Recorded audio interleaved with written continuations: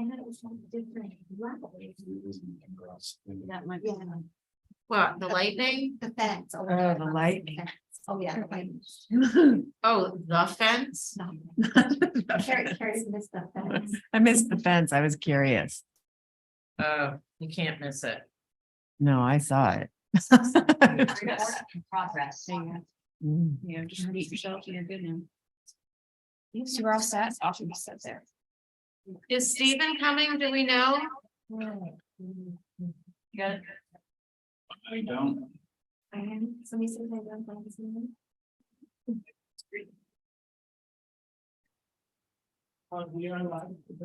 Yeah, just a heads up. And now Abby. Adrian, yes.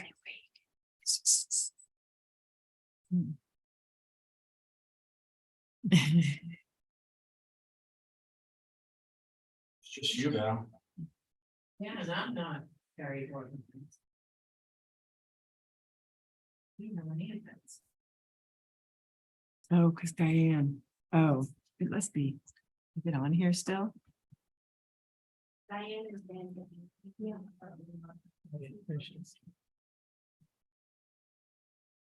Hmm. And Abby's not coming, or is she just late? She's away. Hi, Hi, Diane. Val. Hi, finally. Hi, Diane. Hi.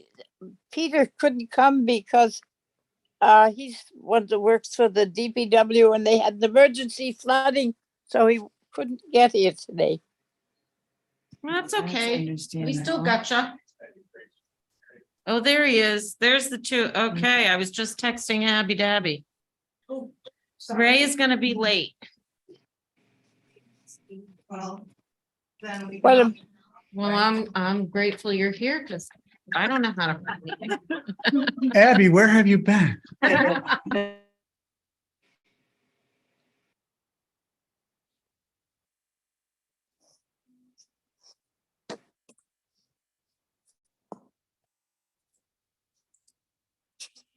Hello then.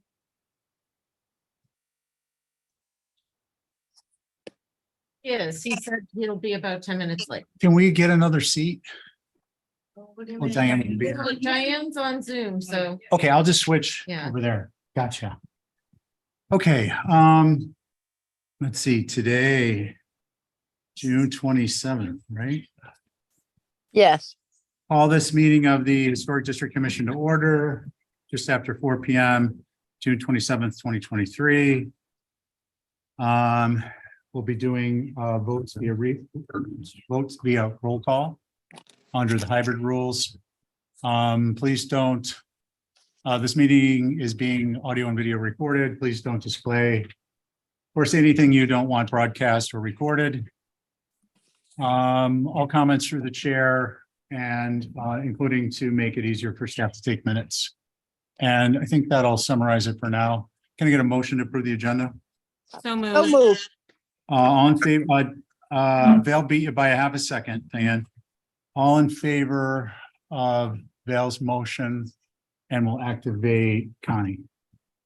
Val, Aye. Diane, Aye, Abby, Hi. Connie, I. and I'm an aye. That carries unanimously. Does anyone need to refuse from consent? Yes, I do. I do. Val, and Jesse. I'm a consent with conditions, sorry. Okay, so we're going to activate you on this one. Is there a motion to approve consent? so moved. Diane on your motion, Aye, Abby, Hi. Jesse, Aye. and I'm an aye. And that's only 4, right? So Carrie, Aye. okay. Excellent. Consent with conditions, Val, you're recusing. Yes. so Motion, moved. Diane so on your moved. motion, Aye, Abby, Hi. we'll go with Connie, Aye. and Jesse. Aye. And Connie? Aye. And I'm an aye, so that carries unanimously. And now we're on to new business. Paul Donovan, 89 Vessel Street fence. Do we have rep?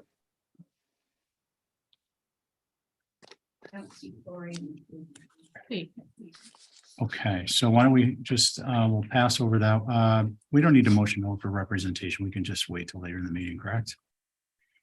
For safety's sake, why don't we get a motion to hold for representation? Motion to hold. On your motion, Aye.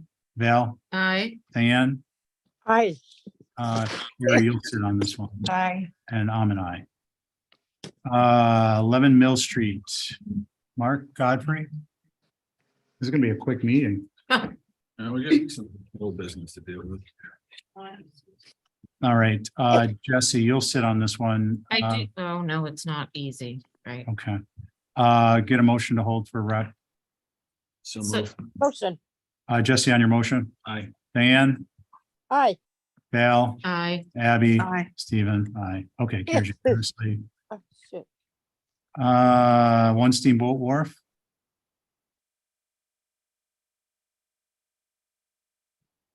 Seems to be authority. Nobody? And I do think it's pretty straightforward. Okay, good. Let me know when he's cleared. For the trucks and the wire for the. Connie, I think you'll be on this one. The applicant came in my friend. Great. Is he in? Good afternoon, Michael. Hi, good afternoon. Welcome to the HCC. Thanks. Why don't we get the site plan up and you can briefly walk us through what you have and we'll go from there. Okay, so it was requested by our general manager and terminal manager to install a black ornamental fence along Truck Alley is what we call it, where we stage all the semis and 18-wheelers before they're loaded onto the boat. And that's the top section that's highlighted and dotted line.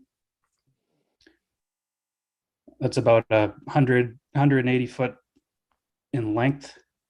And we were looking at about a 4 foot high fence.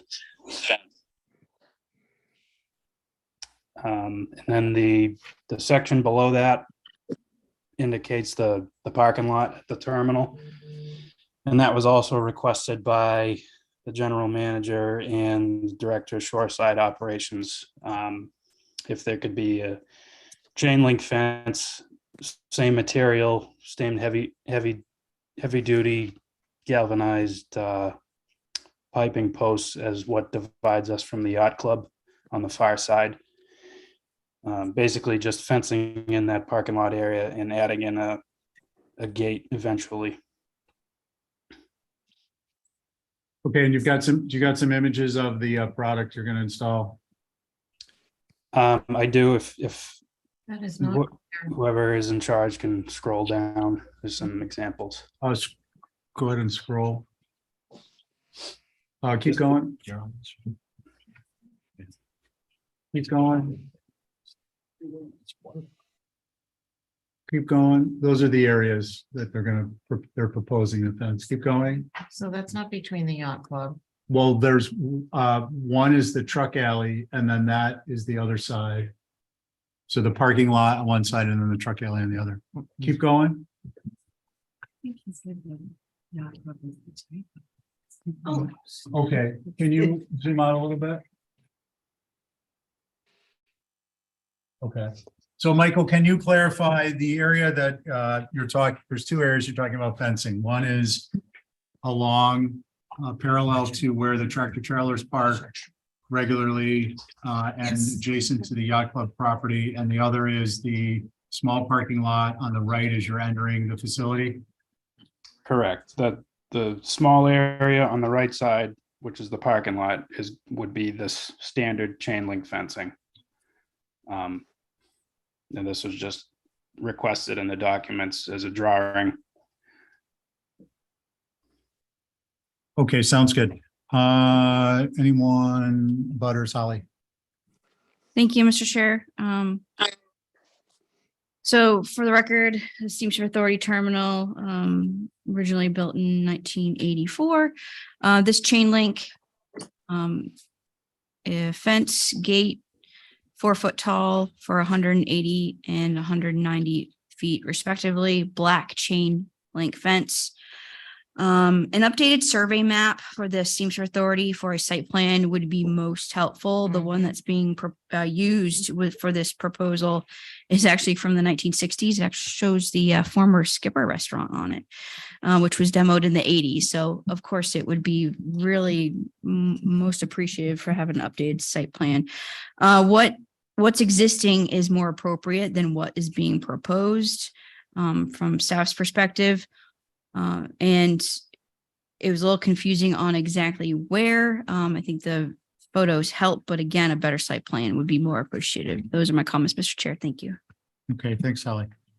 Can we go to the aerial site plan, please, just in case there's any questions that come up? It's, I think, like the third page in the file. There you go.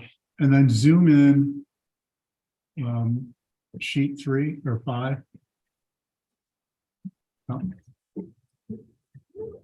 And then zoom in on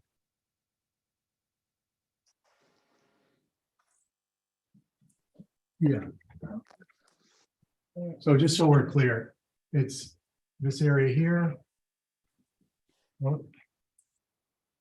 You good? Yeah. And this area here. Yeah. Okay, any questions for the applicant's agent? I just had one question. Okay, Abby, I go saw ahead. a wooden fence. Is it all proposed? Is it all a wire or is there any wooden fence somewhere? Mike, you're proposing black chain link, correct? And the image of the wooden fence is perhaps the windscreen fence at the Yacht Club tennis courts? That wooden fence that you saw in the pictures is adjacent to the parking lot, not the yacht club. Okay. That wooden fence would stay. Can you point that out exactly where the Yeah, that's, wood? this is a terrible application. Okay, Here. guys, let's, The wooden fence is somewhere in here between the buildings and the parking lot. Chain link is up here at the yacht club. So the only wooden is at the back of the lot. It exists, it's like Back, back okay. there. Okay. okay. Any other Can questions? I ask? Go ahead, Yeah, Diane. can I? Go ahead. Isn't there a chain link fence already around the little parking lot? It's riot fencing. It's not, it's temporary fencing. It's not, there's not a permanent fence there, so they're looking for a permanent installation, Diane. It's been there as long as I can remember. Yeah, So thank you. Who wants to start? I will. Yeah, Holly went. Steve, Oh, Mickey, go ahead. Please announce. yep, yeah, this is Mickey Rowland, from the HSAG group, formerly the Historic Structures Advisory Board, which includes myself, Mickey Rowland, Angus McLeod, Jason Finger, Lucy Dillon, and Mary Bergman. So for this application, this is a really important site. It's the first thing people see when they get off the boat. Chain link is not, it's not traditional by any means. It's pretty foreboding. It's, I think there are other more appropriate materials. There's a board and perhaps like a 4-foot high natural to weather board fence with a cap, which is also in the area. It's a little further up, probably right there. Yeah, it's the old Henry's, the Tacos building, and also around probably the residence to the left of that photograph. I forget the name of the family, but anyway, there's other board fences in the neighborhood. I think we can do better than chain link. Thank you. Okay, thanks, Mickey. Val, did you want to start? Yeah, I just thought it was confusing the way it's put together. Everything is the same color. I thought they were proposing the chain link around the building that's there. And now that Holly's pointed it out, and that's my fault because I didn't zoom in on it. It's the former building that was there. So that was hard. It was just hard to understand the whole application clearly. With regard to the chain link fence, perhaps if it wasn't so tall and it sort of mimicked the aluminum fence that they've had there all along, is the reason you're proposing this because it's not working effectively? Why are you proposing a new fence? I'm just trying to accomplish what my upper management's asking me to do. Well, Okay. Is there some type of a benefit you guys are looking at having the permanent fence versus those temporary barriers that have been there for decades? Mostly for the reason of what they look like, trucks back into them and they're not very pleasing to look at. And It's kind of Michael, is a question for you, is the height a component of why your trucks backing into these mirrors and whatnot, why you're looking for a taller fence or no? No, I don't think that's related to it. Okay, I just wanted to make sure we were on the clear. Okay, any other questions? Yeah, and then the board fence, I really didn't understand at all because down below it says aluminum, so that was confusing. Maybe it's a bunch of different fence types on the same page. And we did approve a capped type 2 picket fence down the street and it's not, it's a stockade. So Okay. it's not one to copy. Okay, Michael, can you clarify the second fence type that's in the drawings? Many of us had noticed that sheet. Is that just something that's on a tear sheet and not proposed, or you're proposing it? This is the black ornamental that would be on that raised bed, the raised grass bed that you just had the current picture up from the terminal. So mimicking wood. No, that- it's not. It's No. not wooden. No, it's a small square. Michael, what are those, like 3/4 inch square baluster? Correct. Okay, so, yeah, and the color again, just seeking information, Black. black, okay. If- Bill, any other, Just to No. give anybody an idea, if anybody has been to Hyannis Terminal, you see that black ornamental fence all around the docks in the terminal. okay, can we go back to the aerial image and zoom in on the raised planting bed, which I'm not quite sure where that is, Michael. So see that the top yellow line right where your cursor is. Okay. That's a grass area. Okay, so you're looking to run that along the length of the truck area? Correct. Okay, so it would not be chain link there, so it would be chain link at the small parking lot across the street where the schooner was? Yes, sir. I thought it was called Skipper. Skipper. Yeah, okay. Yeah. Okay, so just so we're clear on what's being proposed before we, In my mind, it was the total opposite, so thank you for the clarification. sure. Okay, any other comments? And then I'll go to Abby. Abby? Hold on one sec, Diane. So I was thinking, so yes, it is the entrance to the town, and I think a board fence on the right, as we're looking at this picture, would protect visitors and keep the noise down from the trucks. You know, sometimes you're pulling your cart and then you hear the big trucks and so forth. So I would be, Hey, Adrian. We can't hear, sorry. I would be in favor of a board fence going down the right-hand side. But also, isn't there, there's an opportunity to put some privet. I think that would soften this whole application on both sides.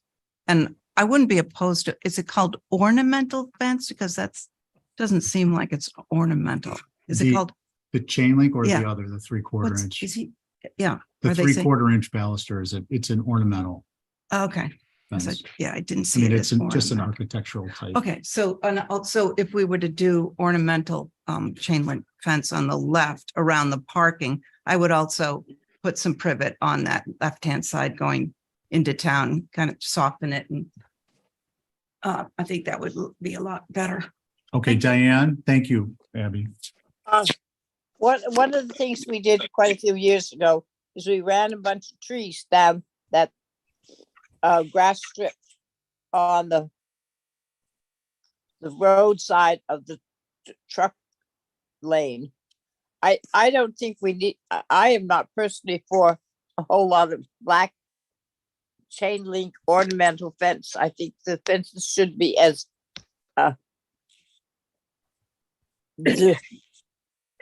in as quiet as they can be. I would use the wood fence. I would put trees following the trees that has been planted for at least the last 10 years coming down that thing. I don't think that fits in. First of all, the weather is lousy down there. It gets more wind, and Privet doesn't really like that. The trees have done well, grown well.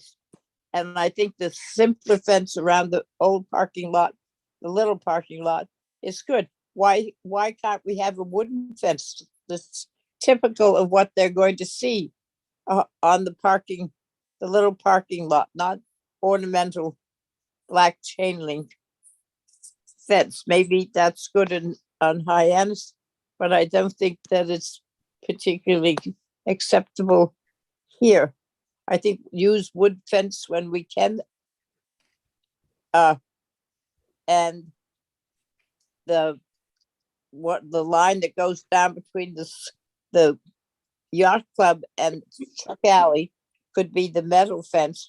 I don't think that that when trucks back and fill, their mirrors and the rest of the stuff is well above the fencing you've got now. And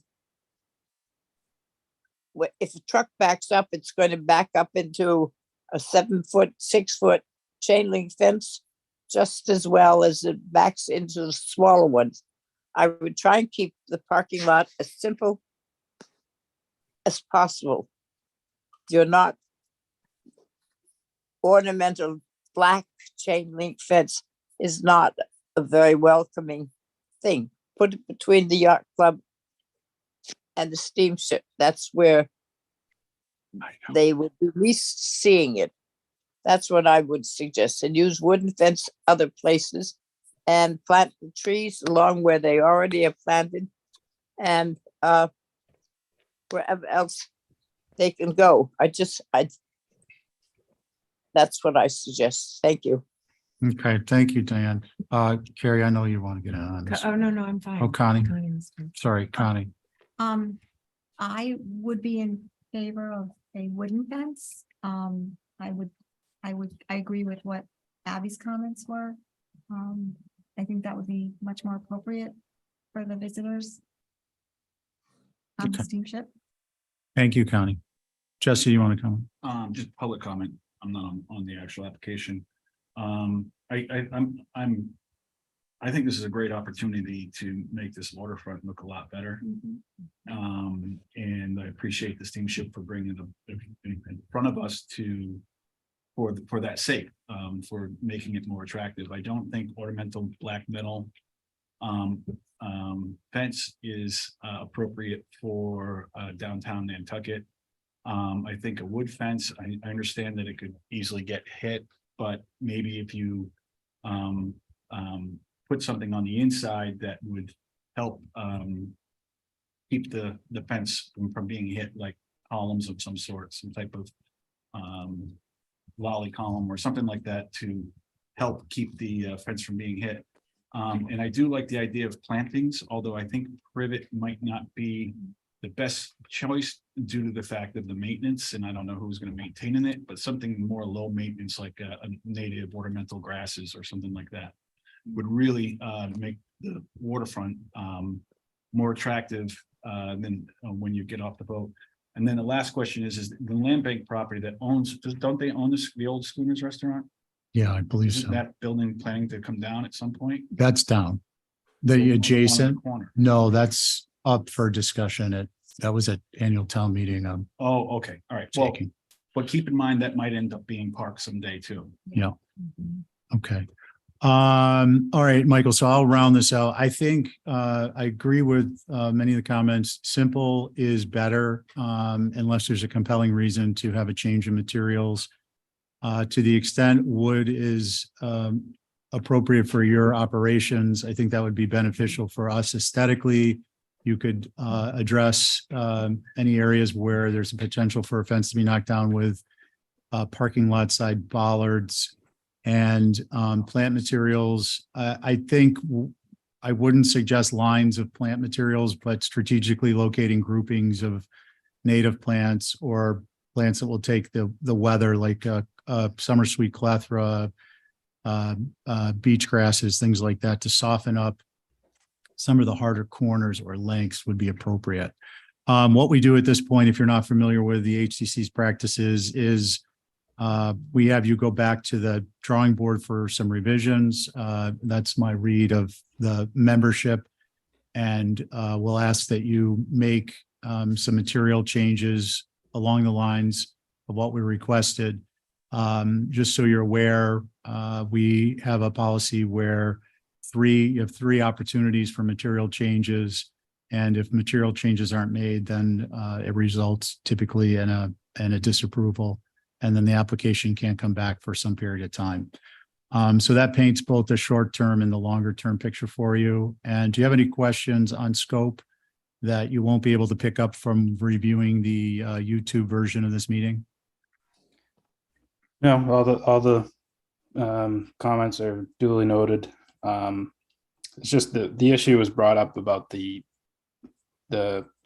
drawing, the original drawing was from the 1960s.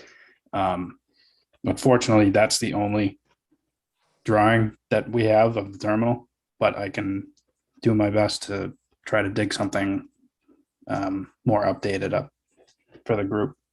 Okay, Michael, and then just to follow on to that, is it'd be beneficial to, in that site plan, go to a little bit greater length to label the different materials with a key, and then key the notations to the tear sheets for images of fence you propose or plants you propose.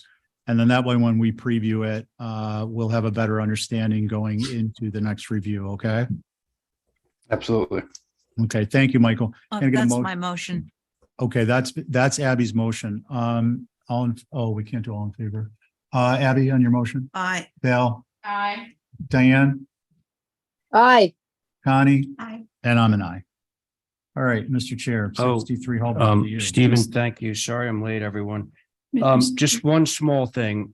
On the most recent agenda, there's item number 3, discussion for evaluation. I think I might be the only person on the board who's kind of privy to what's been going on at the Fair Street Museum. But there's a question about what was approved by this board and what is actually proposed to be installed.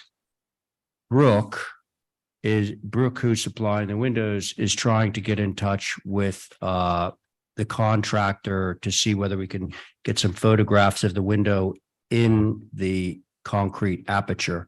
Because I don't think that we can really have a discussion about it until we see what's actually being. Yes, that proposed. is not on what we have in front of us right now. It was on an earlier agenda and it was taken off. So, Okay, well, the long and short of this is Brooke is out there in the hall trying to call people to get a photograph, because sadly, I don't think that we can really have a substantive discussion about it unless we actually see it. So we're going to pass over that for now and stay on our new business. So the next new business item is at 63 Hulbert. In fact, the next 3 are at Mr. Chair. 63 Hulbert. We do have the regular board with us right at the moment. Diane is on Zoom, of course. So let's start with the main house. Mr. Chair, Matthew, your turn. Ray, Mr. Chair, Holly. Holly. I just wanted to let you know Oh. that Mr. Godfrey's here for the application that was supposed to be heard before the Steamship Authority. 11. 11 I'm mil. sorry, my ears are all stuffed up, so I can barely hear. What did you just say? Mark Godfrey is in the queue for 11 mil that we Oh, skipped was that over. passed over? Okay, Okay, so let's go. Sorry, Matthew, you've sorry, been Matt. bumped. 11 mil.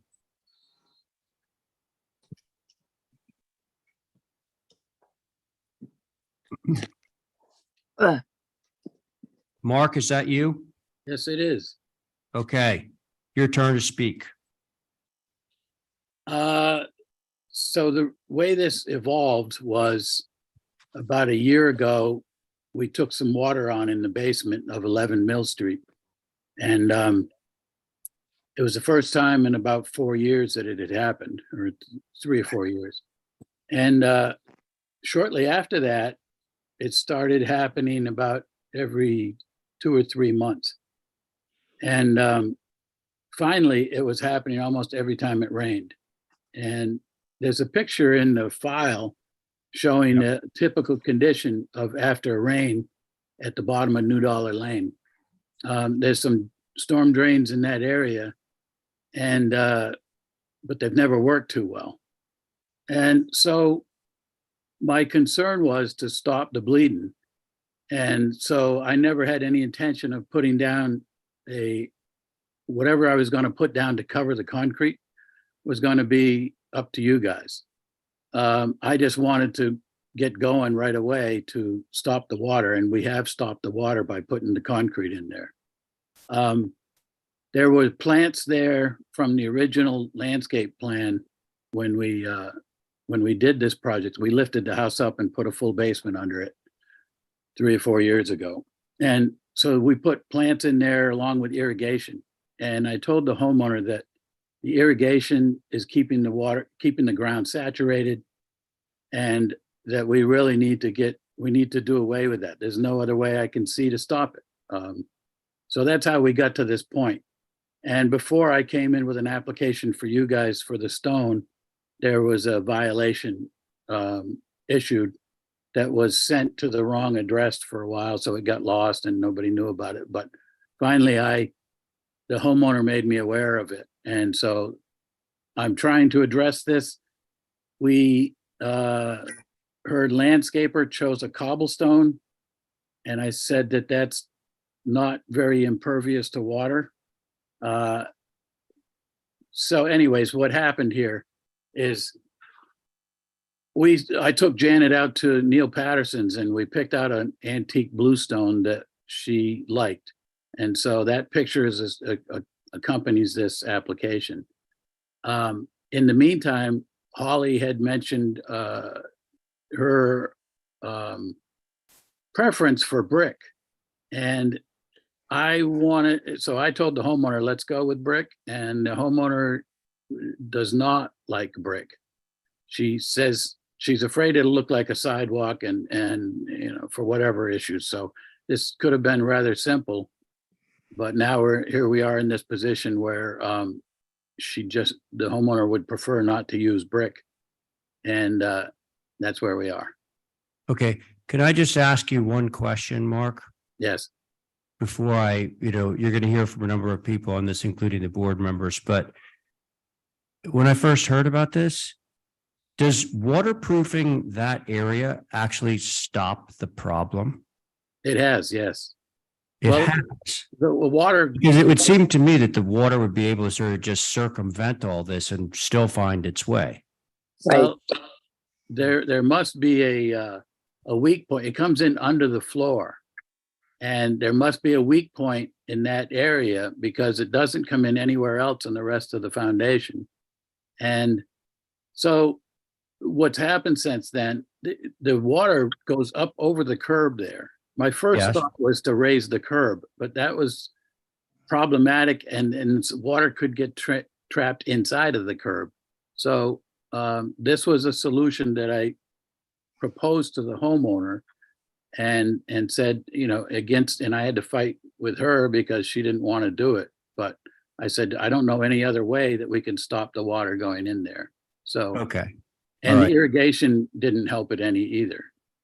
I'm sure it didn't.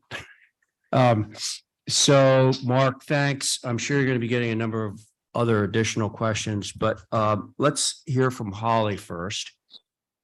Thank you, Mr. Chair. So first off, I'm going to mention that this is associated with the Job Macy House, which is a circa 1790 typical Nantucket.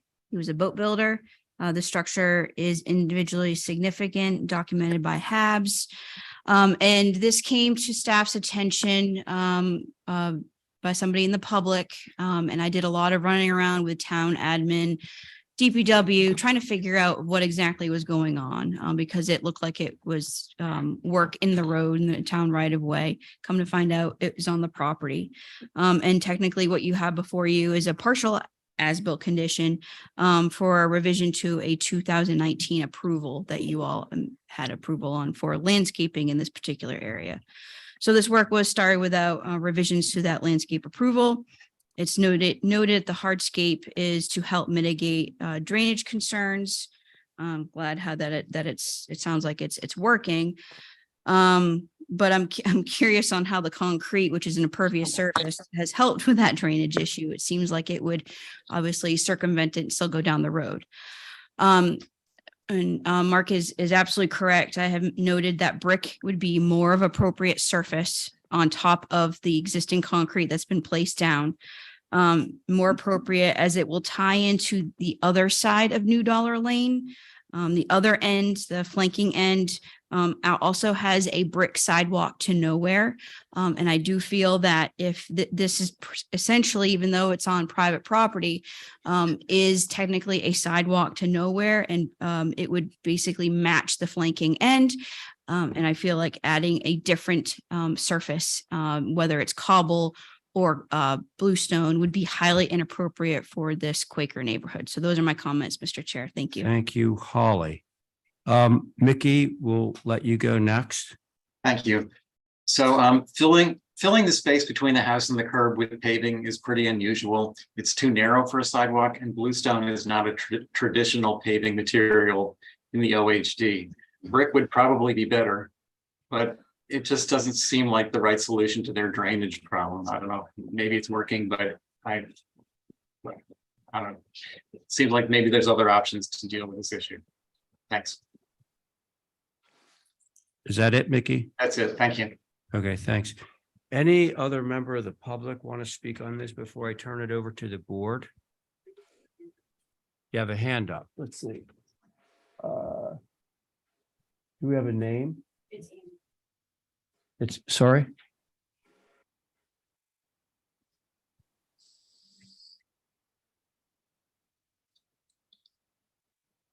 Is it there? Do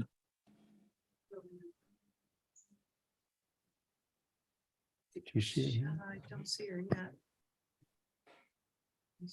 Issues. Oh, Ann.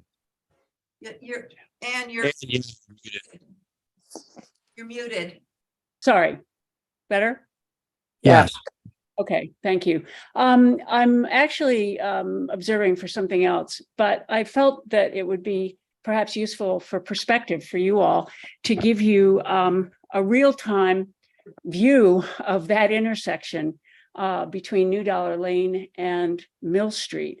The Baileys have the unfortunate position of being at the bottom of three hills, and there's a gigantic drain there, which has been more or less non-functional for quite some time. I have been informed, I think reliably, that that drain has been cleared out and should act as a much more efficient siphoner away of the lake that tends to accumulate there every single time it rains. So the drainage problem that the Baileys have is a serious one. But I also know Mark pretty well, and he's a solutions guy, and I can't imagine he would do something that didn't work. And in terms of Mickey's comment about that concrete doesn't seem to solve the drainage problem, it doesn't solve the drainage problem, but I think the clearing out of the drain does. So I can say, just try to give you that perspective as somebody who lives on the street and sees what the drainage and flooding is.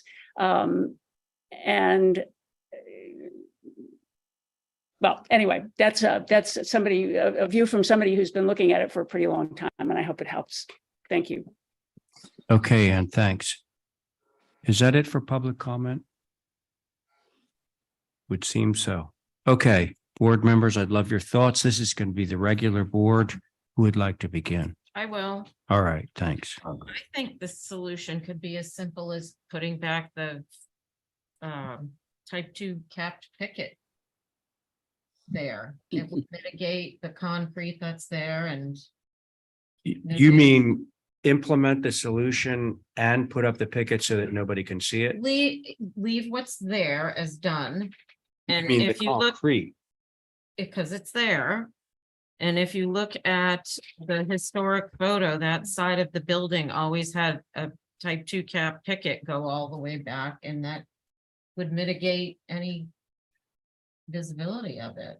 It's interesting. The photo I'm looking at appears to be a head. Oh, no, it's a head. It's a fence covered with ivy is what it is. Yeah. Oh, no, Okay. keep going. There's one behind. Oh, yeah. Yep. The historic photo. Yeah, Uh-huh. Got it. or Is that- grow the ivy too. I think it's as simple as that. but Okay. And Uh, keep the cement. No way. Val, Yes, thank you. Abby, you ready? No, I just, did you mean keep the cement that was? Yes. before and then just disguise? This is it? just to conceal the cement. And would that picket fence go across the front of the building too, or would it? Like the way it does in that historic?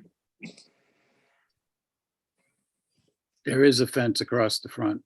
Okay. All right, well, that's a good idea. I was kind of thinking, if it were my house, I'd want to continue the cement all the way to the end of the property either way. And then I guess my first choice would be brick.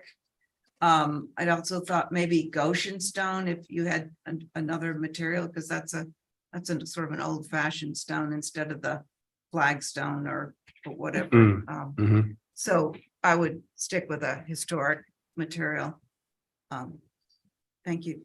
Okay, Abby, thank you. I'll Stephen, go. Go ahead, Diane. Diane, go ahead. If you could copy what we see in that old picture with the sign that says do not enter with that fence, I think that covers. I'd hate to see all this stuff done without knowing that it's going to work.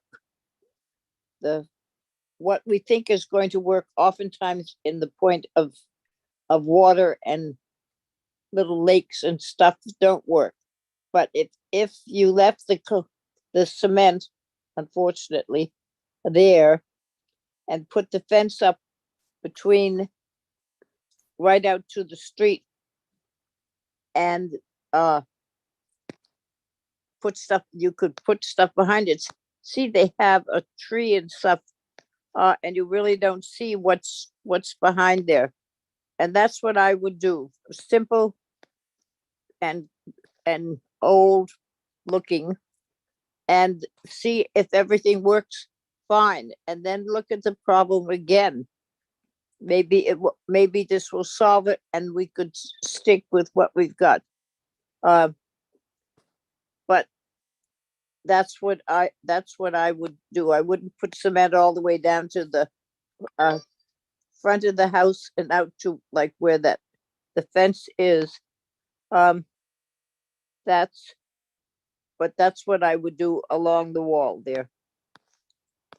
Okay. Thank- All right, Diane, thank you. Stephen, Thanks, Mr. Chair. Yeah, I think a hard surface here on top of a hard surface is inappropriate for a couple of reasons. One, it's typical of a patio, depending on the material you're using, or an apron, depending on, or a street, depending on if it's a cobble. So a bluestone would be like a patio and a cobble would be like a, I don't know, driveway apron or a roadway.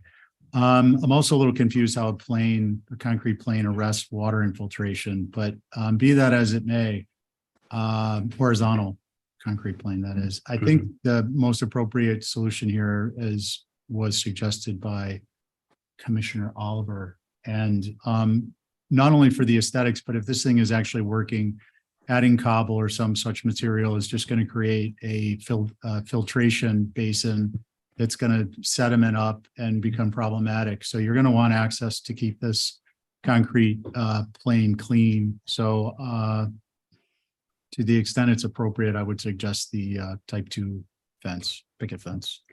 type 2 fence and leave the concrete sort of the way it is right now. Yeah. Okay. White. Thank you, Stephen. Natural to weather, by the way. Sorry, Natural to weather. the fence. Concrete. Yeah. Yeah. I said all that. Concrete, definitely. So I was originally thinking that we would put brick on top so that it simulated a sidewalk, and then the owner's concern that it reads as a sidewalk would be assuaged by the fact that there's a fence that privatizes the whole thing. But I think that the overall benefit would be to add the fence. And if the consensus view is just to leave the concrete the way it is behind, I'm fine with that as well. But the fence to sort of take the visual curse off the concrete, I think would be an all right idea. What would we like to do with this, folks? Could we have a tiny discussion about that? Yeah, yeah. Okay. So if we did the fence. Yeah. The cement is so white, you're going to look right through the fence and see that new material. I think that would take away from the antique. Mr. Chair, can I comment on what's been said? Is that you, Mark? Yes. Yeah, why don't you? Go ahead. Well, I poured the concrete 3 inches below the existing curb Right. on purpose so that a stone would be able to be level with the curb. The concrete is pitched to the street. And it also, in the middle of the concrete, in other words, the puddle starts back from the corner. I poured about 15 feet either side of where it comes over the top of the curb. So we don't have water penetrating next to the house at the front of the house where we left the shrubs that were put in 3 or 4 years ago. And I wanted to keep it as soft as possible, but also solve the problem. New Dollar Lane goes down to right about in the middle of Janet's house is the low point of New Dollar Lane. So that's why the concrete, in my estimation, that's why the concrete's working, because it doesn't go over the curbstone from that puddle.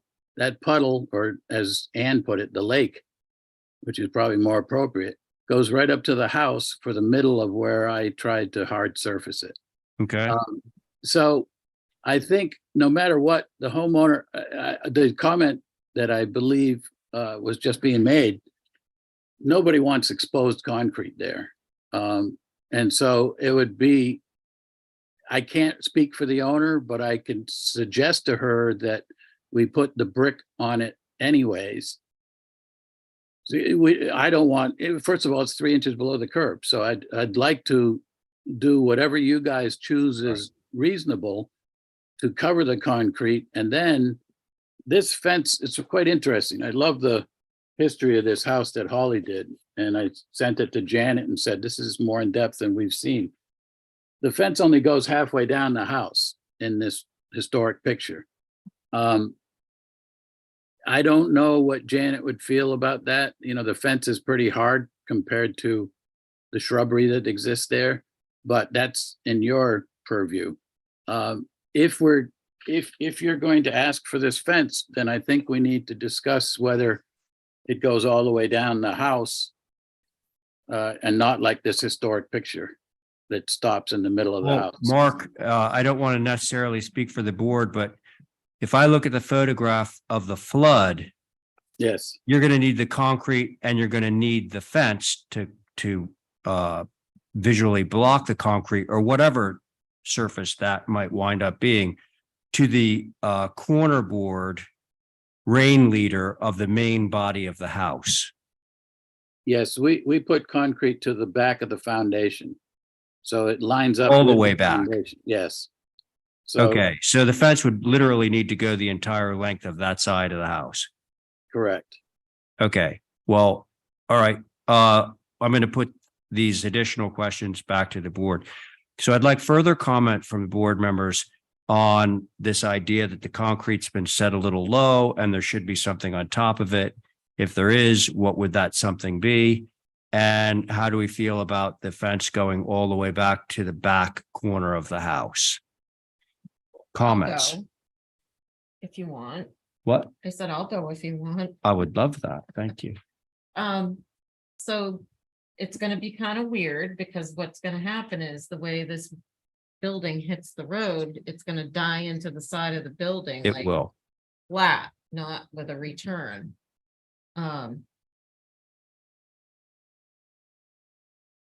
Yeah. So I don't I can't recall if I'd seen that anywhere.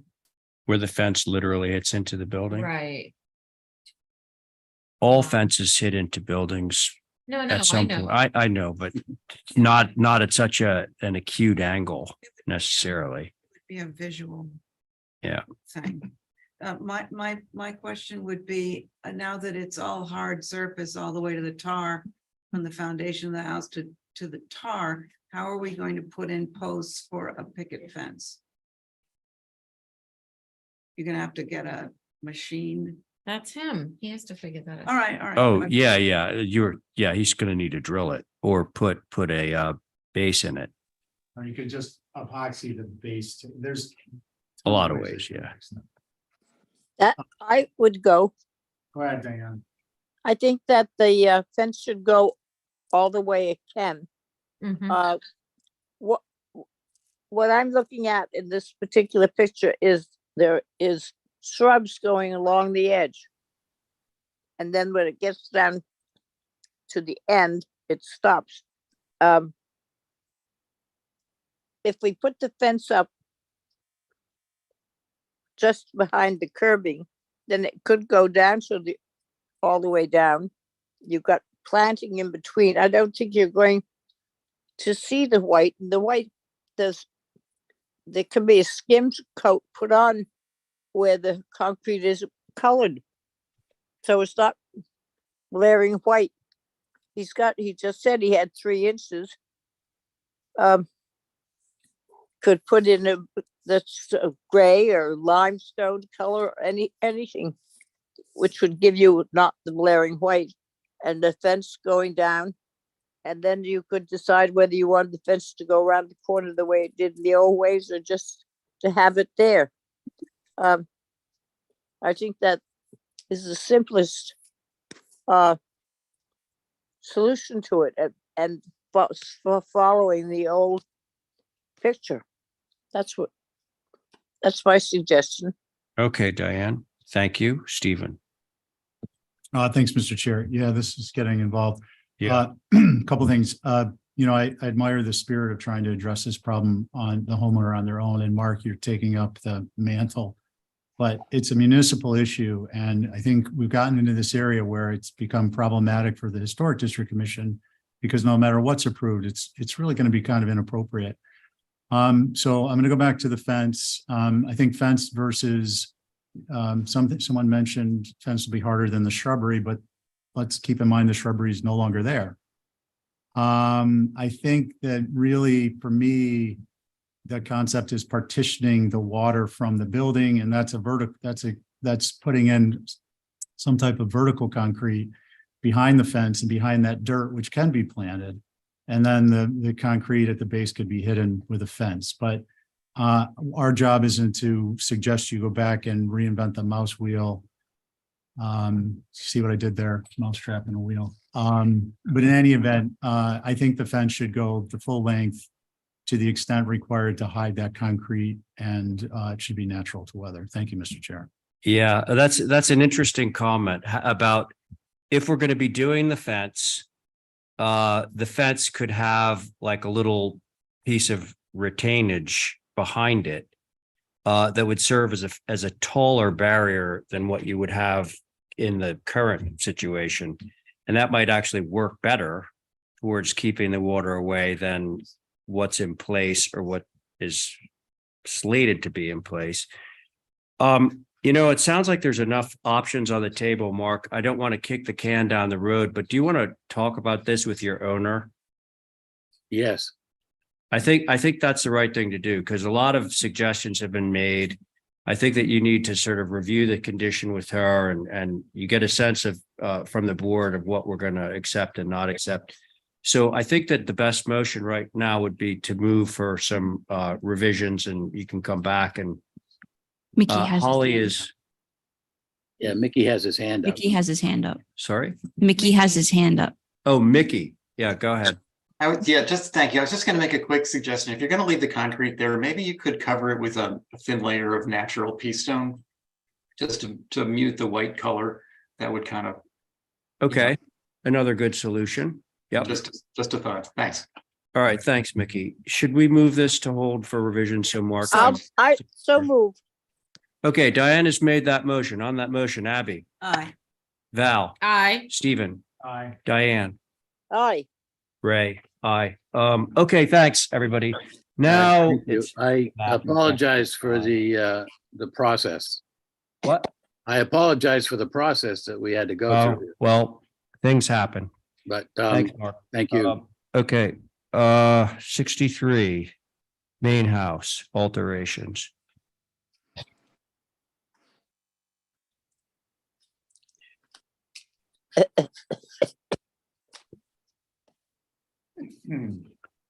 Matthew. Okay, with your permission, Mr. Chair, I'll start. Yep. So this is a revision to a previous certificate of appropriateness. So you've reviewed this main house, and so we're coming back with just some minor fenestration changes. We made some interior changes that affect the exterior. So I can run through those very quickly. Starting on sheet A 2.1. Yeah. Wait for that to get up on the screen. So we're proposing to change the front door. Previously, it didn't have any divided lights. The front door was a single glass panel on the upper panel, and so we wanted to make that a 4-light. We thought that was more supportive of the 2/2s. On the right side of the south elevation, we previously had a set of stairs that led to a mudroom. We've since eliminated those because we felt that they were somewhat redundant. There's a number of stairs that get you up to the first floor, given that this is in the floodplain. So we've omitted those. On the left side of the south elevation, we previously had the first floor window banding turn the corner, and we're proposing to just drop that from triple windows to a single window. We've intentionally aligned it with the window above on the second floor. Two remaining items on the south elevation is there's an existing chimney that we've realized that when we lift the house that the chimney itself will likely be compromised. So we wanted to rebuild it and it's identically to what it is now, but we did want to just specify that we would be rebuilding that. And then we're also proposing to add a new functioning chimney on the right side of that elevation as well. Moving on to sheet A 2.2 east elevation. We made some minor fenestration changes. First floor, where we reduced a triple window on the left side to 2 singles. You can see the chimney that I previously referenced. That's the new chimney that's outboard of the building. Again, that's a new actual wood burning fireplace inside on the first floor. And then you can see the other chimney in the distance. That's the existing that we're proposing to rebuild. Switching to sheet A 2.3. Chimney, like I covered, and then just a modification to that first floor deck. If you recall, it got slightly larger, but if you recall the initial submission, we had like a waterfall stair, and we came up with what I thought was a good solution to kind of drop that second, tier, if you will. What we found is that the resulting deck areas were really kind of unusable, and so we're just looking to expand those slightly to get a little bit more usable room out of it. So those, and then finally on sheet A 2.4, basically reduction in fenestration. First floor, if you look at the previously approved reduced elevation 1/8-inch scale, you'll see that we had a significant amount of banding of windows, and so we've dropped that to a triple unit that falls center line of that secondary mass, and then the remaining elevation, we've made some fenestration changes that I think are fairly self-explanatory.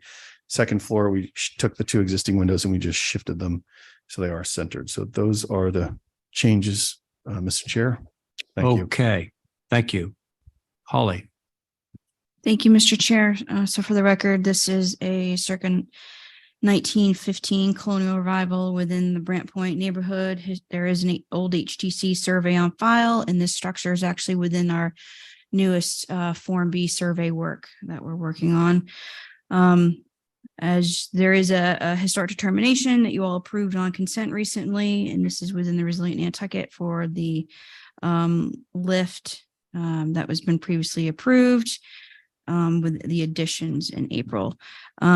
Retaining the off-center ridge chimney is a character defining feature of this colonial revival, and it would be a shame to remove it to make it faux. I note that that existing chimney was obviously retained in the middle in the center where it historically is.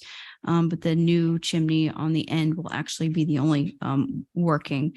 I do appreciate that the new chimney on the end is attractive, appropriate on the end wall, and it does seem to, as seen on the sides, it does seem a little wide, but I appreciate that the corbelling matches the historic chimney.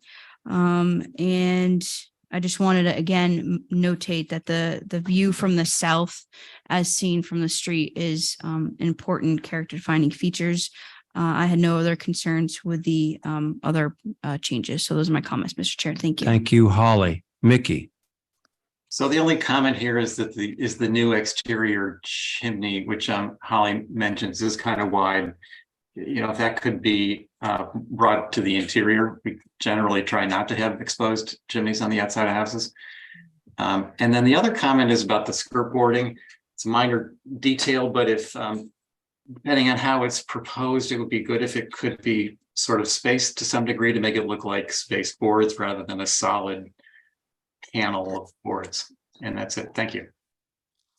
Let's just get clarification on that while you're on. What are the skirt boards? Are they up close or are they spaced? They're close. There's no space currently, but we could space them if you felt that they were. They are spaced? They are not. Okay. Mickey, thank you. Any other member of the public, anybody else want to speak on this before it goes to the board? Okay, board members.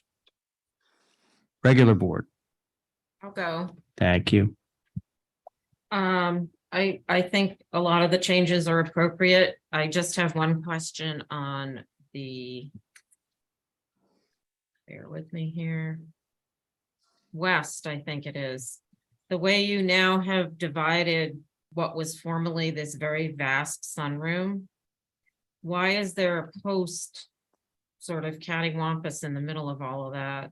And does it need to be there? Sorry, I'm just trying to get to that elevation. Over what I'm assuming is like a trash bin or a, Oh, And then there's a Storage deck on the bin. second floor. yeah, that's there. yeah. We approved that, but it's the, I think we do have a structural post there, Val, through you, Mr. Chair.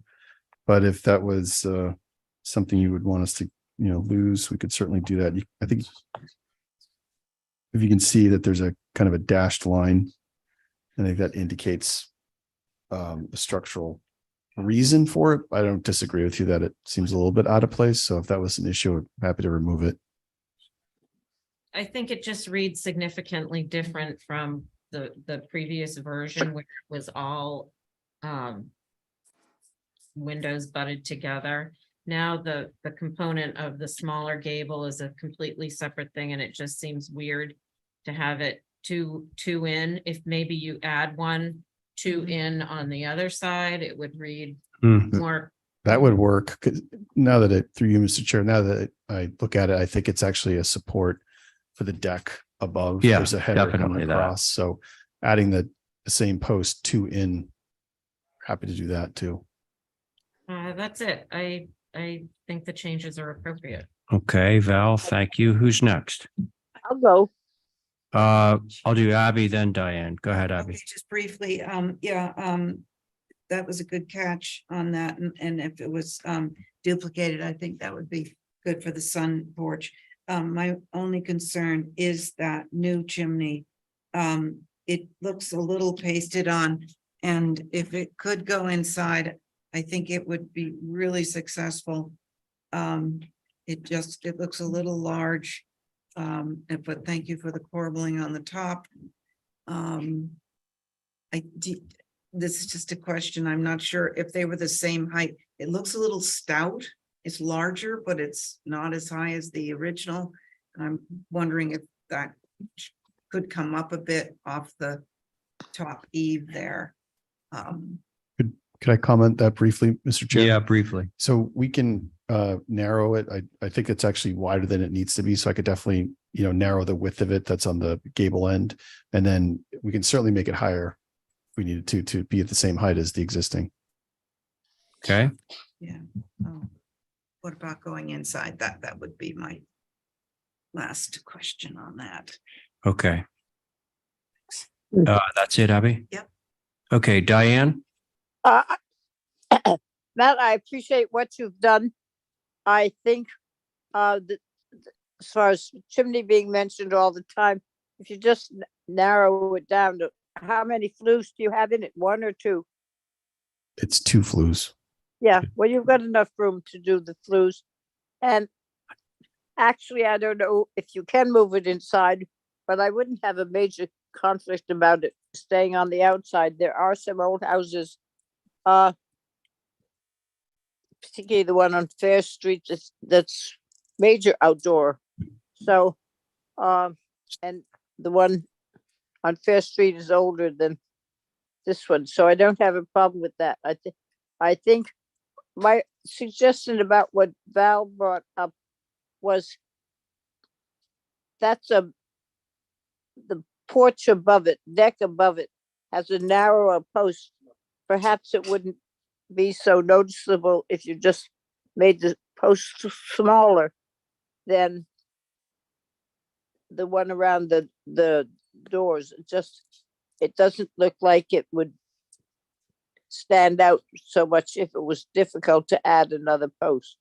But otherwise, I think that what you've done is great. I would like to see the skirt board around the house separated a little the way we usually do. Other than that, it's fine. Thank you. Diane, thank you. For the record, Stephen had to step off of this, so I'm having Carrie sit in. Carrie, you ready? Yeah, I don't have anything to add. I do agree about the exterior fireplace being a bit wide. If you can narrow it down a bit, that'd be good. And I think Val's idea of another post mimicking the other two, I think most of the changes are really great. I think the deck solution is a really good one, on this elevation in particular. So I really don't have anything extra. Okay. So Matthew, when you say you can narrow the chimney a bit, what's a bit? I was going to say between 6 and 12 inches. Between 6 and 12 inches? Yeah. It's a little tight, but I do have 2 flues. So, yeah, I know. So, 6? can we say 9 inches? 9, yeah. I like 9 inches better than 6. Yeah. Less than 12, but better than 6. Yeah. So, what do we think? It sounds like we might be able to approve this with astute through staff, reducing the width. That would be on the east elevation of the new chimney by 9 inches, and adding an additional post to the sunroom. That is, let's see, which elevation? And it's a west. The west. West elevation to match the one that's on the right-hand side that's holding up the porch. Couldn't we do that through staff? Oh, true. I think because the existing chimney is so narrow and so tall, it has this grace that the other one doesn't have. So I would be fine with it going taller. We could make it taller, and we could also space the skirt boards. We could also space the skirt boards on the skirting. Yes, thank you. That's I'll a great make that idea. my motion. Okay, that is the motion. Do I need to So, recap, or are we all good? Even the existing 9 inches narrower, add a post on the west and space the skirt boards. Ding. That is my So motion. there's the motion. That's Val's motion on Through that motion. staff. Through staff, yes. On that motion, Abby. Aye. Thank you. Diane.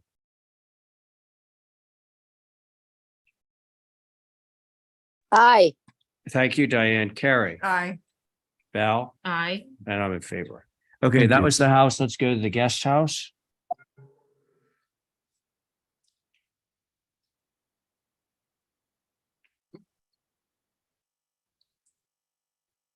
Okay, with your permission, Mr. Chair, I'll start. Yeah, please. Okay, so this is an existing structure. Calling it a guest house is a stretch, but technically that's what it is. It will be it is an existing really small dwelling that's on the property. So we're not proposing to change the location. We do obviously have to raise it to comply with the floodplain. So in essence, what we're doing is looking to do a small addition to the west of the existing structure. So if you look at the upper right-hand existing drawing, you'll see that's the existing street facing facade. So obviously we have to raise it to comply with the floodplain. And then you can see we're doing a fairly simple addition to the left of the structure. On the north elevation, there is an existing porch. And so we're not looking to demolish this. We're basically working with it. And so that was a challenge, but we feel like it's really important both in the main house, this structure, and you're going to see the garage shortly, garage/guest house shortly. But we thought that it was really important to keep the structures, keep the roof lines, keep the trim details. There's some really beautiful rake detail, beautiful eave detail that we intend to keep. This is not a reconstruction. We are going to literally lift these structures and do additions to them. So we tried to be as thoughtful as possible with the addition, and with that, look forward to comments from the board, Mr. Chair. Thank you, Matthew. Okay, Holly. Thank you, Mr. Chair. So for the record, this little cottage is a circa 1915 as well. Colonial Revival does have an old HDC survey on file. We'll have a new one with our effort. This structure will obviously have to comply with our resilient Nantucket design guidelines for elevating and lifting structures within the historic district. This is an AE9. And with that said, with all of these properties, all the structures on the lot being elevated, it would be greatly appreciated to have some sort of streetscape. I didn't see that in the application. That would be helpful. I do note that the historic determination was previously approved on a recent consent agenda, which is good. And a letter will be forthcoming shortly. I believe the application is requesting to replace all existing windows. So we do have I think a window survey included, or was there? I can't remember. I would think there would be, but I can't say that definitively if Okay. it was. If there isn't, then obviously we would want to have that for any windows that are being replaced. We do. I thought I saw that. Yeah. Your team's on it. Thanks. Overall, again, a streetscape would be very helpful. Historic houses contributing towards the local and national district do not have to be elevated full height. That's again why we have our resilient Nantucket design guidelines following the Secretary of Interior standards for flooding and adaptation, which was created with FEMA. Existing height of the structure to the proposed would be helpful. It wasn't really clear what the existing to the proposed, it'd be nice to have that indicated. This does seem to be a higher elevation. The foundation that exists on the structure is a pier with wood frame and trellis. I also want to notate that trellis is a existing character defining features on all of these structures. So that's something just to have the commission, just think about in your head what that aesthetically looks. But overall, I appreciate that the addition is fairly sensitive and keeping those existing character defining features. Those are my comments, Mr. Chair. Thank you. Okay, Holly, thank you. Mickey. No concerns, except the same goes for this skirt board on this house as the main house. That's it. Thanks. Did you say a skirt board? The skirt boards that are proposed to have the same spacing as the main house. Oh, the vertical boards. Yeah. Okay, gotcha. Of course. Yes. Thank you. Okay, board members. So Carrie, you just sit on anything that's on Holbert. Should I go? Sure, if you want. I think it's a very successful addition to this little cottage. It's not overwhelming. It's keeping its character. I agree with Mickey that the doors should be spaced. I think the stair coming down straight shot, because it's such a long way, is a little distracting, but it is facing into the property, and I don't think it will be seen from Hulbert. So I think this is a good little cottage. Glad you're saving the building. Okay, Carrie, thank you. Who's next? I'll go. Diane, go ahead. I agree that the building is good. I just, with the thing of the split of the railing or fencing around there, I can't see where we had a trellis, which maybe if it was enough, doesn't show it here, to have it on this cottage might be a little different and be a nicer area there, but I don't see it. Holly had mentioned it, it sounded good, but Matt would know what it looks like. Other than that, I think that the building is great. Thank you. Okay, Diane, thank you. I think Abby, you called out to be next.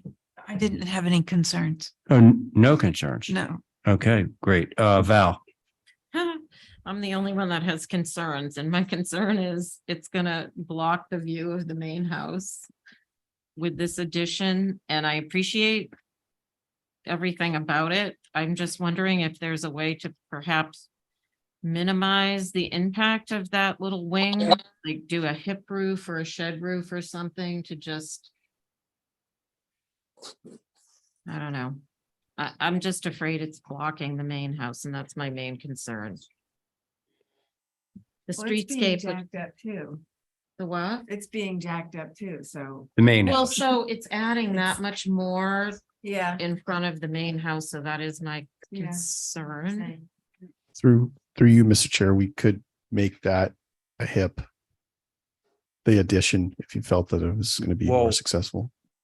That's just me. I My, mean, my view of the hip is, the hip roof, if I was 15 feet tall, would be significant, but at ground level, it's not gonna, you're not gonna be able to see any more with the hip, you know what I mean? yeah, well, that was just a Right. throw out. I Yeah. mean,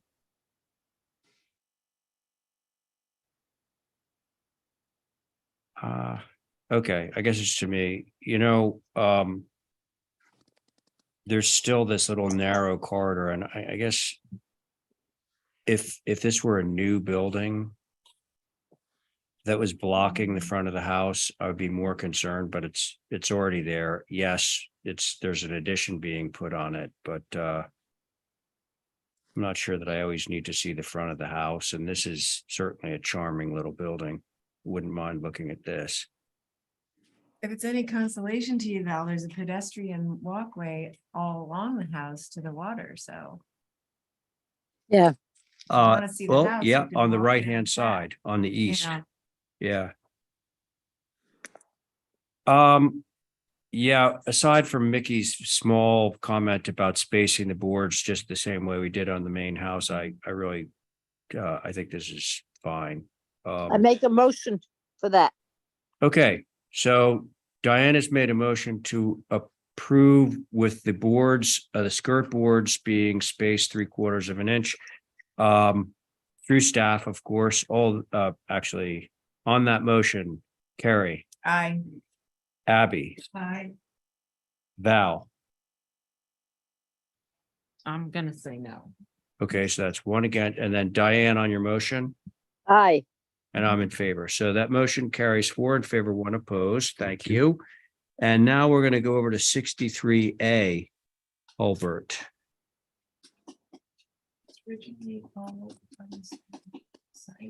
I don't know.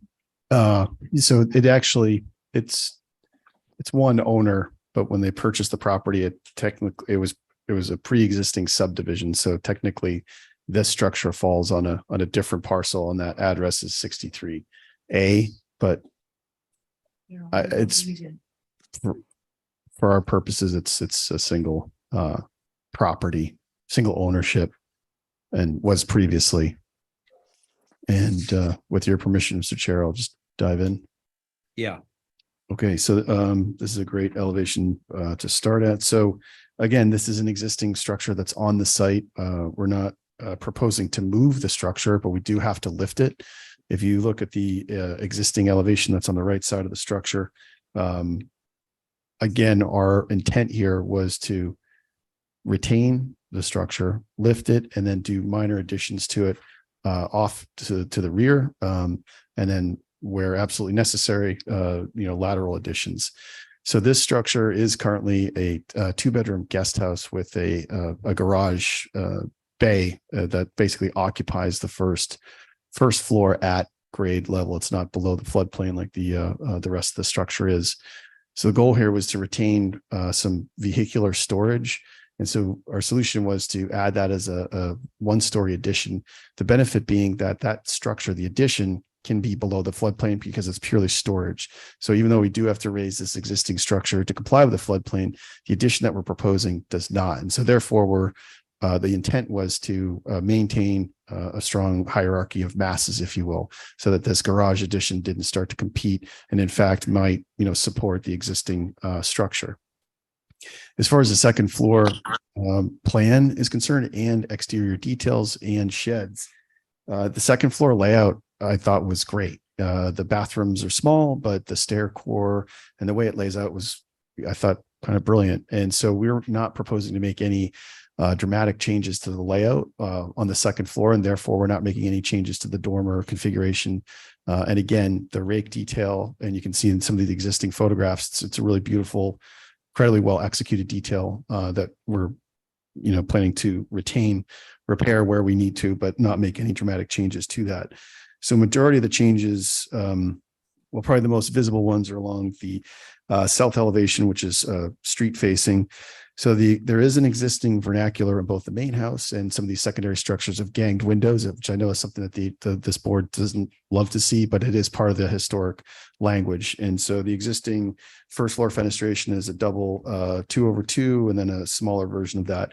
And so given the first floor plan changes, we're proposing to stick with that, but also we did space them out slightly. So I think the first floor fenestration changes speak for themselves. Switching to the east elevation, for the most part, that existing second floor window, we did have to make it slightly larger. It was a non-egress size. It was just shy of it. So we just made it slightly larger. And then first floor, we did ungang the 2 windows on the left and spread out the windows accordingly. On the rear elevation, which is the north, is where we did did propose to make some changes. So if you look at the existing elevation, which is listed as 3X, the 1/8 inch reduction, we basically took an existing recessed negative mass porch and infilled that as part of our building envelope, and then proposed to do a shallow hipped, or deck, if you will, on the first floor. It's not that deep. I think it's somewhere in the range of 8 feet. So we tried to keep it fairly minimal. Again, these changes are more significant, but they're not facing the road. So that was our intention. Switching on to, Could we get that up on the board? I don't have, there it is. Thank you. yep, it's the top of sheet A 2.2. And west elevation, fairly straightforward. Again, you can see the 1-story garage addition. We emulated the roof pitch, rake detail, et cetera, et cetera. So with that, look forward to comments from the board, Mr. Chair. Okay, Matthew, thank you. Holly. Thank you, Mr. Chair. So we do have an HDC survey on file. To answer Abby's question, this was part of 63 Hulbert Avenue, along with the other 2 structures. We do in the packet have received the elevation certificate that's proposed. Historic determination was previously approved. I'm going to sound like a broken record, but I do think with these 3 structures, we need a streetscape because of the amount of being lifted, as well as that's something that we recommend within our design guidelines. Also exists on piers, like all of these structures. So knowing the existing elevation and proposed would be helpful. I don't think that, again, that was very clear in what we're going up for. So I just wanted that clarified.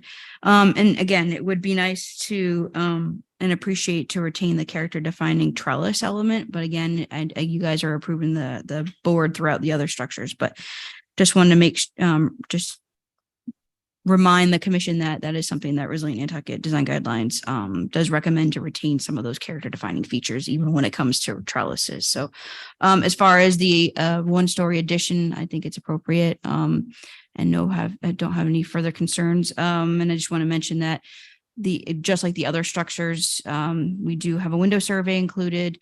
And the proposal is to change from TDLs to SDLs. So those are my comments, Mr. Chair. Thank you. Holly, thank you. Mickey. No concerns. Okay, Mickey, thank you. Public comment, any? No, good. Okay, same board. I'll go. Thanks, Diane. I appreciate what he's done. I appreciate the changes. I'm glad to see the garage down low, not having to be raised up with the other.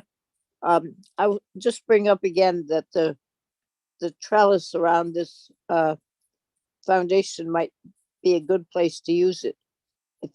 If it's part of the history of the area, this particular area, it might be good. I would like to see the streetscape, as Holly mentioned. I think it would be good to see how they're sitting and how they're facing and what's working. If there's going to become a landscaping plan. And other than that, I think it's a good job. Good job. I'd like to just have him pick what kind of water barrier he has, whether it's separated or try to trellis. That's all. Thank you. Okay, Diane, thank you. Who's next? I've got a minor comment. Abby. In what Diane said and Holly about the trellis. It's possible that on Holbert Ave, both of those buildings could have the trellis as a screening of the the pylons or whatever they are. Mhm. And that way you keep the history. The main house could have the regular boards. But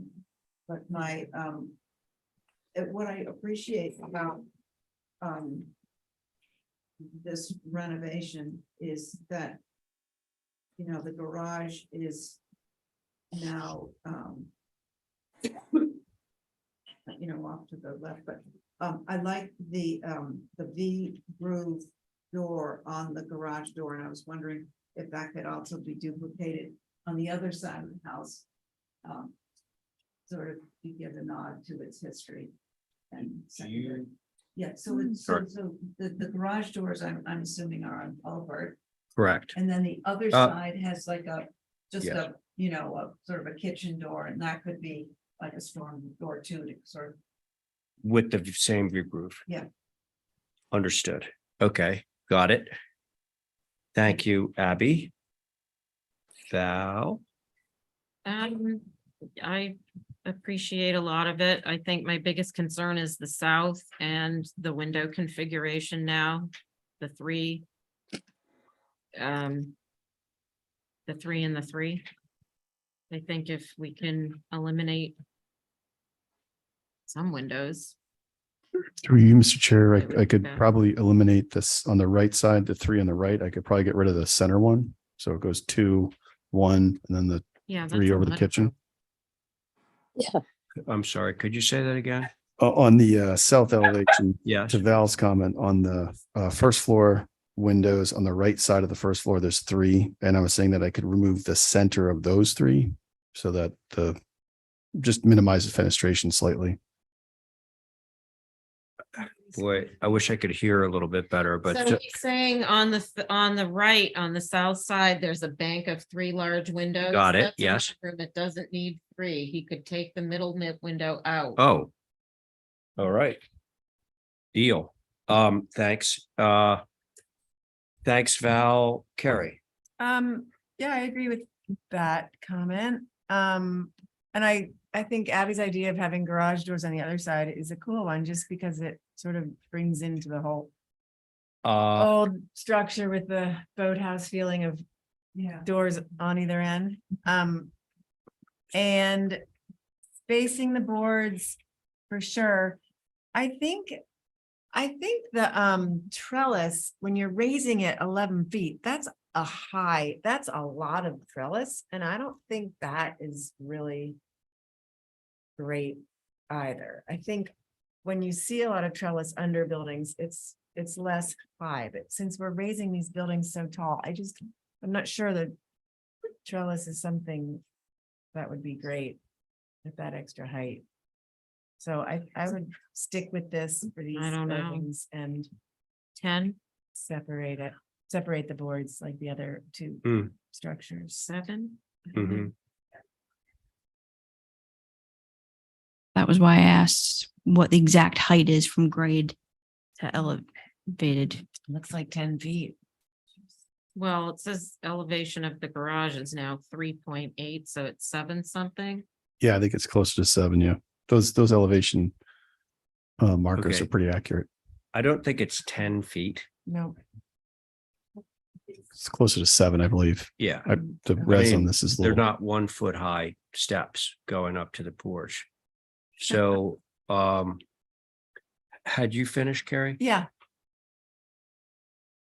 Now, one thing I was unclear on, when you said the back, Abby, when you said that the north door would be V-groove, like the south garage door, I thought you just meant the people door. Are you suggesting doing a garage door there?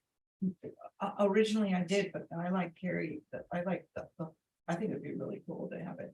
Well, it is as existing. It's existing. almost like that section of the house was a boathouse for boats to come in from the harbor or cars. We could do that. And that. Are you was, good with that? Yeah, I think Sort it could be of- kind of Oh, cool well, if you're idea. good with that, I think Building. it's a fabulous idea. Um, Okay, so I think what's been said is all good. It doesn't sound like we have some revisions, but we have a couple. If somebody could hazard a motion. I'll try. All right, go ahead. Motion to approve through staff with, eliminating the middle window on the south elevation right in the mudroom. Yep. And recreating a barn / garage type door to mimic existing on the rear of the garage, which is the north. And And- spacing the boards to match everything else. Yeah, which I think is Hopefully there'll be 3/4 of an inch. planting in front of it, so it won't. Yep. Okay, Yep, there's yep, the yep. motion. That's Val's motion. On Val's motion, Abby, Aye. Diane, Aye. thank you. Carrie, I, Val on your motion, Aye. and I'm in favor. Thank you very much. All right, 10 Lincoln Ave. I'll give somebody a chance to. You gonna sit off? Yeah. Okay, so, Jesse, is it to you? I believe so, yeah. All right. Abby's off, Jesse's on. That's the rotation. 10 Lincoln. Stephen is back with us. Okay, with your permission, Ms. Gerald, jump in. Yep. Okay, so this, obviously this structure you've seen a number of times. We're just here before you for first floor fenestration and addition of a small pergola off the back of the building. If you look at the sheet A 1.5, the southwest perspective, I think that's probably the best view of it. And working through the kitchen design, we basically had a kitchen window. We basically had a countertop and the kitchen sink facing towards the rear of the property.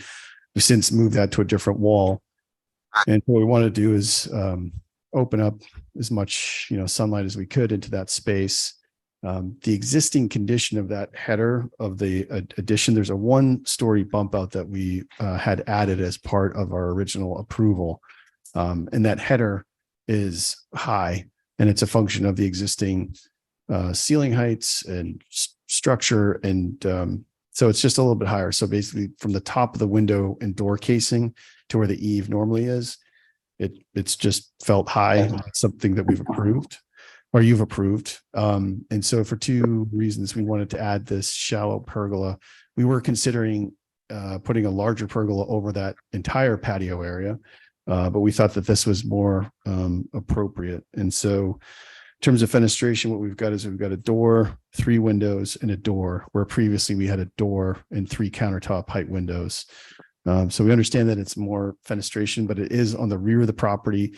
This particular portion of the structure is set back from the first floor living room space. So I really do feel that the visibility, given that it's a first floor element and that it is set back, the visibility is going to be minimal. You've approved a landscape plan with pretty detailed privet and tree locations. And so I don't think this is going to be visible, but that's the scope of the work, Mr. Chair. Thank you. Okay. Holly. Thank you, Mr. Chair. So you all remember this structure, the circa 1902, the Binnacle, also about the Isabel Proudfit House, and you all approved some alterations to the structure, I think last year. I have no concerns with the fenestration changes. My concern is the pergola. And I don't believe it's appropriate for this colonial revival. So those are my comments, Mr. Chair. Thank you. Okay. Mickey, do you have something on this? Yeah, just a brief one. The 3 windows that are in the middle between the 2 doors, they're like floor to ceiling windows. I think it'd be better if they were more traditional double hung window. They could be tall, but not quite as high as down to the floor. It's sort of an odd arrangement. And the French doors are shown as 15 light, and they probably should match the other 12 lights right next to it. That's it. Thanks. Thank you, Mickey. All right, board members. Oh, I should ask, is there anybody that wants to speak on this application before it goes to the board? No. Okay. Board members. I'll go. I had the same concern as Nikki with the floor to ceiling windows. And I'm just curious, because there are doors that are only 15 light showing on the west, which obviously was previously approved. So it's odd that we have a bank of window doors that have a kick panel and then the rest of them don't. So that's bizarre. And I think the pergola makes no sense. It's just to mitigate, I think, or try to mitigate the fenestration changes. So I don't, unless it gets bigger, I think it should be eliminated. Okay, Val, thank you. Who wants to go next? I'll go if you want. All right, that's fine. Diane, go ahead. I agree with what Mickey has said about the windows. And the kick panels have them basically the same. I think that the rest of it is good. I don't have a problem. Can we get another where the pagoda is? There it is.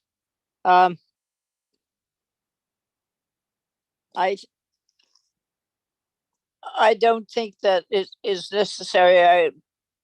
I like the dormer to be gone. That's good. And I think it just adds some more things to that south elevation. So I would do as Val mentioned, to not have it.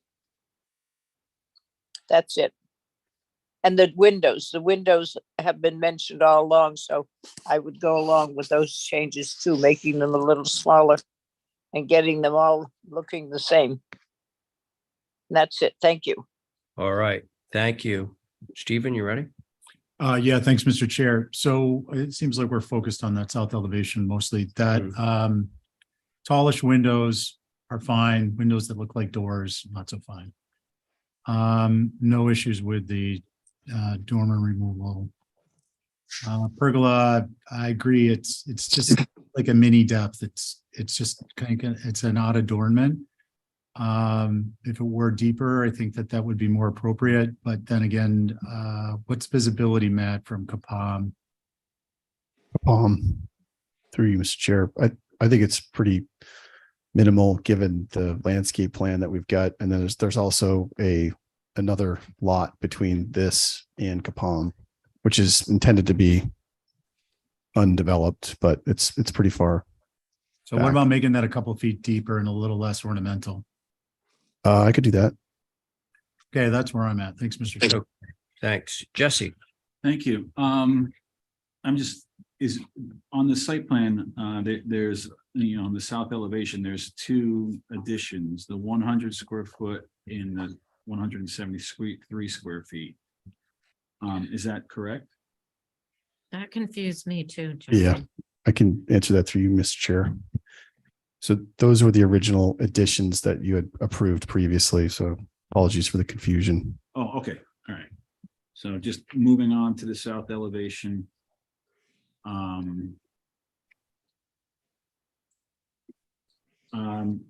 Due to visibility, I'm not too concerned about the pergola. Either way, but it sounds like the board would like it a little bit deeper, which makes sense. And then I like the idea of adding some kick panels to those large windows to mitigate the windows going all the way to the floor. That's about it. Okay, Jesse, thank you. I think the kick panel thing was for the doors, and I, like some of the other members, would like to see those floor to ceiling windows reduced in size, vertically, that is. And then with regard to the pergola, this is a very, very simple house. And this seems very ornate for me. And I was wondering if you really need to have like some sort of a covering over those back doors, just extend the 4 and 12 roof pitch out, have brackets, and then it's just a continuation of the roof. And you have your cover. It's approximately the same depth as what you have with this pergola. I don't know what the goal is for the pergola, but if it's to break up that wall surface, you'd get the same thing if you just continued the roof. Those are my thoughts. Should we hold this or? I think so. That's Yeah. fine. Hold for minor revisions. Yeah, okay. That is Stephen's motion, to hold for some minor revisions on that motion. Jesse? Aye. Thank you. Val? Aye. Diane? Aye. Thank you. Stephen on your motion. Aye. And I'm in favor. Thank you. Thanks, Matt. Okay, now we're on to the old business portion of our agenda. First item of which is 35 Sankaty Road, pool hardscape. Mr. Chairman, Yeah. the applicant requests to hold till next week. Oh, Of the following 17th. We don't have any. Oh, to the next meeting, till the next meeting. not the meeting of July 4th. Correct, which we. don't have Okay, any- so, all right, we're gonna hold that to the next meeting. That means it's to you. Oh, yeah, that's a good Stephen? question. Sorry. Is this, are there abutters or, Oh, good question. Yeah, yeah, so how many times has this been held? Once, this would be the first time. Okay, so let's just keep in mind that so there are abutters here. yeah, And it wasn't in advance, so it would not be at the next meeting, it would be pushed out. So successively, what we did is we set up, if you, we Yeah. basically want to allow the applicants, the abutters, an opportunity to reschedule their time too. So I think Right. it's 2 weeks from the next available meeting, so it'd be 3 weeks out. So it'd be towards the end of July right. or in middle of July. This is Lindsay. The reason I held it is I've spoken to one of the abutters, and I just haven't had a chance to speak to the client about that conversation. So I just want to have that conversation with the client before presenting, because just in case alterations are made Okay, based on my conversation. do you mind if I jump in here, Mr. Chair? You mean comment on that? Yeah.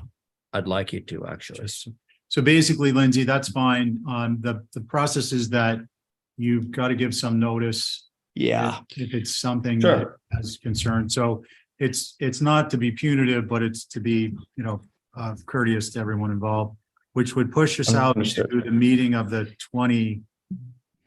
Just- the 18th. We could argue the 18th, but technically it'd be the 25th. What's your pleasure? Mr. Chair. Just one sec, Colin, just Yeah. procedurally. So it should be, I believe the first time you do it, you're pushed out 2 meetings from the next meeting. Well, We're not meeting on the Did 4th, I know. receive so it could notice. be the 18th or the 25th. No, I depending hear on what how you're you wanna saying. interpret it. So it's Miss- up to you. Thank you for your consideration for the abutters. On the 25th, you're out. So 18th is good for everyone. Okay. Okay, perfect. There we are. Motion to hold till July 18th meeting. Okay. Let's take a vote on that since Stephen made a motion. On that motion, Diane, Aye. thank you. Val, Aye. Jesse, Aye. Stephen on your motion, Aye. and I'm in favor. Okay, next one's yours, Stephen, 58 Yes. Walsh. Mr. Chair, I just, if I may, on that last application, staff did receive an email. We received an email today. I don't know what time it was. We're all doing other different things. And in this instance, I'm pretty sure staff didn't realize there was concerns from abutters. So we wouldn't have been able to inform the public on that. Yeah, just for public consumption, that the notice to the HDC is required to be by the deadline of the meeting. The prior meeting, so it would have had to been Friday last week. That makes sense. You have a hand up. I don't know what they're. Okay. So it's to you. 58 Walsh. Oh, no, did Holly say there's a hand up? Yes. Who is it? Tim? Want to take it? Well, there's a hand up, I think, on this topic that we're discussing. On the sanctity? I have no I'm idea. not sure. Can we hear who that is? I'm sorry, my hand was up because I thought we were moving on to 58 Walls. I just want to let you know I was here. Okay, great. Let's do that. Yeah, now we're to 58. And in the spirit of things, folks, just keep in mind, we won't be meeting next week. So if we could try and, I'll try myself too, not to be repetitive. If you agree with someone, say you agree with them, and let's just move on expeditiously. We've got a few that I'll be chairing. I'd like to handle that way. Tim, why don't you briefly go through, recap what you've done, and we'll go from there. Okay, this is a revision to the previous COA for regarding an exposed header beam that slightly altered the north elevation. Basically what we did is we just trimmed it out. We spoke to the structural engineer regarding to see if it could be removed as discussed in the last meeting, and he did provide a letter saying it could not be removed. So the only option we had was to basically paint it white to match the other trim. And that was the only thing that we did on this one. And Tim, I think you also changed the you removed the corner boards to the grounds. Yeah, so what we did regarding, so everything else that we discussed and we moved forward, we made the boards were made vertical. The corner boards were changed to the ground. We removed the boxed out soffits and painted them out. And I believe that was it. The only thing that was required. Okay, thank you. Holly? Thank you, Mr. Chair. So as we all know, this is a infill within Brant Point. This is an as-built condition. And the changes to the skirt obviously are more appropriate. Thank you very much. Natural to weather. My only concern was the fact that that beam across the opening there has not changed. So that was, but appreciate all the other changes. Thank you. Thank you, Holly. Mickey, do you guys got anything? We do, yeah. I think the beam is actually a good thing in the porch. I think it would be better if the beam went all the way across left to right, because that would help sell the notion that it was kind of the other sections were sort of filled in on that front shed roof. Another thing that I'm seeing is that the window opening to the right of the porch has a sort of a isolated opening with shingles around it. And when you look at the drawing, up above, maybe the next slide up. Yeah, you have to zoom in on that drawing right there. It shows that that opening is really corner to corner. I mean, there's no shingles around that opening. So that's kind of a change from what was approved. I think it probably was better to have as drawn rather than as built. So, and the corner boards are still running down through toward the foundation. That seems a little odd also. So that's it for my comments. Thanks. Okay, thank you. Tim, can you address that corner board? I believe that those have been cut up.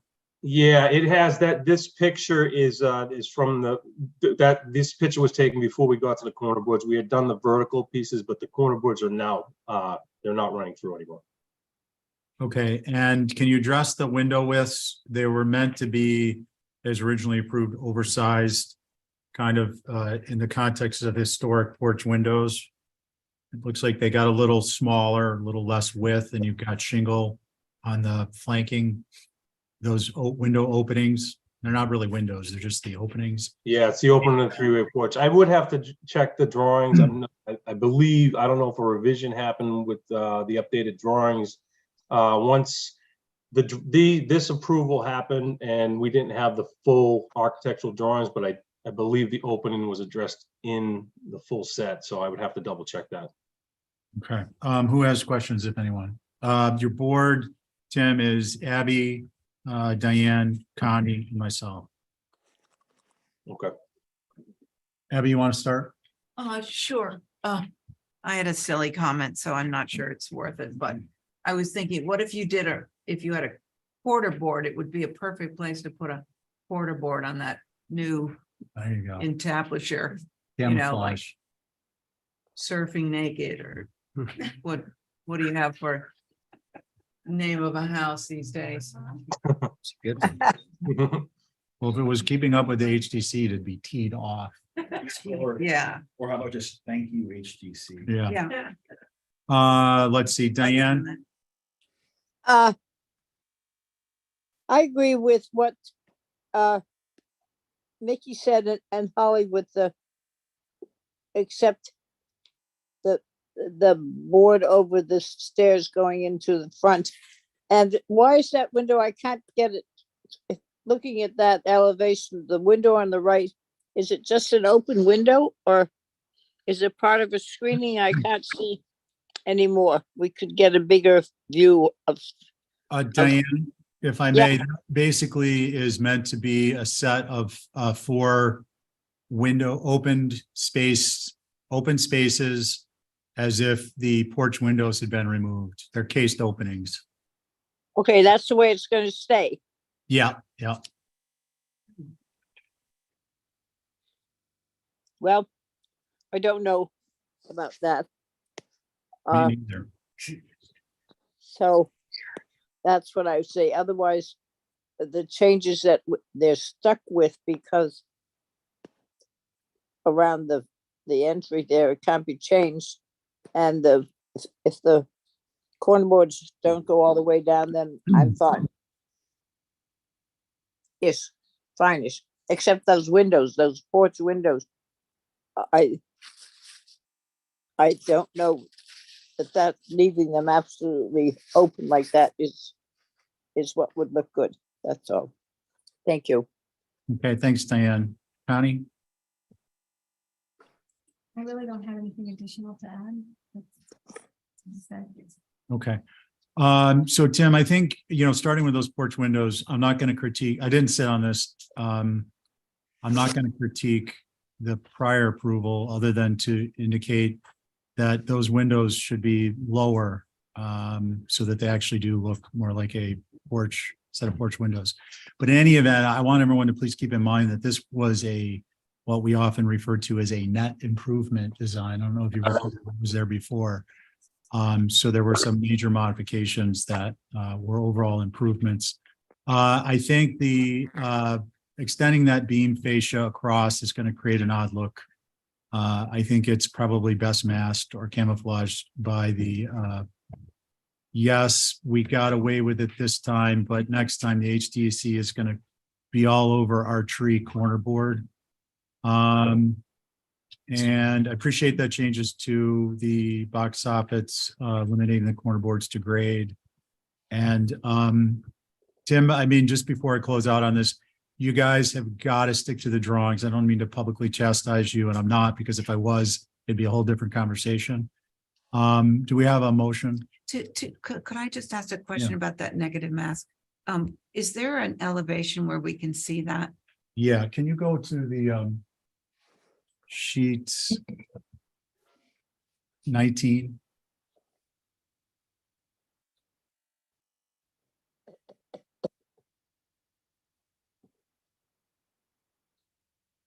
Yeah.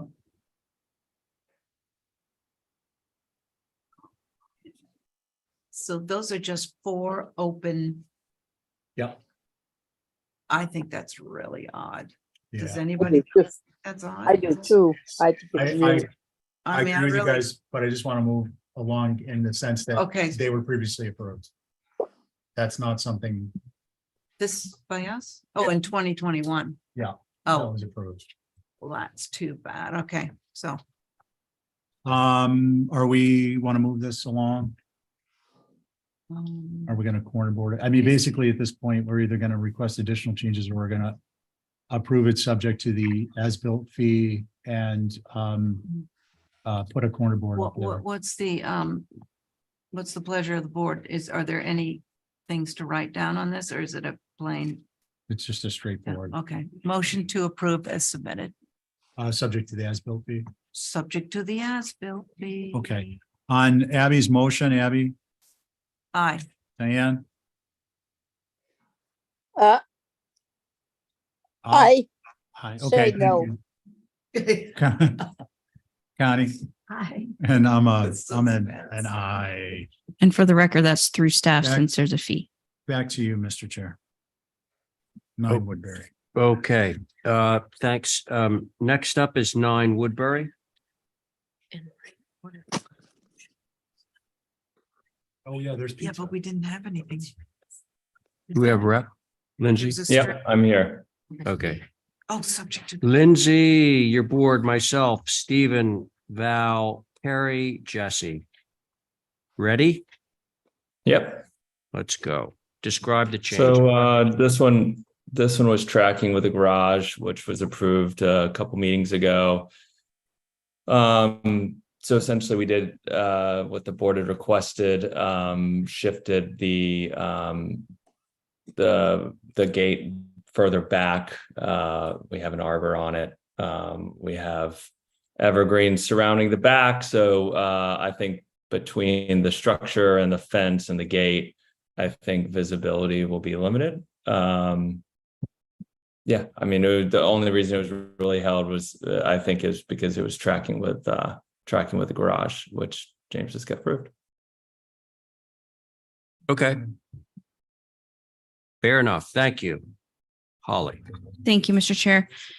So 9 Woodbury, this is a infill lot within the 1980s infill subdivision Woodbury. And yes, this was tracking with the house in the garage. Appreciate the changes. I'm not sure that the site plan reflects 100% of the garage approval, because I believe there was discussion and you all approved it through staff to push it back further. It does push back. That's correct. The rear I- end of the garage was going to be in line with the front end of the second floor deck. So it looks like another 4 feet. Yeah, it was 3 feet, 3 feet further back. So this doesn't show that. Right. So this was submitted like right before he got that approval. But the pool and everything else stayed in the same. It just the garage shifts back 3 feet.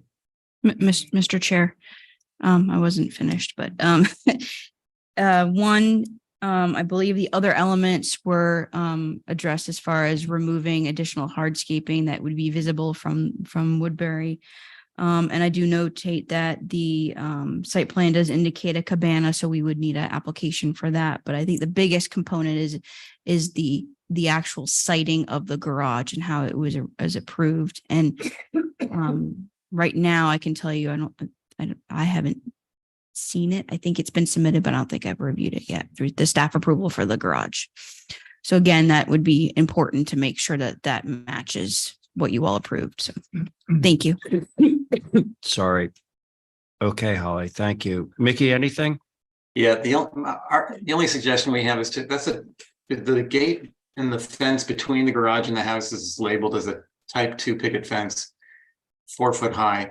And I think ideally it would be a taller, to hide the pool better, it would be a taller fence than probably a solid board fence.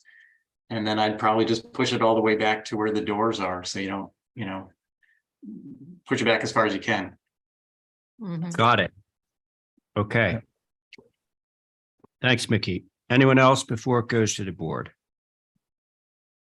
All right, board members, please. I'll go. Thank you, Val. I agree with Mickey that the fence should move back and should be taller. That will definitely mitigate any visibility from Woodbury. And that we just put through staff to have the site plan match the garage location plan. That was approved finally. Okay. Val, thank you. Who's next? I'll go. Thanks. I agree with Val. That was short and sweet, but thank you. Carrie, Jesse. Yeah, I mean, it's pretty much, that was what I was gonna ask about, was the gate and the arbor, and there's no detail of it either, so I'm not, it does say type 2, but I don't know what the arbor is supposed to be. But that is going to be the way to be able to see the pool. So whatever we can do to make it higher, board fence further back to mitigate any viewability of the pool, I think is a good idea. Other than that, it's fine. All right. Thank you, Carrie. Yep, nothing to add. All right, sounds like we have consensus view on what needs to be done here. Would somebody like to put that in the form of a motion? I will. Thanks. Motion to approve through staff with the site plan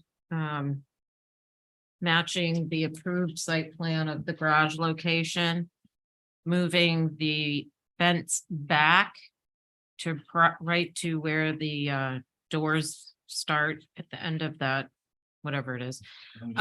Make it a taller fence and show a detail on the plan of what the arbor and the fence will look like.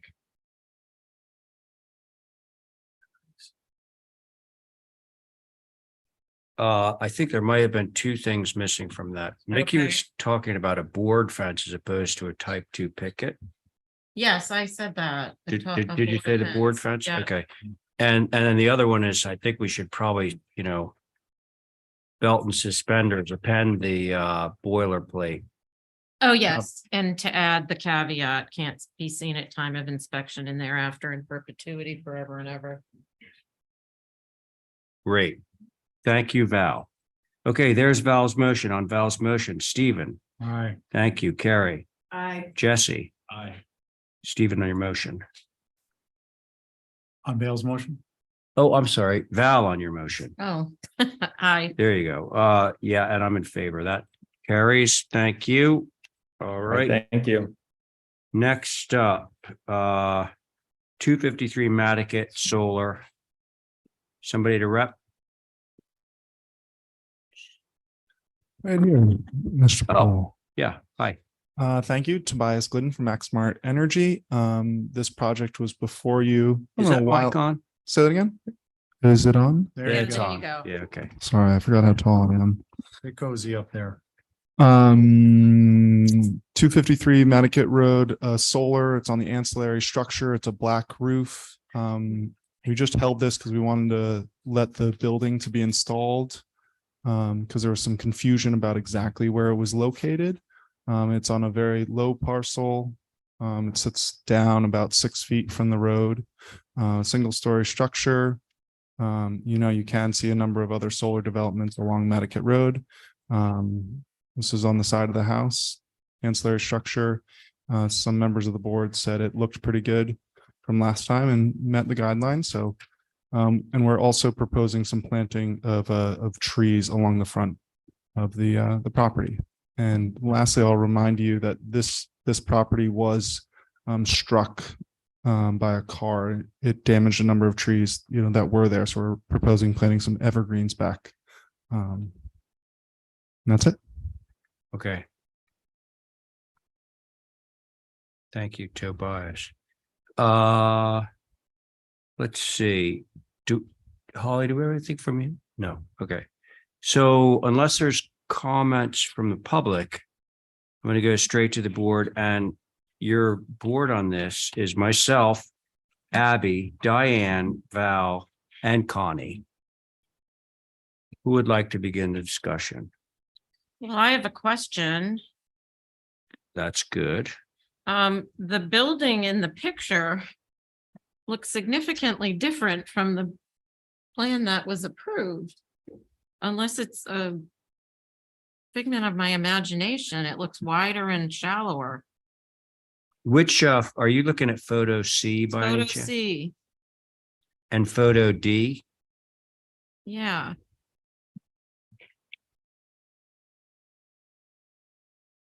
Do you know what Val's talking about? As far as I know, the building that is there is the building you approved. It doesn't look it though by the plan above. Okay, so the photographs show, I completely understand this. The photographs show almost like a very wide warehousey looking building.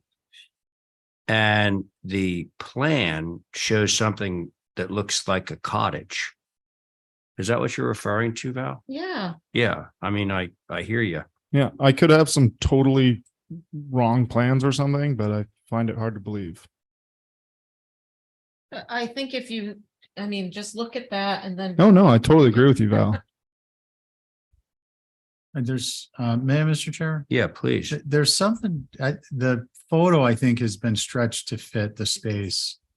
If you look at the windows, photo C, the windows, Oh, that's really funny. it's, something is, I don't Askew. know, but the lettering isn't. Yeah. I don't know, it's odd. Stephen, you're right. It's like those windows are extraordinarily wide. I think someone misread decimals at the factory. Or. But the it's- other interesting thing is the drawing, the elevation shows a porch on the front. Yeah, so You know, that's this like, little sort of It's a hip modular, so porch. it may not be, yeah. it may not be fully installed. Oh, It is wider, because if you look at that pancake compressor in the front left of photo C, those things are not that wide. Yeah, I'd it's agree like- with you, Steve. It's Yeah. like an extra 30 or so % wider, maybe more. here's another confusion. Well, maybe You know what I before I mean? say it's confusing, let me make sure I'm reading this properly. See how that's a broken back? That's Yeah, not, I that's noticed not that. showing up on the. Yeah, Right. I think some liberties were taken at the factory. Yeah, because look at those ladders. They're not squished the way the windows looked. They're Yeah. perfectly normal looking ladders. Hmm, those are actually, they look a little wide. Yeah. This is really confusing. What should we do about this, folks? Maybe we should hold it until we get the new elevation. Because it seems as though the garage is correct proportion. Yeah. Yeah, that seems fine. And then the building to the right looks like a warehouse. No, even Yeah. you guys, I'm not on this, but I just want to jump in. If you look at the transom windows, they're much wider on the garage. And then look at the width of the container versus its height. The roll off, Oh, that yeah, thing's huge width wise. yeah. This is a scaling issue of the image in the presentation. Yeah. behold for a better. Yeah, I think we should see it for real. Yeah. And a view. I think it was on a view. You know what the issue is, right? I don't think there's any concern about the solar. I think the issue is the building. If you want to hold it for a few, that's fine. Hang on. I think the solar is perfectly visible. Tobias, what were you about to say? If you want to hold it for a view, that's fine. Okay. I think we need to do that. Since we don't have a meeting, what if he just goes and takes the image and brings it back and puts it up on the screen? You mean now? Right now? Well, I mean, we're gonna move on to other stuff, but. I can go do that, sure. It's because Yeah, of- yeah. I just as soon get it over with. It's- Yeah, no worries. Okay. The car's let's all do that. charged All right, up. so I'm we're ready to gonna go. hold this, folks. Yeah. All right, perfect. Okay, so then we will move along to 1 East Hollowell. Linda, The garage isn't on the site plan either. that's done. Why you guys Do resisting you the want to bring for pizza so pizza? much? Who, me? Yeah, well, for the rest of the folks. who have an You know, appetite. you guys are welcome to, yeah, that's fine. Sorry, Linda, we're gonna take a break. Okay? What should we do? How long do you guys break. need? Mr. Chair, I have a hand raised. 6 minutes. We're gonna take a 6-minute break. Yeah, we have 1,000 people in the audience, which never happened, so Yeah, we don't Yeah. want to lose them. we didn't order enough pizza, clearly. You don't do virtual pizza. Yeah. Who is it? Not fattening.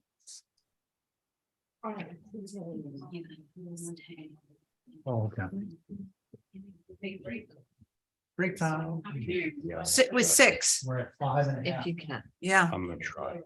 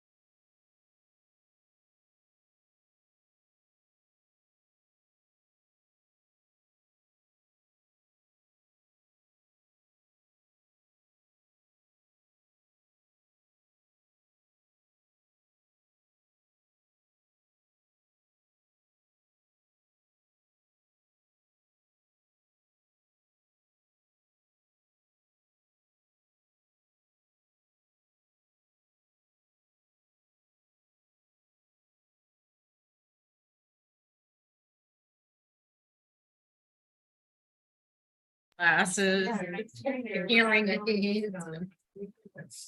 Like. All right. I think we're back. So Linda, we're to you. You're on the phone. Here, wait. I forgot to read off the instructions at the beginning of the meeting. Rule number one is all the cell phones must be shut off.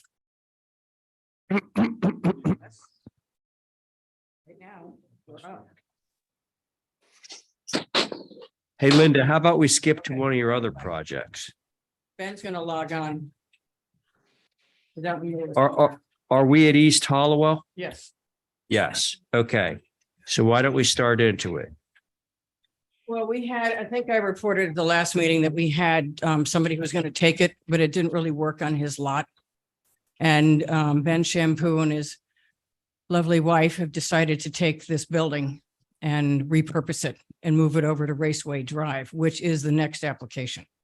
So Got we it. had them track each other, but just for the sake of argument.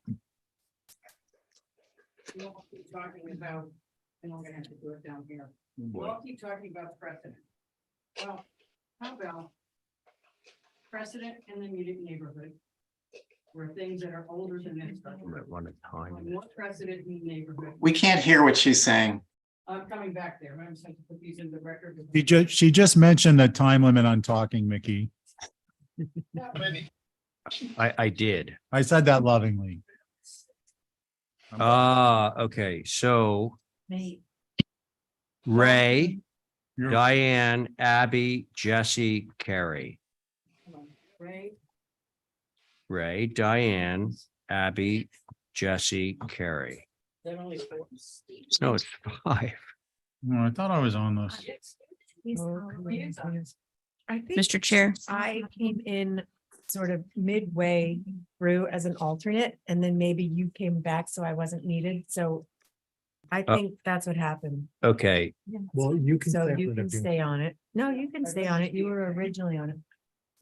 I got Howell, Coombs, Camp, Dutra, and Thornwell. Is that what you? well, you- apparently, Diane, it's not so cut and dry. And we do need to speed this up a little bit with respect to the transfer of information. So that Yeah. we can deliberate. So who is the board? That's a good question. I'm on it, Carrie. Mr. Chair. You are on it. All right, so is it Jesse, Stephen, Ray, Abby, and Diane? Is that where we are? No, No. Mr. Chair. From my notes Holly, from go. the last time this was reviewed, which I believe was April 25th. I have Diane, Carrie, Stephen, Ray. So. Okay, Jesse, Yeah, that makes more sense. Holly, Jesse, Diane, Carrie. Carrie, Stephen, Ray. Oh, Okay. so the difference is Abby's out, Steven's in. So it's this side of the table plus Diane. Is that correct? Yes, and yes. Okay, All right. let's proceed. We found somebody to take it. End of story. But then we keep getting this comment of various times on various cases. Well, one precedent, one thing that's done wrong doesn't mean anything. Well, by this list, I went and pulled out every single survey, every single aerial from 1998 and 2021, and every single GIS data sheet. That's why it's like 4 inches thick over there, because I included all that in that packet. And the board has done a tremendous amount of demolition of older structures, demolitions of garages, demolition of contributing structures for some time. Even I was on the board when we did quite a few of these. So hanging on to this garage in that location is not consistent with previous board decisions in at least 20 or 30 other cases in the same neighborhood: Hinckley, Gosnell, Sachem, East Hollowell, all the ones that are up there in that grouping. So I wanted to put that on the record. So what we have found is that someone's willing to move it. They don't really have to cut it up very much. They just put it on a truck and they take it down, Hinckley. So they've already had Mike Day up there to look at it to see if how difficult it is to move. And I've spoken to Mike and they said it's easy to move. And so I know I've spoken to Holly about repurposing the structure and that's what's happening. It's going to Raceway Drive. Okay. So Linda? what's the problem? Well, just remember, this structure is not as old as the house. The house Okay. is a Right, beautiful but house. You've said your piece. And we have all that history in the file. Okay. Thank you, Linda. Holly. Thank you, Mr. Chair. So there is an HDC survey on file. However, it doesn't have a date. The main house on the lot is 1925 Sachem Corner. My understanding that the property was owned by the Marshalls back in the 80s.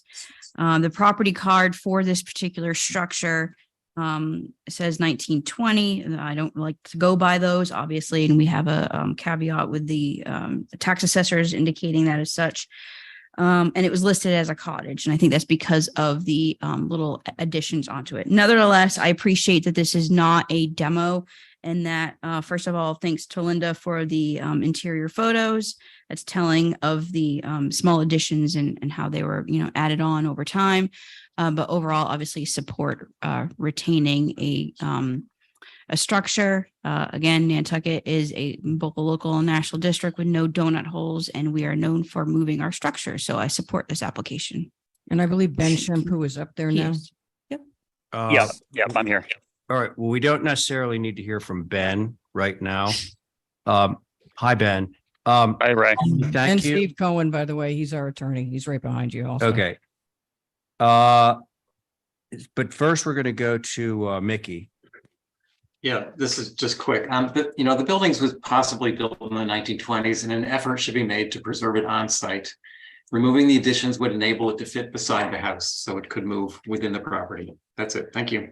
And we know it wasn't built in 1920. Okay. Mickey, thank you. And Stephen, did you have anything that you wanted to add? Me? Yeah. Yeah. Well, yeah, I think we've been through this before, so I'll keep it short, but there's basically nothing historic about this structure, either in its design or its age. And having it moved off will give it a nice new home somewhere else. But otherwise, I think it should be allowed to be demolished. So this is, I think, a win for everybody from a HCC point of view. Okay. Oh, there's one other thing you asked me to put into the file the last time was Jeff Blackwell has a letter in the file saying, this is it. This is the only place to go. This is the only place the perk test worked. And that's where the septic is going, under the garage. Okay. All right. Thank you all. Let's see. Is there anyone else that wants to speak on this application before I turn it over to the board? No. Okay. So again, because there was a little bit of confusion, I want to restate the board. Myself, Diane, Jesse, Stephen, and Carrie. I got that right this time, didn't I? Yep. No. Okay. Who would like to begin? Can I start simply by commenting about this list of past demos and Linda's argument that these have all been allowed to be demoed, so this one should be allowed to be demoed. It leaves no room for changing ways in a changing era of trying to preserve buildings that were historic or appropriate in a neighborhood that we don't want to see lost anymore. So I think this argument should not be used anymore. I don't think it's appropriate. That said, I think saving this little building and finding a good home for it, I looked ahead and saw where it's going, and it's going to be situated very similarly to the way this building is situated to the existing dwelling. And I appreciate that. So that's it. That's it. Okay, very good. Carrie, thank you. Who's next? I'll go. Thank you, Stephen. I agree with Carrie. And I'll only add, if something's going to replace this somewhere along the line, I think we're going to be pushing strong for a similar silhouette. Agreed. There's really nowhere else to go at the moment. Stephen, Oh, and by the way, of the 24 demolished, one demolished, I was only on for one of them. I was on for a lot of them. Yeah, okay. I'll go. Okay, Diane, go ahead. Yep.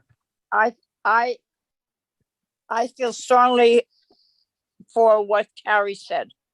I think that I'm tired of listening to what was done some years ago with a different board, different members, and different reasons, and a whole different growth in Nantucket.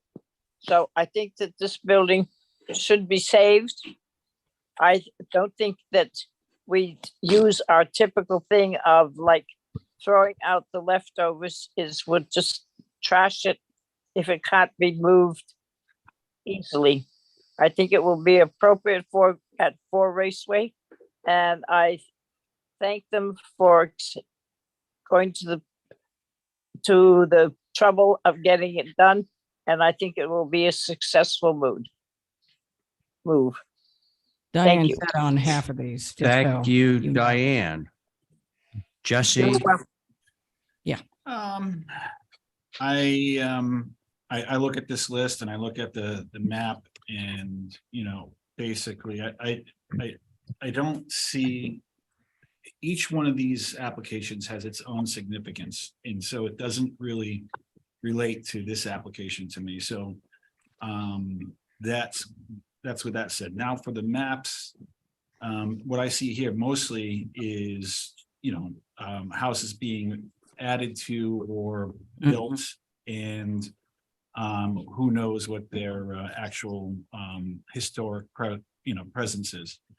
This is a cute little building. I think it would go nice on Raceway Drive, but I do think that it's historic, and it has historic significance, regardless what Mr. Cohen thinks.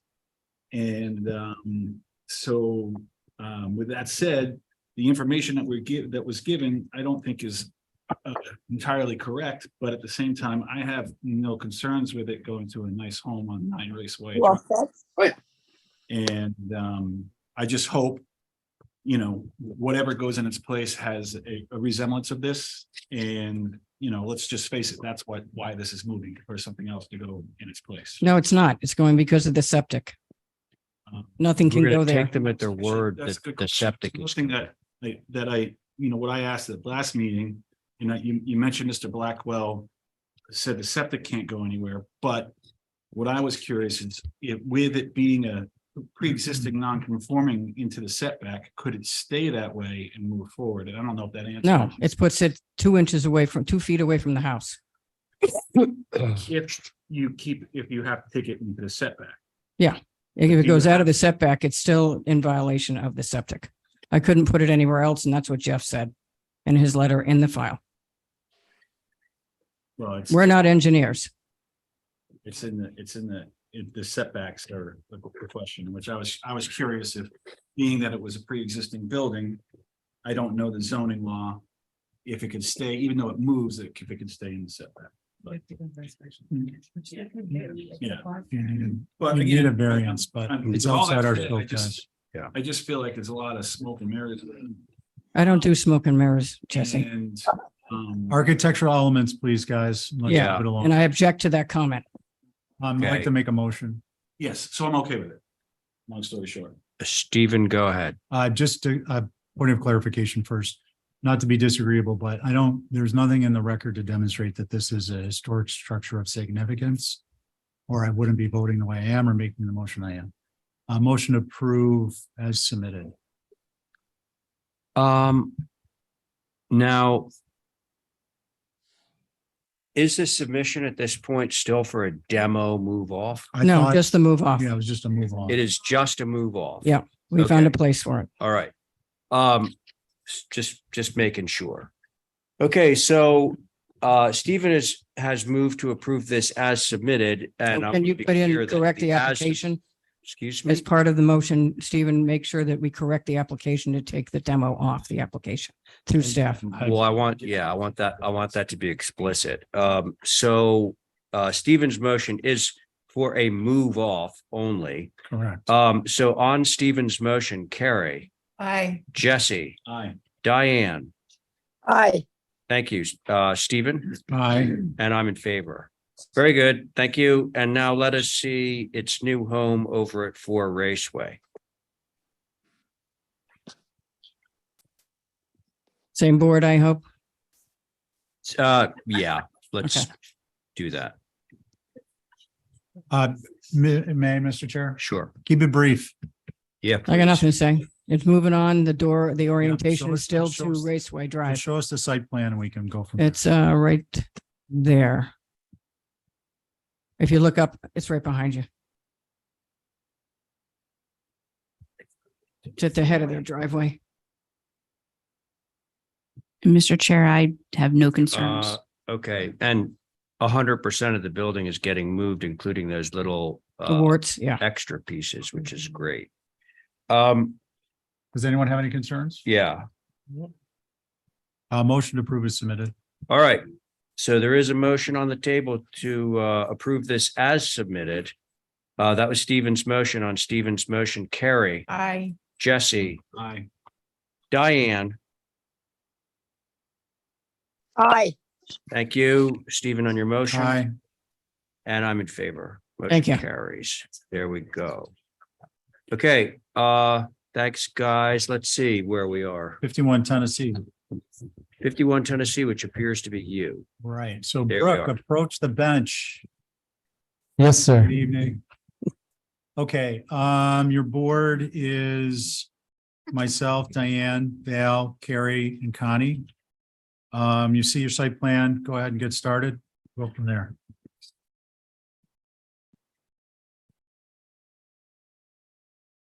I'm waiting. All right. So during the last meeting, one of the primary concerns was the fireplace. The fireplace has been removed. And I wanted to give the commission a chance to look at the proposal without the fireplace showing. And also I've included some photos that were taken more recently, as well as a landscape plan by Atlantic that will help screen and mitigate visibility for the connector, hopefully in perpetuity.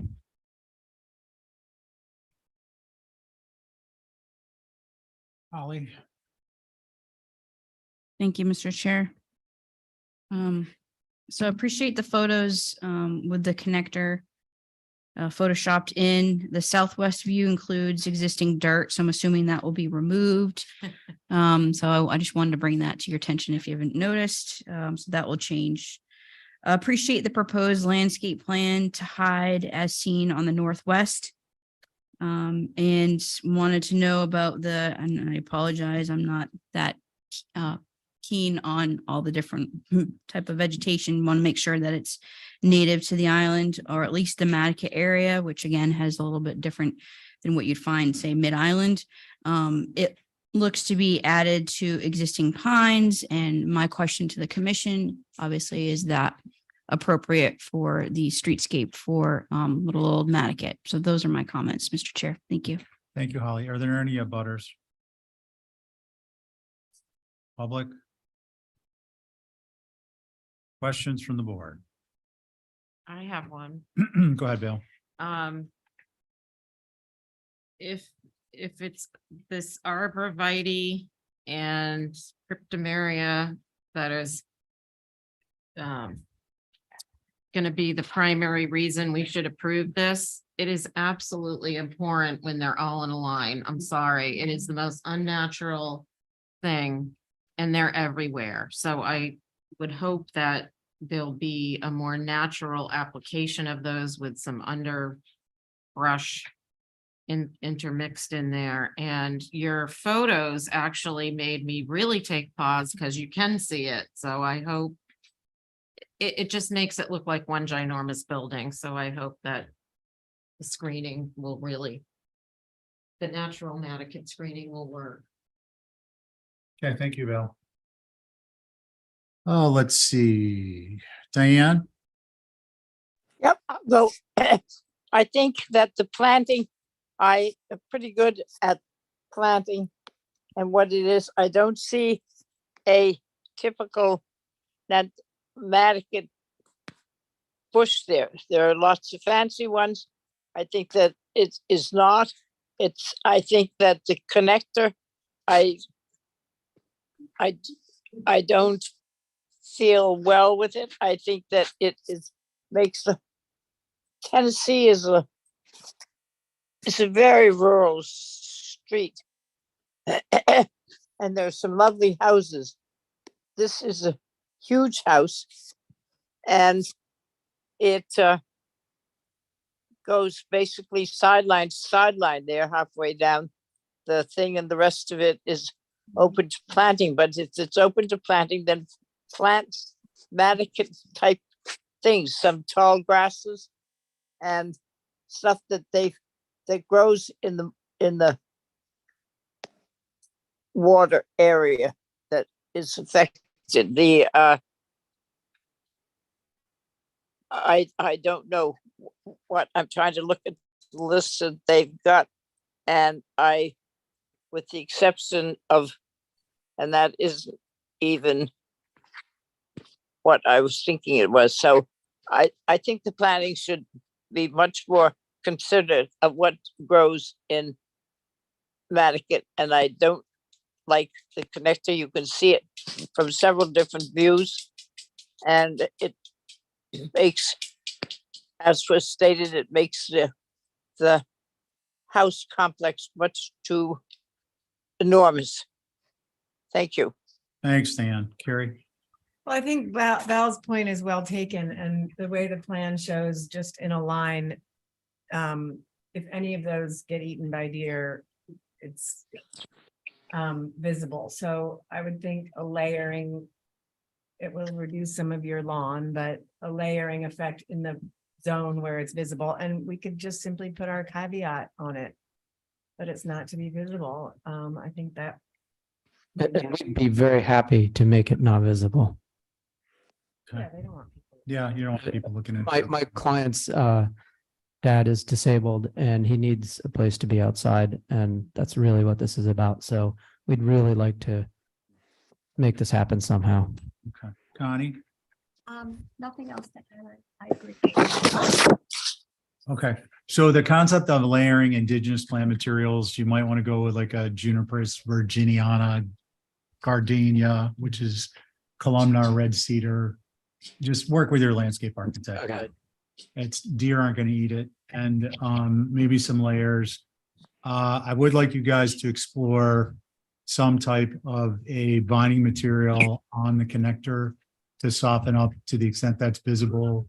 It could be a perennial, could be something that's a quick grower.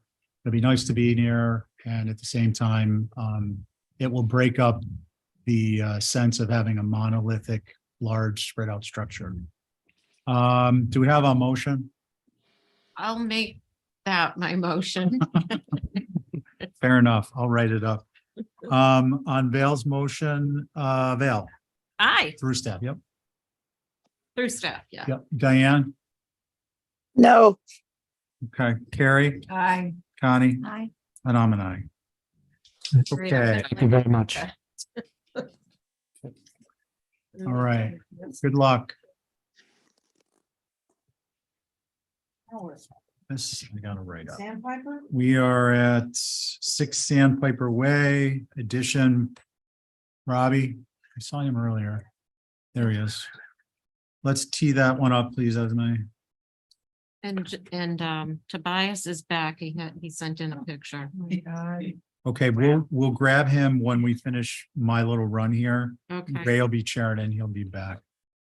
Yeah. 6 Sandpiper Way. Robbie, why don't you tell us what you got? Okay, excuse me. I am a representative here for Architects in Marblehead. And the last time we were here, there was confusion as to location of this site, which I found to be way out in Tom Nevers. Okay, that should be on the cover sheet. I had them put in several orienting bits of info there. Actually, I had never even been out that far in Nevers, so it's kind of remote. Okay. Does anyone understand where it is? I hope. Yep. Okay. All right. Then if you go to sheet 6, we have a comparison on the left side of the sheet, which is existing elevations. Sheet 6.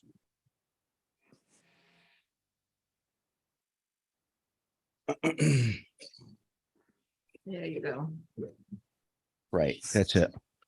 Oh, might not be counting in order. It's just labeled sheet 6 because I took the floor plans out. There was Yeah, a that's it. lot of stuff here. So left-hand side shows existing. The middle elevation depicts the previous application. The line of elevations on the right-hand side indicates the revisions. So the major concern last time was the west elevation. You look at the middle, that double gable, which was repeated on the east elevation. Okay, they have changed that on the west elevation to more of a gable approach on the addition. They've changed the orientation of the ridge. And you can see the dormer treatment on the east elevation. So I guess that's it, pretty much. Okay, sounds good. Thanks, Robbie. Okay. Questions for Robbie? Comments? I have comments. Yeah. I don't think this solves the problem. Okay. So I think the issue is that this is really just one ginormous box that's getting extended. And the eave lines are the same as the building that are there. The dormer on the west is very large. It might be better served as a shed Okay. because the windows look so diminutive with all that gable space above it. It's like, Mm-hmm. yeah. A little bit of a break in the building would go a long way. You mean I on that- know that the porch is in front there, but it's, yeah, Maybe, what do you think if they brought that gable out and got rid of some of that length of porch? Yes. no. Okay. Got some support and not some support. Yeah. I think some eave lines need to change. The overall peak needs to change. It's butting right into the existing gable. Mm-hmm. And, I think the dormer should be shed. Oh, that sounds good. It just doesn't read as a building that existed and was added on to, that's all. Okay. Okay. Anything else, Val? Not at this moment. Okay, Connie, or I'm sorry, Carrie. I think the flush front wall is an issue with that porch centered the way it is between the two gables with the hips. Maybe Val's idea of a shed dormer, but then push that mass a little bit away so the main gable face is itself and not flush with the addition. So the addition is shoved back with a shed. Mm-hmm. And then reduce the porch. You don't need that much porch in that funny sort of non-centered way. Right. That's it for me right now. Okay, great. Thank you. Diane? Yep, I would like to say that I've gone around on all sides and I see very little one-story anything. It has enough room to telescope some of it into one story instead of having it all a two-story or a two and a half story building. I think on the proposed west elevation, the windows on the second gable up there on the second floor are too small. They're little. Why would you go out to the country and have little windows? The windows should be bigger. I agree with Val on the shed dormer over there. I would like it not to be a box or a rectangle box. It's wide and then long on the sides. It isn't and there's nothing you got. The only thing you got that's one story are porches and entrance, that one that goes in. It needs to have some more variation. The what is it? The east elevation, everything there is mulled. It and the windows are all sort of different. The windows on the first floor and the little shed are different. They're 2x2s, 4 square, but they're different size than the windows right above them. The windows have got to get together with what they're doing. And those 3 squat ones are put in another 4 squares with the right size and get some continuity in the windows that are around, because this is what you're going to see. And the windows are too small and they need to be distributed differently. That's it for now. Okay, thank you, Abby. Yeah, I was just, Robbie, did you hear all that? Because I did. I don't, what? Yes. Yeah, because I don't think I have to add anything. I think the main concern is there's no additive massing and for me, the windows aren't relating and. You know, I think part of the difficulty they're having, besides being in Marblehead, is that the original building has an odd proportion of windows to start with, Yeah. you Yeah. know? So, all right, I'll suggest that they listen to the YouTube video and, I think they're getting closer, but, All right. it's all very Abby? helpful. Thank you. Motion to hold for revisions. And by the way, I happen to agree with the comments that were made. Yes, on Abby's motion. Aye, Aye. Aye. Abby, yes, aye. Val, Aye. Diane, Hi. Carrie. Aye. Okay, and I'm an I too. All right, we're on to 17 Ranger. Same agents applicant and the same board, except for we're adding Connie and dropping Val. Yeah, No not on offense, this. Val. Do you want to drop? I gotcha.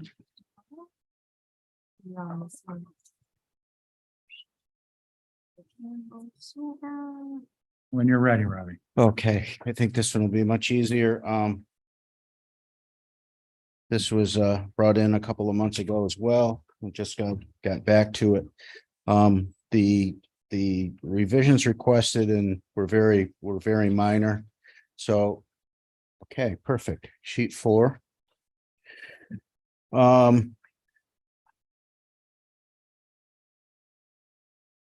The top in each quadrant, the top elevation was the original proposed.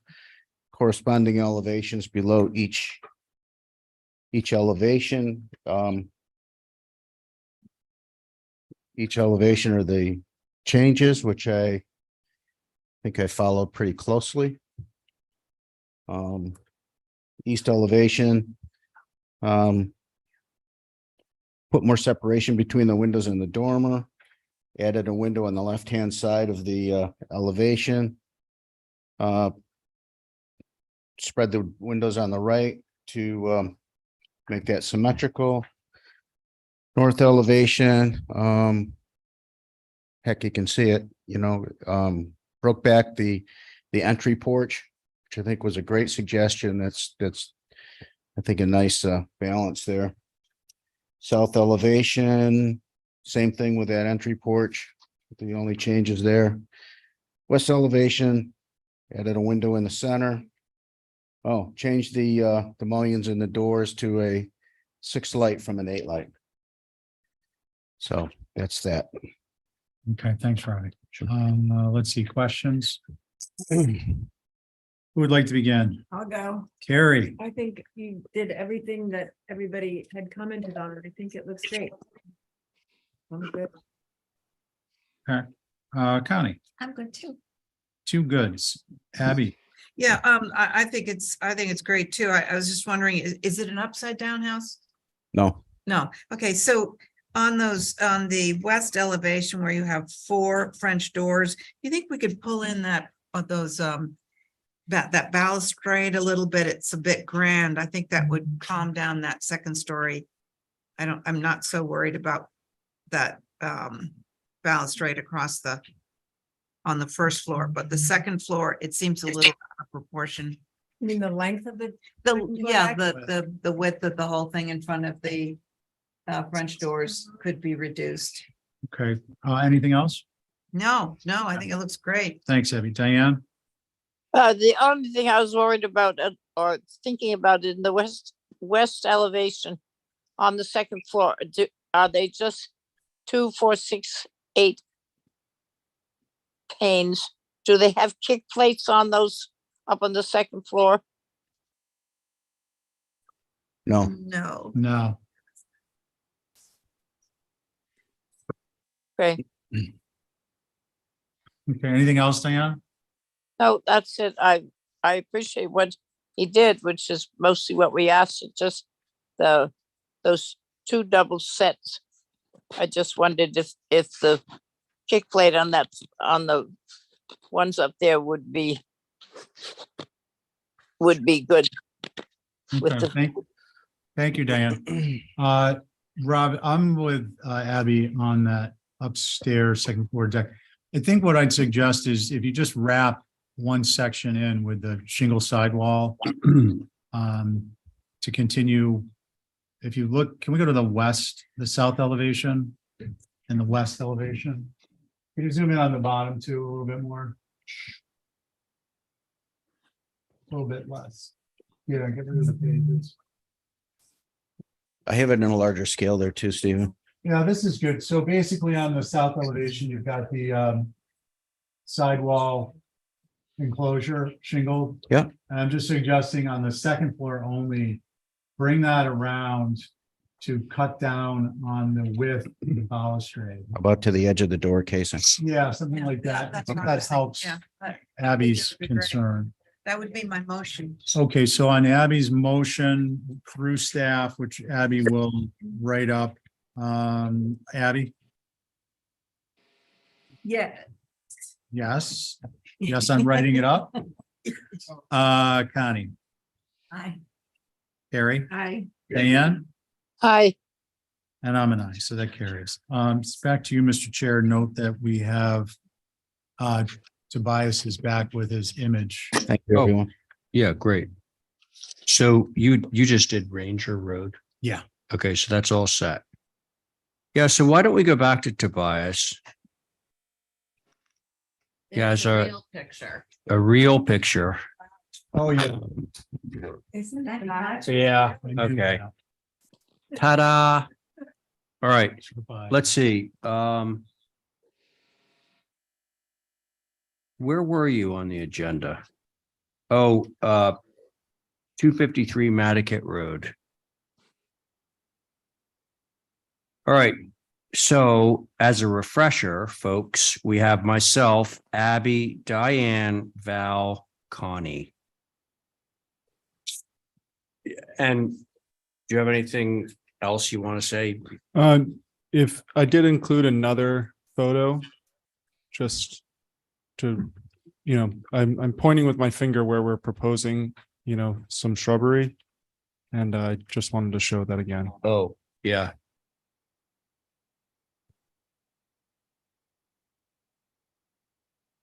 So a little bit more there, to frame the driveway, and then my finger shows, to the left of that, there's a bunch of Leland cypresses, and then they were hit right there where my finger's pointing, and so we're just going to place them in. And that's like the one spot you kind of have a little keyhole where you could potentially see it. So that's where we're proposing some screening as well. So Tobias, on that, on the screening, I didn't notice anywhere in this package where it was sort of like shown. It's there's like 2 green dots on the packet. There are, oh, on I this, think that's, oh, sorry.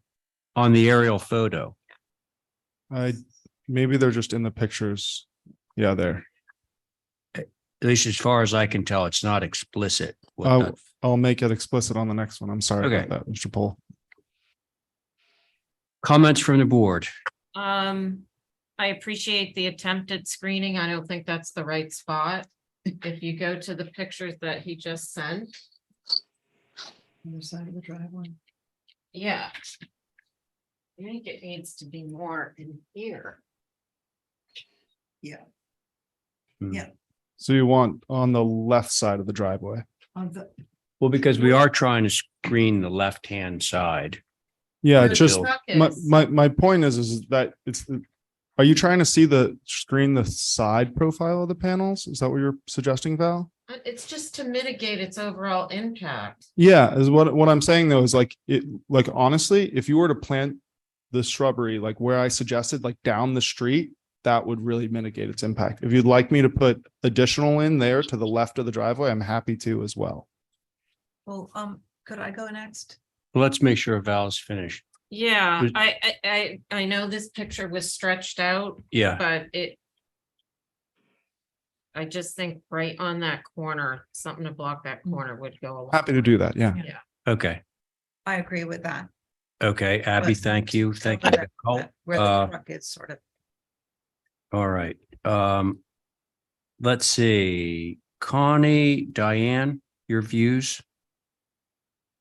I agree with doing it on the left-hand side. front of Okay. that Otherwise, good? Then it works. Yeah, I think if you put it there, people coming down will be looking, it won't be so obvious. I So agree. Thank you, Diane. Connie? I agree too. All right, looks like we want to have some stuff on the left-hand side. Motion to approve with additional vegetation on the, everybody's calling it the left, although I think it's the right, on the left-hand side of The driveway. Building, building. not the driveway. It's the right side of the car. Yeah, thank you. Where's that? You can say it either way. Okay. Through staff.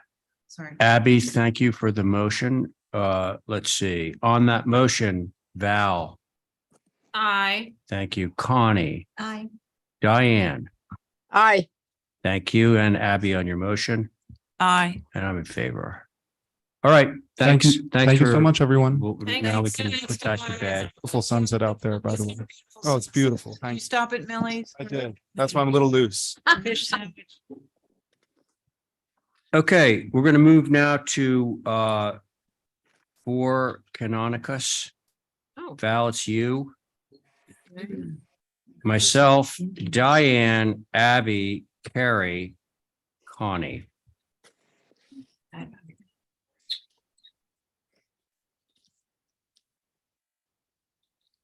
Oh.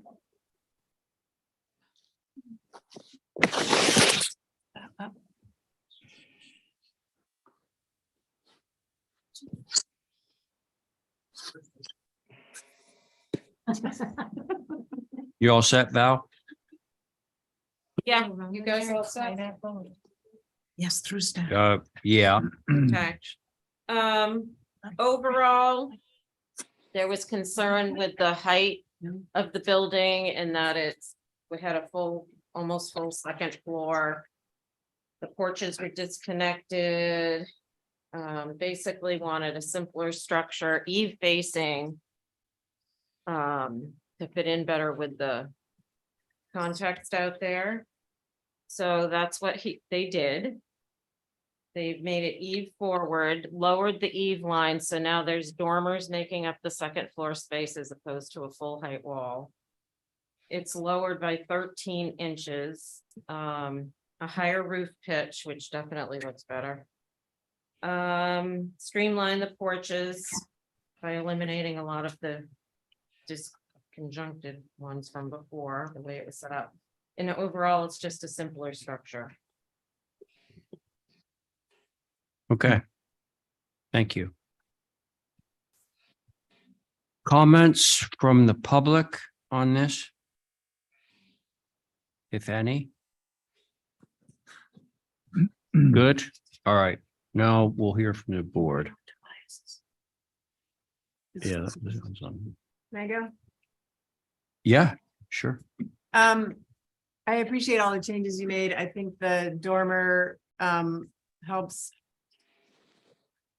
sort of calm it down, but I think the little porch is now really insignificant and is not proportional with the big dormer up there, that I would really love to see an actual porch on the front of this building to hold it all down. And I don't think 3 feet projecting out is kind of enough. I would want to see like 6 foot front porch. Okay, If that's, like to either side of the windows? yeah, just inside of the corner boards. Just to Oh, really- like a true farmer's Yeah, porch. like a true porch with that Okay. big long dormer up there. I think it needs. Gotcha. Are you, what elevation are you on? That's the east elevation, Okay. Yep. Yeah. also known as the front. Intended. Sorry, could I clarify what Carrie, she said, it's like, because I was writing that thing up. Did you say that, so that instead of having that little pent roof over the front door, it would have a full? It would be a Yeah. bona fide farmer's porch running across the length of the front. Like at least 6 feet deep, because that thing is about 3 feet. Or maybe 4 at the most. Yeah. With a steep roof pitch. Yeah, with a steep roof pitch, so it's different. It would be better lower pitch, steeper. Yeah, okay. Okay, so that was you. Yep, that was me. Okay, thank you, Carrie. Now, Abby, you've been sort of going along. Do you have any? No, I was just catching up, but I agree with Carrie that I think a front porch at a lower height, or maybe even a hip roof on either side, something, not, that stretches the entire front of the Right, building. and deeper. Yeah. Yeah. Okay, Abby, thank you. Diane, anything? Well, it's silly and not very important, but I think it would bring some recognition to the front door. If it just had a balustrade on either side of the steps. You don't have to go down the steps because it's only 2 steps, but it would it would make if you're going to take those brackets away from that silly roof and have a farmer's roof, it just would make the front door saying, hey, here I am. Yeah, I agree with that. Okay, so more of a frontispiece. Yeah. Yeah. Something, Okay. Very good. something. Yeah. All right, thank you. Connie. I like both of those ideas. The front porch and some kind of balustrade. Okay, I'll make a motion to approve adding those 2 things, that the pent roof be removed and you get a shallower front porch and well, I want to Shallower roof pitch. clarify that. yeah, I think you mean a shallower pitch roof, Mhm. okay, but I think the porch itself should be deeper At least 6 feet. Right, and with columns. Mhm. yeah, Yeah, yep, she gets it, and more trim around the front door to give it more of a presence. right. That's my motion. All right, Is that thank through you, staff? Abby. So, Okay, so on Abby's motion, Connie, Aye. Carrie, Diane, Aye.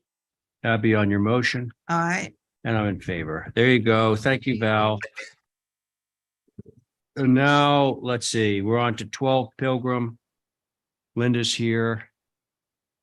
Do we have, well, I was just gonna say, do we have somebody to represent? Well, I believe we do, Linda. That is not actually me. There we go. Let's see, there's actually 3 applications for Pilgrim. Yeah, 2 Myself, are tracking. Stephen, Abby, Diane, Carrie on all 3. Stephen, Diane, Carrie, and Ray. Yeah. Is that where we are? Stephen, Diane, Abby, Carrie, Ray. Okay, so no Val, No no Val. Connie. Okay. Okay, The other two are pretty much just hanging out tracking until we get the main house done, because obviously the hardscape's going to change if the main house changes. We put up the ridge poles. I know they were sent out this morning, and I told everybody a couple of weeks ago, I know Abby responded, that the ridge poles were up. And hopefully, and somebody got over there to see them. If you didn't, I went ahead and gave you the pictures, which were emailed out to you. When were those, Esmeralda, yesterday? Yeah. So I took pictures of the ridge poles and sent them out to you. I'm going to turn it over to Spencer. He's the architect, and I see him up there somewhere. Okay.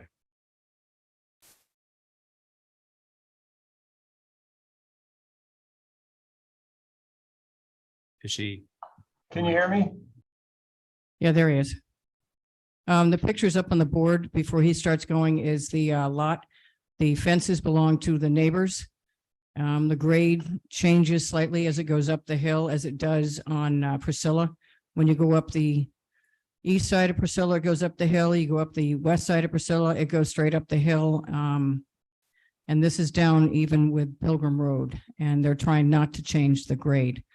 I know there are neighbors here as well, but there it is. All right, look up on the board. I drew the line. Mr. Chairman, look up behind you. I drew the line where the front of the building was and the angle on the right that goes back to the property line. Remember, the property is a trapezoidal shape. And I believe the front door is over 30 feet back from Pilgrim Road. So it's not right on Pilgrim Road like everybody across the street is and next to us are. So we're further back actually from everybody else that's in that section of Pilgrim Road. So I will turn it over to Spencer. Can you hear me? Yep. Okay.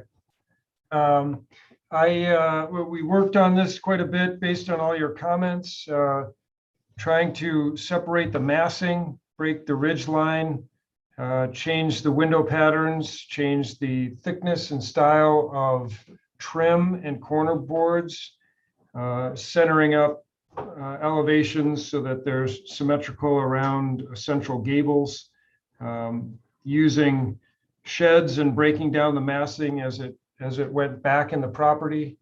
And we kind of readjusted our floor plan, changed rooms internally so that we could get this look.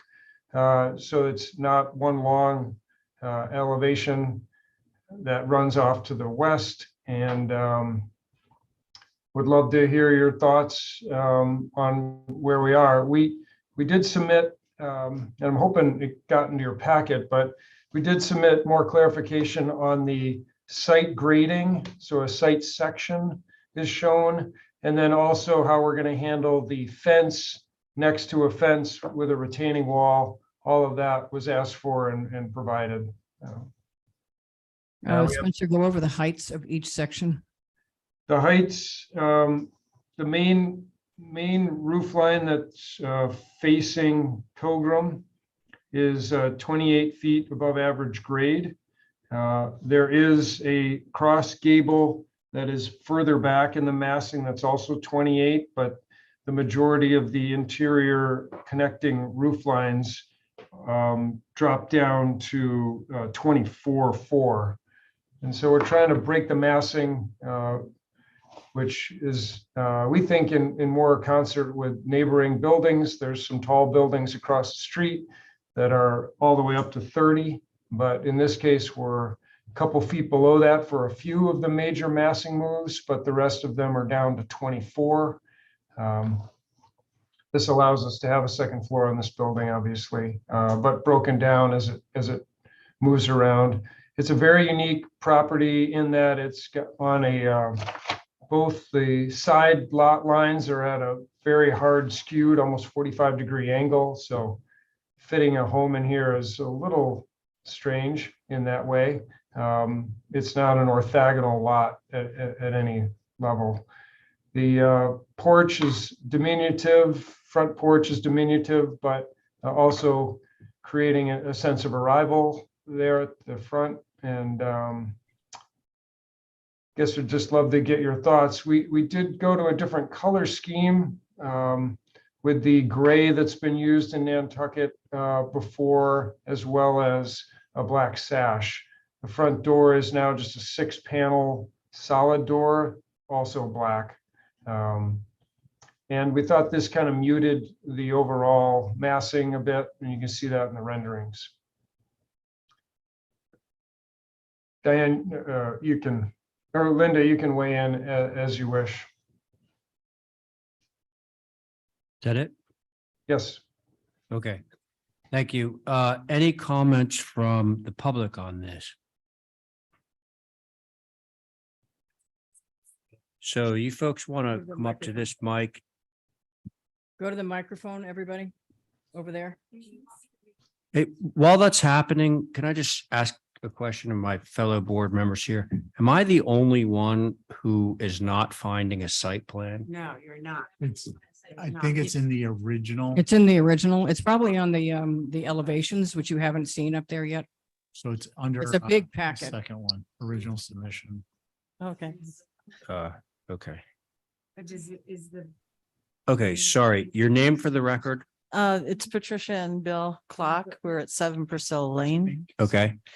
I have some pictures of the ridge lines, the posts from our perspective. It's the southern perspective, and it looks into the circle, the center part of Priscilla Lane. I didn't know if I could send them to you or. I'm not the IT person to speak to. Is that something we can arrange? Okay, I'm gonna hand this off then to.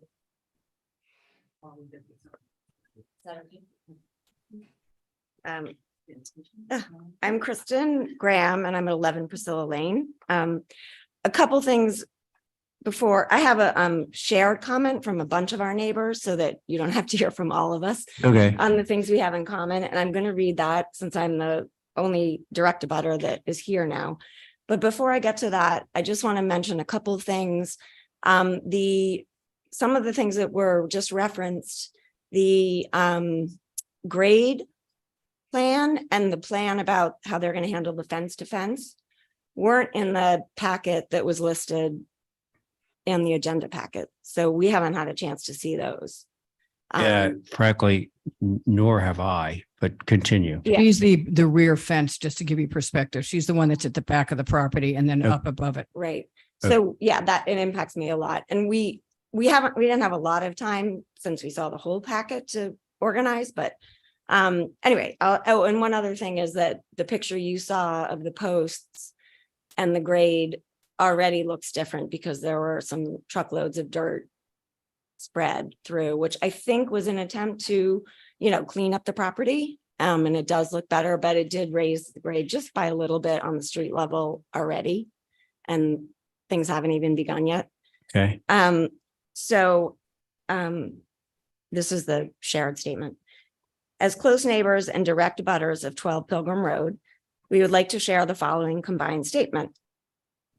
We appreciate your initial comments and concerns about the proposal for 12 Pilgrim Road at the HDC meeting on May 16th, specifically about the height, massing, formality, placement on the lot, grade, and appropriateness for the neighborhood. We continue to share these concerns regarding the revised plan for 12 Pilgrim Road. Seeing the perspective drawings and the height poles further highlight these concerns. We feel that the proposed residence is not in keeping with Priscilla Lane and the side of Pilgrim Road that it is on. The proposed house towers over all others, is significantly bigger in size, more complex, and fills up the lot in every way possible between structures, hardscape, and pool spa. Thank you for your consideration of our input and for the work that you do to ensure building with Nantucket in mind. And it's signed myself, Aaron Mandel, 14 Pilgrim Road, who's a direct abutter, Patience Killen, 10 Pilgrim Road, who's a direct abutter, John and Margaret Bonsi, 16 Priscilla Lane, Holly McDonald, 14 Priscilla Lane, Elliot Pollock, 16 Pilgrim Road, Bill and Pat Clock, who are here, 7 Priscilla Lane, Heather McDonald, 6 Priscilla Lane, and Gardner and Betty McDonald, 10 Priscilla Lane. And I did mention the grading. I just really want hoping to get clarification on that. And then when you get to, whether it's today or another day, to the hardscape and the pool, then I would love a chance to comment on that as well. Very good. Thanks. Thank you. I think we'll ask for those to get tracked. The shed and the pool Okay. get to track it.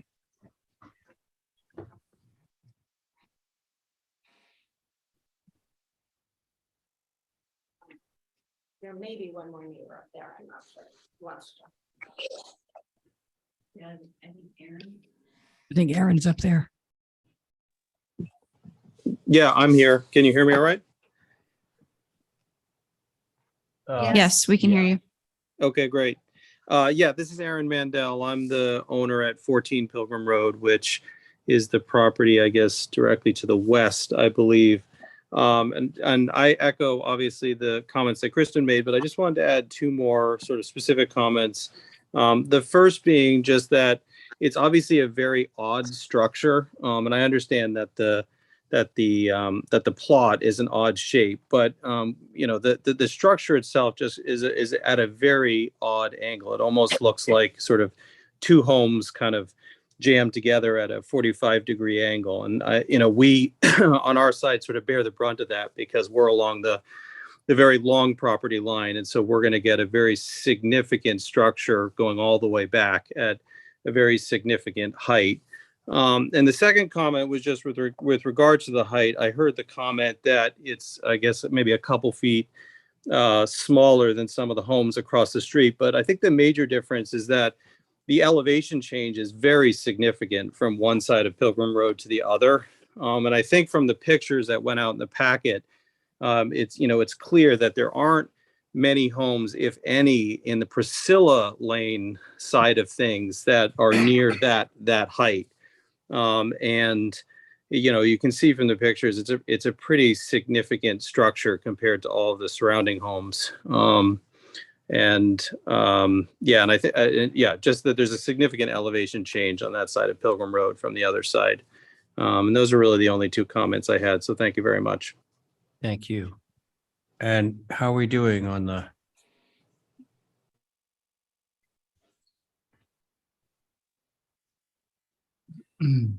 Mr. Chair. Mr. Chair, could I go while they're figuring that out? Sure. Thank you. Thank you, Mr. Chair. So for the record, this site used to have a circa 1950 cinder block structure, which you all approved for demo in 2022.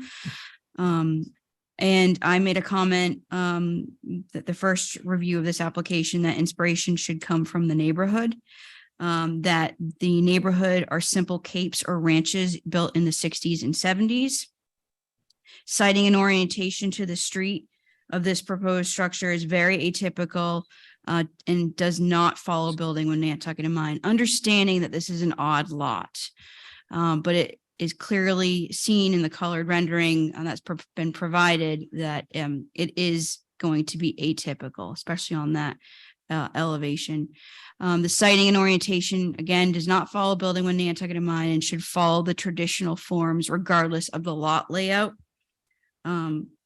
Typical additive massing, etc.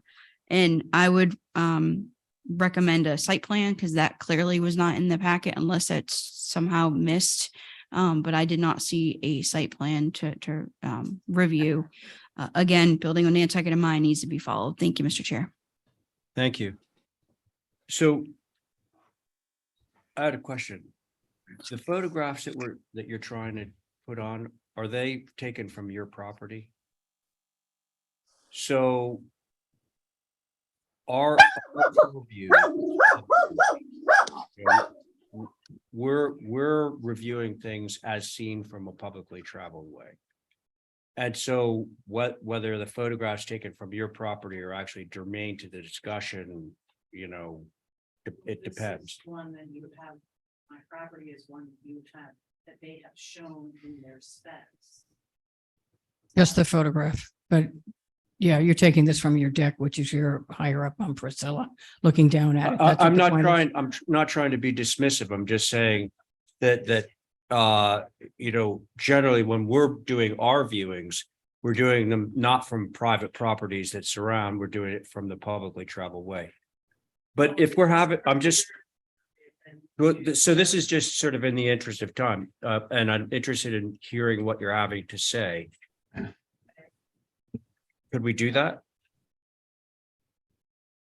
So the reason why I brought these pictures up was this is, you can't really see too well because it's, Oh, so these are the pictures? yeah, these are there's Okay. only two. This is a panoramic.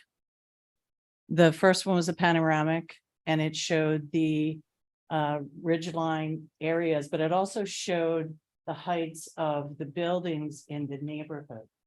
And the one that you see that's closest is up on the rise. That's the neighbor next to it. The road, Pilgrim Road is right next to us. I'm sorry, Priscilla Lane is right next to us. So it just gives you the perspective of where you really don't see the roof lines at all of the houses, except for the ones that are up close. And then there's a corner one that you can see just the ridge line of, and it's when we get to the next pictures, you might not be able to see the ridge line poles in there because they're sort of but this is from the house, inside the house. Hmm. And those are the ridge lines, and we're at the top, almost at the top of the hill. Those are the ridge line stakes. So there's one in the center of that upper window. That's hard to see, but this one is the major one. That's the 28-footer. Mhm. And that's an 8-foot hedge in the back that we have. To add, it's Yes, I just, think- it's, my name is William Clark. Excuse me, sorry. Live at 7 Priscilla Lane. It's just a massive amount of building for the neighborhood. I mean, we're R20 zoning, where across the street where these other large homes are is R1. So I know the height in R20 is what it is, but for keeping in our neighborhood, it's just massive. Yeah. Amount of building. Gotcha. Okay, and that's where we're concerned. Yeah. Yeah. Okay. I watched those. I ridge don't think you're pulls. the only folks that are concerned. Yeah, no, we're all concerned. It's, yeah. Maybe you might be also. I think so. Thank you. All right. Thank you. Thank you. With anybody else? Okay, with that, I would like to turn it over to the board. Again, let's see, make sure I get this right. Myself, Stephen, Abby, Diane, Carrie. Who would like to begin? I'll go. Thanks. Could I ask a question first? Yeah, go ahead, Diane. Did we ever get to having a site map of where they Well, are? no, that's lacking It from was in this the package, original. which is, it was in a previous package, but Yep. it's not in this one, and I think that's kind of disappointing. If you Okay. head to the pool applications, you'll see it. Oh, okay, Diane, I guess one way to see the site plan is to go to the pool application. But so there you are, and I'm going to go back to Carrie, okay? Because I'm going to look for the site plan Chair. too. Carrie, go. We do have an abutter with a hand raised again, another one. There's an abutter online. That wants to speak? Yes. Okay, identify yourself and unmute, of course. There's the site plan up on the screen. Abutter, whoever you are, unmute and your name for the record, please. Yes, can you hear me? Yeah. Great. John Bonsi, I'm here with my wife Peggy Bonsi. We live at 16 Priscilla Lane, right across from Aaron's, and we're when we walk out our front door, we actually see the corner of the fence for 12 Pilgrim. We've been residents there for, well, since about 1991, and we actually went to our honeymoon in Nantucket in 1968. But we live in a 2-bedroom, 1-bath, single-story home, and we're right next to our immediate south, another structure that is of the same size. And I want to echo all the statements by the previous butters, people of interest, and add that we feel it is completely out of character with what remains of our neighborhood in Nantucket. Thank you very much. Okay, thank you. All right, Carrie, back to you. Okay, thank you. So I did drive around yesterday when I heard that the polls were up. And I came from the Westchester end, whoops. And there are a number of new larger buildings on that end towards Westchester, not towards Cliff. And the closer you get to this neighborhood, the more these taller, bigger buildings right on the street are apparently out of scale and out of character with this neighborhood. These are all one-story buildings. If there's a second floor, they probably have a 2-foot knee wall, if that. So I think this seems like, yes, it's a small lot and it's a funny shape. But I think you're trying to maximize space by going up when I don't think that's appropriate. And in keeping with this little neighborhood, I think you're telescoping back, but you're not telescoping down. You're telescoping up and down and up and down, and you're staying at quite a high height all the way to the back of the building, which is the back of the lot, which is covering the whole thing in a relatively tall building. So I think the angle at which you're designing is creating problems for you with the telescoping, and I think the lack of telescoping to a one-story mass, hopefully at the rear of the building, is also troublesome. The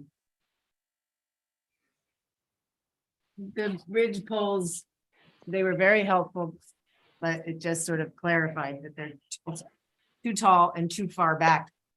Too far back. That makes sense. Yeah. I think I appreciate the color changes to natural, but I don't think the black windows are necessarily appropriate out here either. The natural trim is good though. Yeah. Thank you. That's it for now. That's it. Okay, who's next? I'll go. Thank you. I agree with pretty much everything Carrie said. Focus on the telescoping angle is atypical. The origin point of the telescoping, which begins towards the front right side as viewed from the street of the primary structure. I like that one. Yeah. Is also atypical. The height of what should be the secondary mass is too tall. And in fact, the overall secondary mass is too large. I'd like to say two other things. One, I'm in the minutes last time as doesn't have concerns about the structure. I think that may have been misconstrued from my not having commented on it, but commenting on the grade. That's number one. Number two, I think that this needs a thoughtful redesign. And along with those, in that line of thought, we do have this concept of 3 meetings with material changes. I would suggest that this first meeting was a buy because we needed additional information, a view, perspective drawings. So I would consider the first and second meeting really to be one meeting in my mind, because now I have enough information to comment on fundamental required modifications. And then that gives the applicant a couple meetings to I don't want to mix church and state, but to come to Jesus, if you will. Yeah. Thank you, Mr. Chair. Okay, thank you. Let's see, Abby, Yeah. Diane. So somebody said back to the drawing board, but also I think it still seems shoehorned into this site. And if you're I'm looking ahead to the pool and another, I'm not sure what that structure is, but if you really want to fit all this on there, I would start to pare back this main dwelling. 28 feet is far too high for this neighborhood. It still looks monolithic to me, and I would like to see lower additive massing. And yeah, It's just, seem to be saying the same thing as everybody else, so. Abby, thank you. Diane, Yep, I agree entirely. I actually was the mailman there for a long time. And the road to the big farm was right down past this. They were little houses, Priscilla Circle, whatever, had very little houses, and they were all very individual. They all fit together, but they were very individual, each one. And used to be a big hole in the road up there, but it's much too big for the area. I'm sure there are more bigger houses further up on Pilgrim Road, but this is the very beginning of Pilgrim Road, and the houses were set back and they weren't big. This is too tall. It's too massive. Very little telescoping down to a one story. It's all up on 2-story. It's too high and thin on the north elevation, which is facing up to cliff, I believe. It's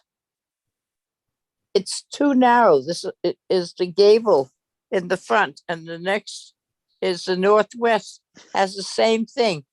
Bring it down, spread it out in the areas that it has. You're, as has been said, you are filling up the entire area, which doesn't count the pool equipment shed is huge. There isn't, except for an area coming in with the parking and stuff, is all filled with one building or another, and it has to be changed. It's so, I believe, very strange, atypical in the particular area, and it needs to come down and spread out in some ways, but come in also. It's taking up too much room. It has nothing to do with the shape of the lot. It's how you can move around and put it there. So it's a continual thing, but come down and reduce the size. Thank you. okay, Diane, thanks.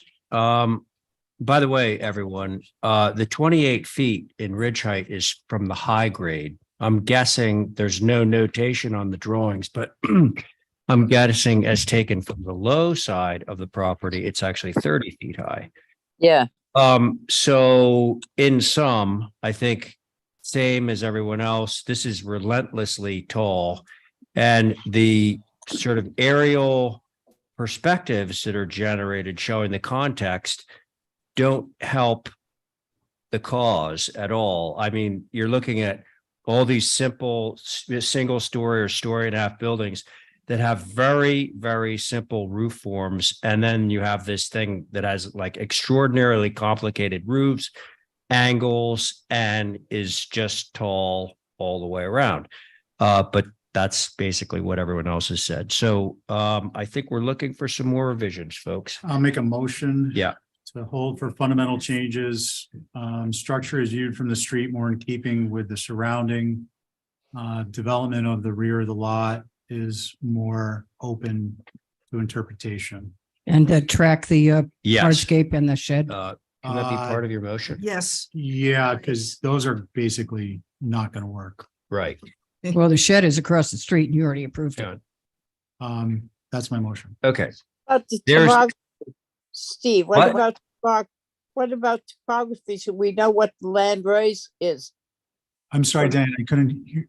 I couldn't hear either. Include the site plan with topo information with this. Yeah, we need to have a full application the next time. You know, this is as Steven said, this is sort of all round one, but we really need to have everything in front of us so we're not searching around for a site plan. So anyway, that was Steven's motion. On Steven's motion, Carrie, Aye. Abby, Aye. Diane, Aye. Steven on your motion, Aye. and I'm in favor. Okay, so that's that, and included in his motion was having the shed and the pool and the hardscape track. There's that, which brings us now to 102 Quidnet. Your eye there. He is. And Abby, you are chairing this one. Thanks, everyone.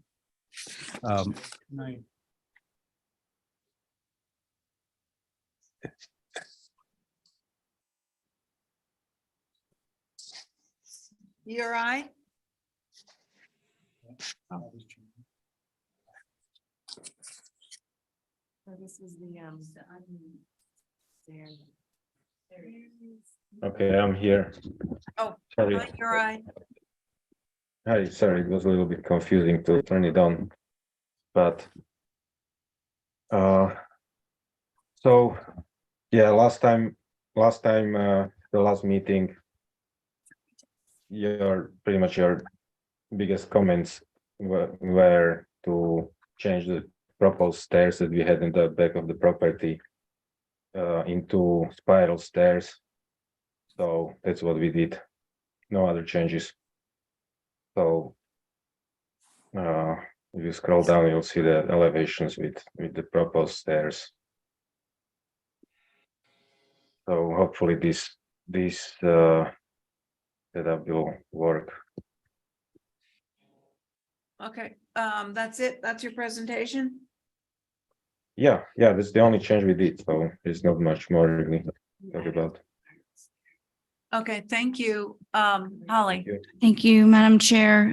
So for the record, this is a circa 1920 structure in Quidnet, the chimney, which was actually date sourced by Alan Norcross back in the 80s when they did the survey. Both the circular outdoor stairs and bifolding doors are not appropriate and will be visible. The changes to the west, I think, are the only appropriate proposal, which you see, I think, on the screen. But I did want to notate that if you look at this kind of confused me at first, but this is apparently the west. But then down here is labeled north, which is clearly the same elevation. So I just want to notate that for the record. Oh, thank you, Madam Chair. cardinal Yeah, points. I don't know why. Sorry about it. Okay, thank you, Holly. Anybody else? Any neighbors? No. Okay, who would like to go first? I'll go. I agree with Holly, both about the doors and the stair. I think there's a way to tuck the stair when you're looking at that east elevation, the right-hand side. Incorporate it in that end of the deck to just not have it come away from the second floor deck. It's adding an element that is not typical out there. And I don't know, I guess those big doors exist, but I don't think. So those doors on east elevation, those are existing, yeah. Yeah. No, that's all I have to say. Thanks, Carrie. Yeah, no, we can, but they're there. Bill, are you ready? Yeah, I could don't- go. You don't have. to. I agree with Carrie. I think you can use the circular stair, Uri, if it's tucked in. It's kind of made its own little bump out to receive the stair, which is unusual. I know you're probably trying to keep as much of the deck as you can, but I think it's going to be a little bit of a compromise. And then maybe if it's tucked in there and there is some visibility, because this is the back of the house, they could put some lattice or something. Yeah. Thanks, Val. Diane or Connie, you ready? Yeah, I'm in agreement. It's some configuration of the stairs with something to kind of like a Hide it, lattice, screen it. hide them. Yep, screen them. Okay. Yeah. Hi, Diane, hi. I'm here. Sorry. Yeah. I think we could use the circular stairs we have before. I can't think at this moment what house it was, but it worked very well because it was covered by the platform coming out of the door on the second floor, and it didn't go so far out. It was very neatly tucked in. So maybe the platform up on the second floor, deck or whatever you want to call it, was a little wider, then you could put more underneath, but it has been successful. We have used it as a way to get down without enlarging the size of the building that much. So I'd like to see if you could try again and see if it could work. That's all. Great. Okay, so it's simple So- enough. Anybody want to try a motion? It's if I can comment a little bit. I mean, I know you're trying to hide the stairs, so they don't get anywhere past that existing deck. But as you said, if I try to put those stairs into that corner, that right corner, I'm not sure if you'll be able to clear that triple door. There is also a beam. If you look at the existing photos, where you can see the beam that's supporting the deck, it's stepped in because of the wetlands, or actually the dunes, which the deck is not framed typical way where the posts are going all the way to the edge of the deck, but it's stepped in about 2 feet. So that will kind of limit my options there where I can put the stairs. That's why these stairs are put more to the side, where we don't want to reframe the whole deck actually and change where it's supported. And also we went You all back right? from the Okay. It's we it's went back still, from the stairs that were straight before proposed, which are very similar on the neighboring house, which is even closer to the beach or wherever public visibility than these. So how about, isn't there a possibility to go back, let's say, to the stairs, straight stairs again, which are kind of simpler looking and more basic? okay, thank you. I think we're going to have the board deliberate and we'll come up with a solution. Well, Carrie? I'm just looking at the first level proposed where the stair is showing on the left. And there's some new posts within that stair. And I think you can do the same thing, but on the right where the little bump out on the first floor is, there's one post that you can incorporate in the stair and retain the rest of the deck. And just keep that little bump. If you're looking at the level 1 proposed, But that was, change it to the other side, and I think you can work it within the envelope of the existing deck to grade. Yeah, because it sticks out a little bit. Yeah, I think you'll be able to do it. Okay, do you want to make that motion? Could you I put don't that? think it's going to fit there. Sorry. Can you put that into words? To approve it, Yeah, shifting the circular stair to the right side of the deck, incorporated within the footprint of the second floor deck. And just changing one post to accommodate it. okay. There's the that- motion. Okay, hopefully that makes sense. Maybe you can do an A, I mean, I could do an A. Exhibit A. Yeah. Yeah. Okay, thank you.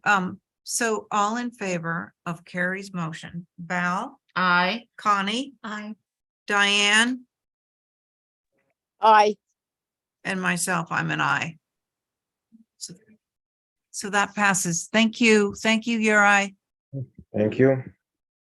Good night. Your turn. All right. New Jersey.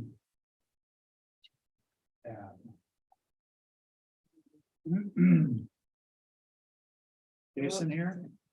Is Jason on? Not in the queue.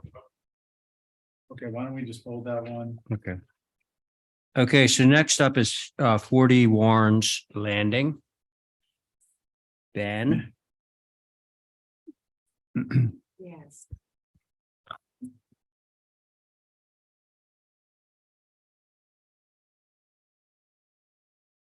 You guys ready? Yep. So we're reconvening here. We met about this project back in April 25th. And at that time, we asked for a move off or demolish. Tonight, we're here just to ask for a move off. At our initial meeting, we were very surprised by the historical record that NPT provided. You guys probably don't remember because it's quite a while ago. Tonight, I do have the owner here with me, Brian Elworthy. And he had purchased the house in 2019. Yeah. You want to describe? Yeah, sure. Thank you all. I realize we're going to the 4th hour here, so I'll be fast. But very nice to meet you all. Brian Elworthy, bought the property in 2019. My family and I lived there in the summers. We've learned now not probably to rely upon information contained in the description of the property, which said it was a 1952 build. So as Ben noted, we were surprised. I think we also had relied upon in 2019 when we did an extensive interior renovation. We extensively renovated it, and we removed also a chimney, and we appealed to the HDC, and it was determined that the structure was non-contributing. And so we had relied upon that. Clearly, we were mistaken. We went and after the meeting, we went and engaged the services. Actually, I think our consultant, Epsilon, who I think a number of you are familiar with, they have done a lot of work also on Nantucket. They went and conducted an extensive review of the property, both on island and also using resources available online. Ultimately, to come to the determination that the house is old. It was built in 1935, but it has a historical element. I'll let Ben speak to it, and the consultant, Brian Lever, who I think is on, can answer any questions. But I think we've kind of identified an elegant solution to not, we're not, like my family, we're not in the business of demolishing homes and rebuilding and flipping properties. We intend to own this home for many, many years, the home that we'll ultimately come back to you all and ask to build. We actually ironically live in a home that was built in 1924. Our main residence is 1924. So that's all. I'm happy to answer any questions, but I'll let Ben and Brian speak. Thank you. Thanks. Sure. So thanks, Brian. So after our last meeting, like Brian said, we had engaged with Epsilon to do historic research to determine kind of the facts of the NPT review, which I'll get to in a minute. We also engaged with myself to measure and draft the building. So we provided you with full as-built plans for the structure. We engaged with a house mover to make sure that it could physically be moved out of Warren's Landing, which we've determined that yes, it can. And we also have a taker for the house who's here tonight. Andrew's back here. So Andrew is very interested in taking it. The goal of tonight is to determine whether you all are comfortable with it moving off. And if that is a yes, then he will be coming back with a move on application. So we didn't want to spin too many wheels or waste everybody's time to come with a move on if that was not going to happen. So Got it. We're in that position. Recap on the history of it. It was built in 1935 for Frank Ransdell. The Ransdells owned quite a bit of property out in Warren's Landing and a number of different cottages in the area. Frank Ransdell's main dwelling was at 29 Westchester Street. This was a vacation home for him. It was also a short-term rental home for him. He rented it in the summertime. It was alluded to being called Bright Light Cottage. As Brian Lever will describe, the Bright Light name appeared on a number of cottages in Nantucket predating 1935. So it is a little unclear if it was Bright Light Cottage. It was called Lower Light Cottage or Lover's Light Cottage, depending on what you glean from a picture taken in 1995. It was also claimed to be the second building to be electrified in Nantucket. That article notes that Ramsdale's cottage was the second building to be electrified Nantucket, and there were a number of Ramsdale cottages in that area. So we're not exactly sure if it was the second. Not sure what historic value that has. We knew that there was a first, but I'm curious to know if anybody knows where that cottage is. So it's an unusual piece of information. Expanding on the history, the building had an extensive addition put on in 1974, had a major renovation in the 1990s. The Elworthys, as they've described, did a major renovation in 2019. So it is definitely evolved into what it is. We are very happy to have a taker for it. Andrew will be moving it out to Miller Lane. Is that right? Miller Lane for year-round housing. So it has a new life on a different part of the island, but a worthy cause for the structure. Linda, of course, gave you the spiel earlier about precedent. I would claim that we have 300 years of precedent of moving houses on the island. This is, Sherburne to downtown Nantucket was our first big house move project. I will claim that I am a proud participant in that tradition, having my own home moved to my property, which I love. And the history remains. My house was the summer home of the Archbishop to Sweden. And we still have that history. So just because it's not in its original location doesn't mean that the history is lost. So with that, Brian, do you have anything you'd like to say, Brian Lever? Sure. I'm happy to discuss the building as you look at it. It does originate in 1935. It's had a lot of changes and a lot of different lives as a beach cottage, as rental property, a second home, and it's been substantially altered over that time. Almost all the windows except for 4 on the west elevation have been replaced. The siding's been replaced. The roof has been replaced. It's had 2 additions added to it and a very large dormer. So the original cottage is still there, but it's a little buried and kind of be difficult for Frank Ramsdale to recognize today.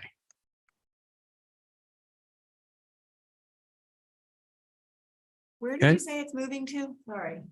Yeah, Miller's Lane. Miller Lane, yep, out by the airport.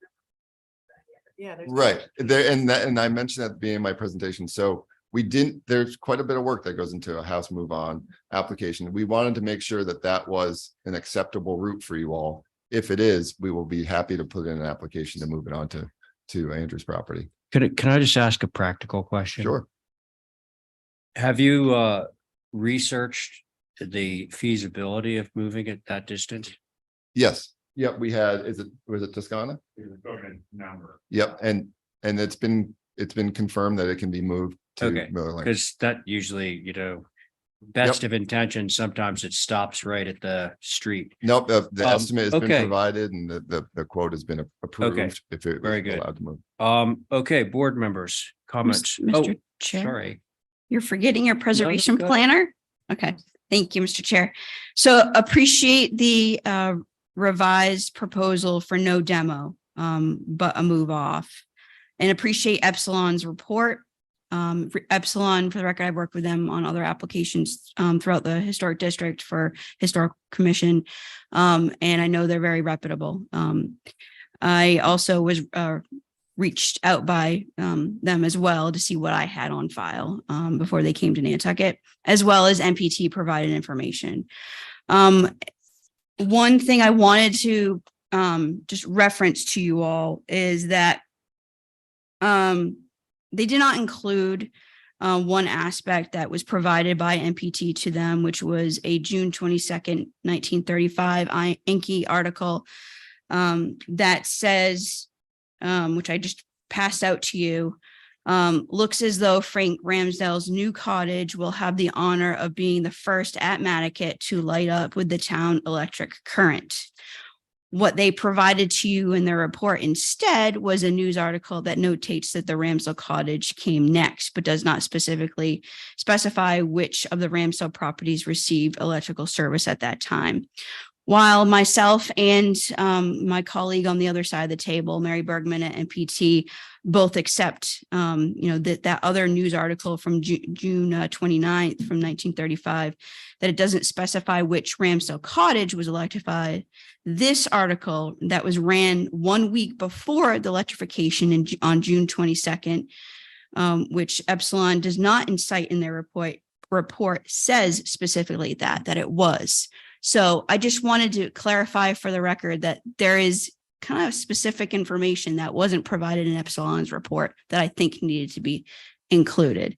With that said, I know it sounds like it was a shock that there's a historic structure out in Warren's Landing. This is the whole reason why we are trying to update our historic and cultural resource surveys for the entire island, being both a local and national historic district.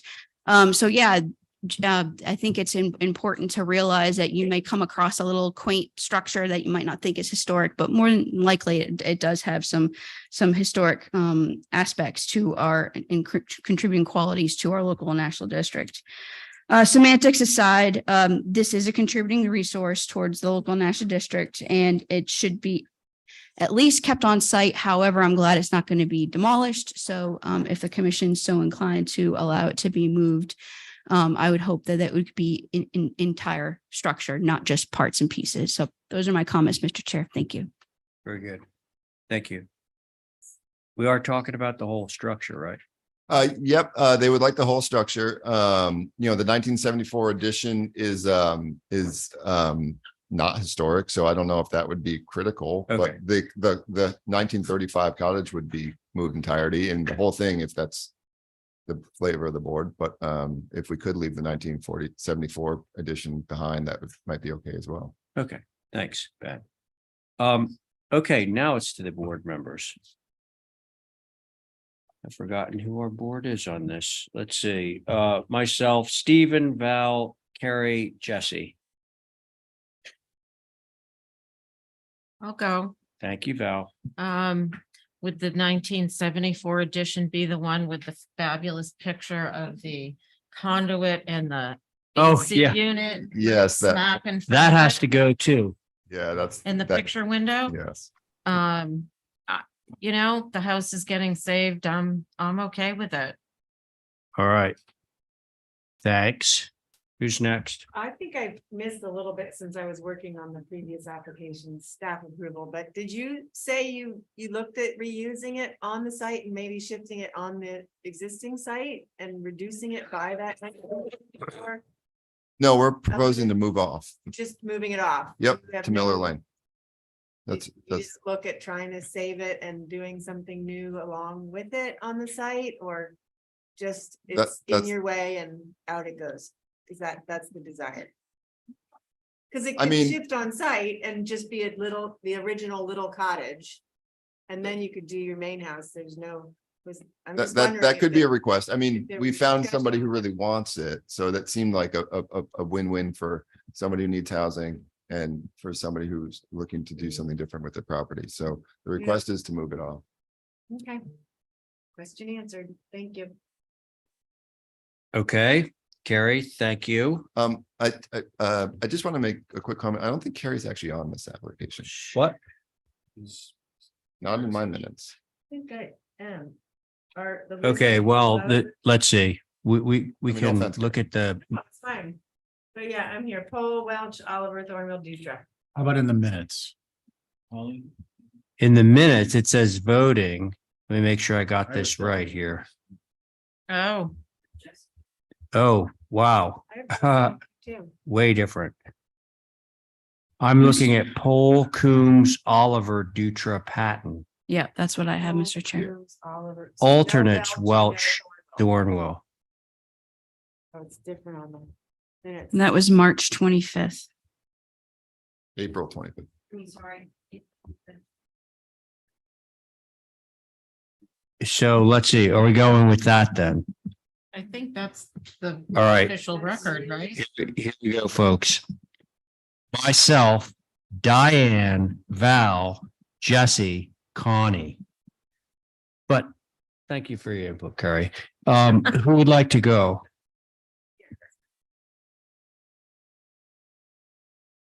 I'm gonna choose someone. Val. I went. Oh, yeah, you went. Diane. That's right. It's been so long. Diane, are you I ready? think Yep, I think it's a very sweet building. I would love it if they could use it on the property because they got so much stuff. But in the event that it simply can't be done, then I think going out to Miller's Way is very good, and particularly if it's going to be used as a live year-round in-house. I appreciate the houses that are wanting to be demoed go into that field. I think that it's great rather than taking it to the dump, because as Mr. Cohen said, that's easy thing to do. So I would go with it being moved if it can't be used where it is in another, shape or location. I would go for either one. Okay. Thank you, Diane. Jesse. I appreciate the fact that this little historic building has a possible new home. In that own right, moving the house to a new location gives it a bit of its own history. Where to go? Sorry.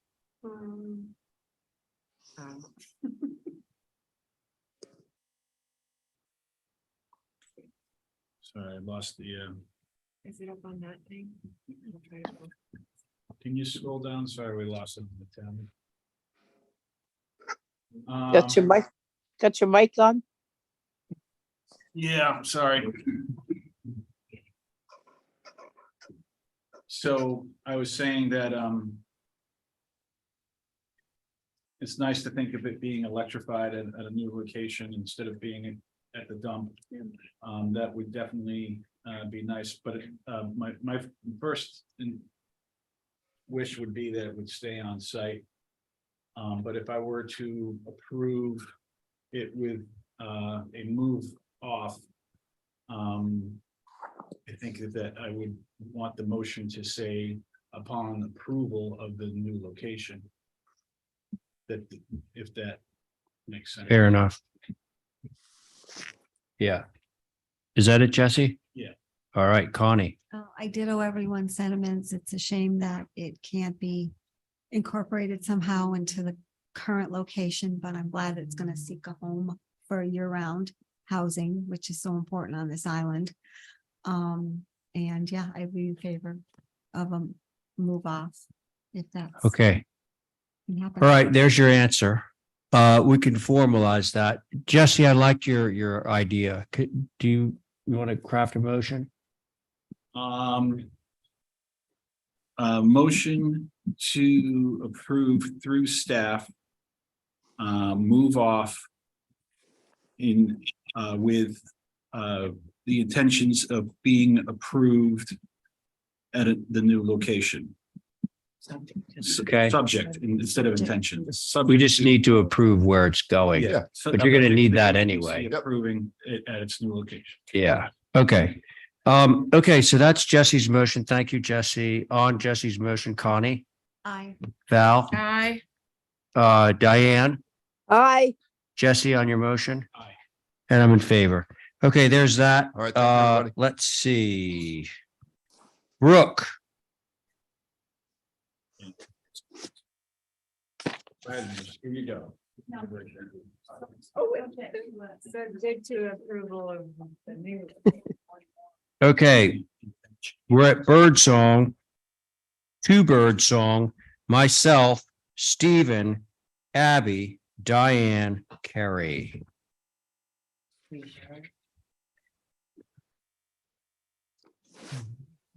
not on the next four. Oh, 99. 4 is probably all this And I board don't- has it. Get to my thing again. Oh, I well, hope that we can put it first when we resume meeting. we might get to it. You think so? Maybe. Go. Okay, I'll hang for a little more.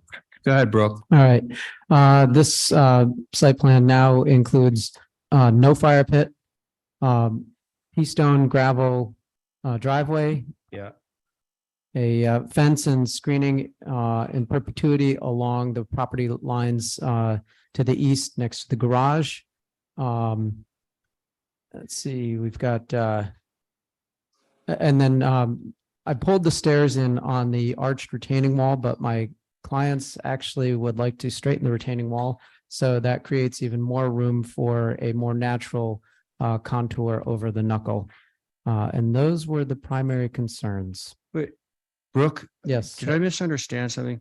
Did you say that your clients wanted a straight retaining wall? Yes. Because on this plan, it shows us. Well, this was a last minute thing. This was like, Oh, I see.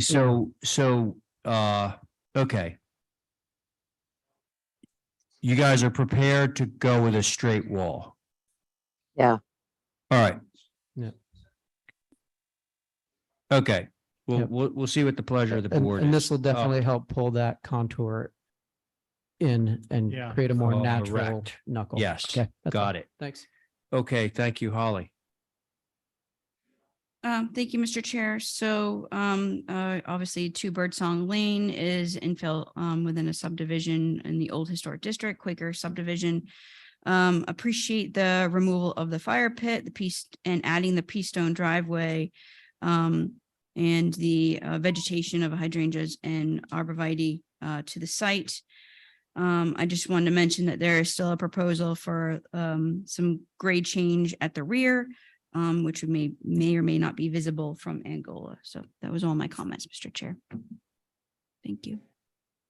Okay. Mickey. Yes, so I've seen photographs of some some planting of like a hedge that's been planted around the exterior of the north side and probably the west side of the building. And so the newly planted hedge kind of adds to the somewhat unnatural terraced look of the property. The original landscape was very scrubby and informal back before the subdivision. A dense swath of indigenous type plantings of trees and tall brush along North Mill Street would mitigate the terraced look and create a more natural setting. That's it. Along North Mill. On North Mill. Yep. And the north side for that matter. Yeah. Oh, I get you. Okay. Mickey, thank you. All right. Anyone else want to speak on this application before it goes to the board? Mr. Chairman, Stephen.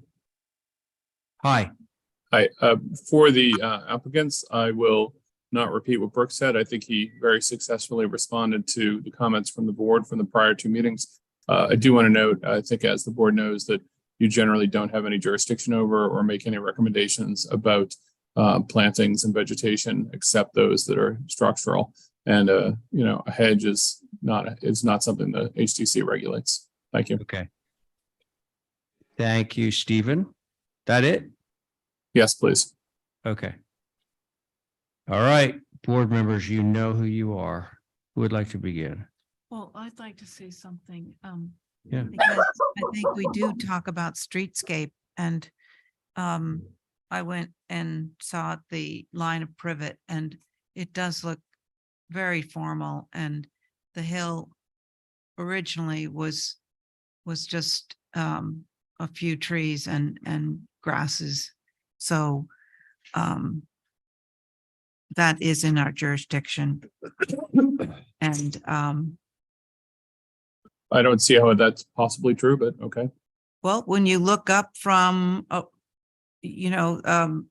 either way, you're looking up from a public way and you're seeing it, that's streetscape.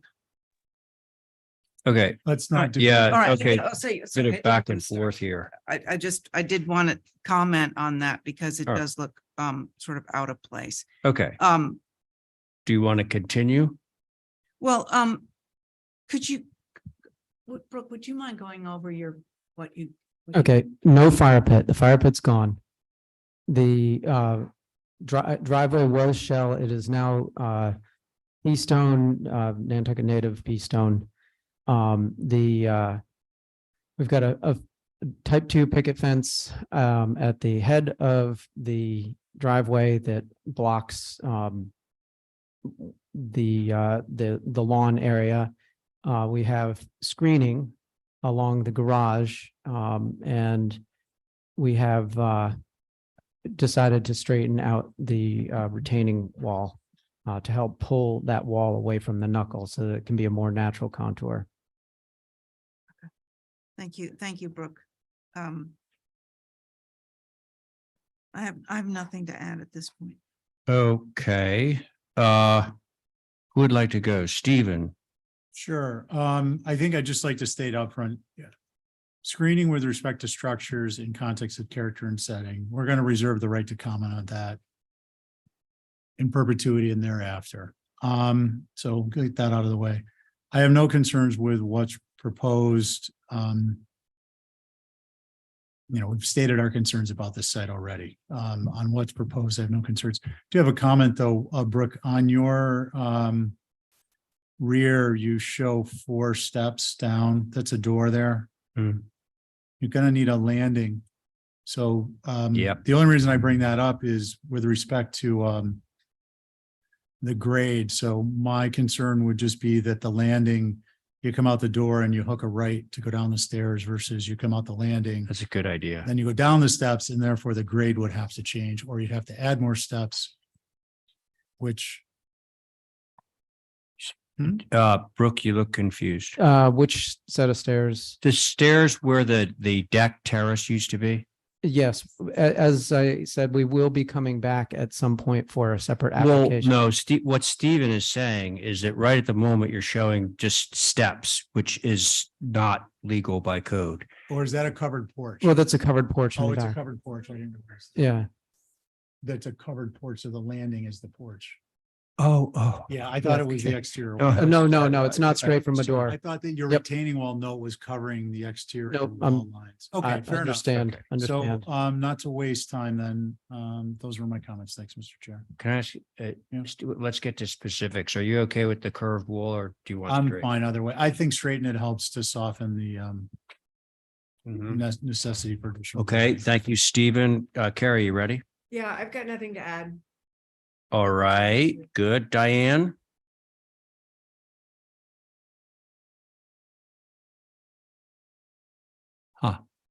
We have Diane? I said, I am good with it. I'm glad that that all got straightened out. Thank you, Brooke.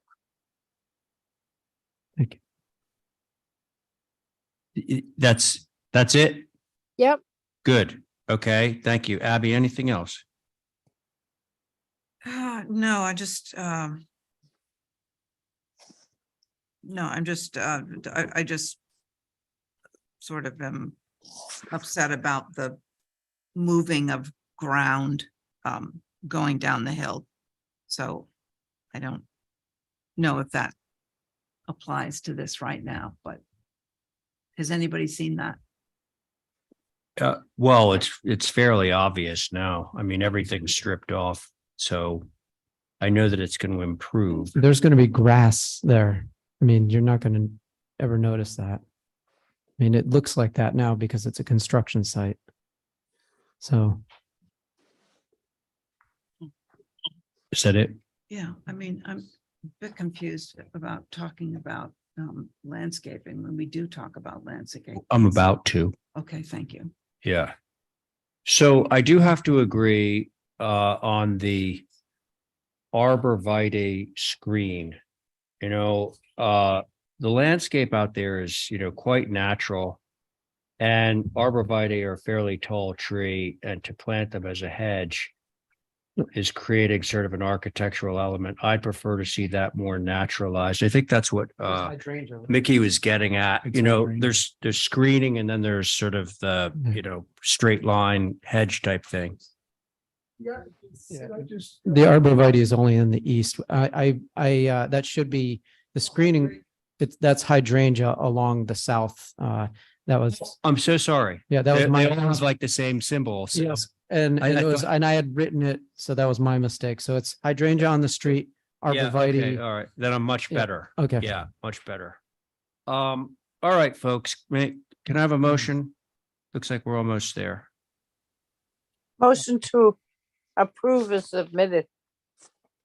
How about, Diane, may I suggest through staff with the retaining wall straightened out at the rear because it will help them decrease the increase in grade? Oh, yeah, I thought that was included in our. They're re- volunteering review. it, but it's not on the drawings as of yet. Okay, no, that's fine, Steve. Thank you. Okay, so Diane's modified motion is to approve this through staff with the curved retaining wall straightening out. On Diane's motion, Carrie? Thank you, Stephen. Abby? I'm a nay. Nay, and Diane on your motion. Aye.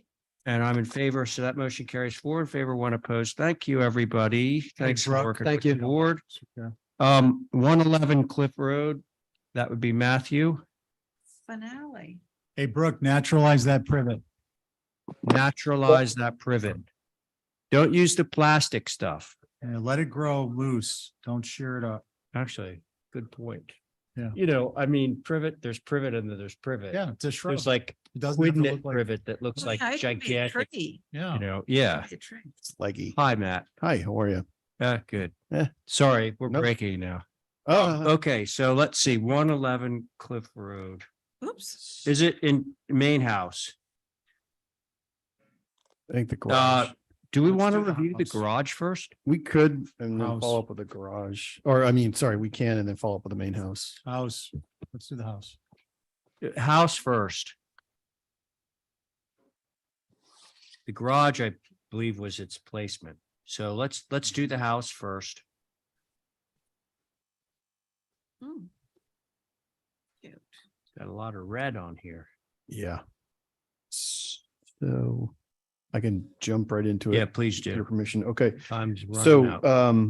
first of all, we changed, per the board's suggestion, changed all the windows to 6/1s, which I thought was a great suggestion. Okay. We dropped the, on the south elevation, we took the additive mass on the left and we dropped that further by changing the roof pitch, which was a request by the board. We also took the dormer in that roof line. We shifted it a little bit further back in the wall face, so it's more diminutive. It's more of an accent dormer, if you will. And then we also reduced the overall width of that dormer by 4 feet in total. Kind of a small thing, we centered the windows below so that they lined up exactly with the dormer above. I also wanted to point out, but the overall roof height, which is 27.9, but that's just the gable forward. The remaining portions of the house intentionally are 25 feet or 24.11.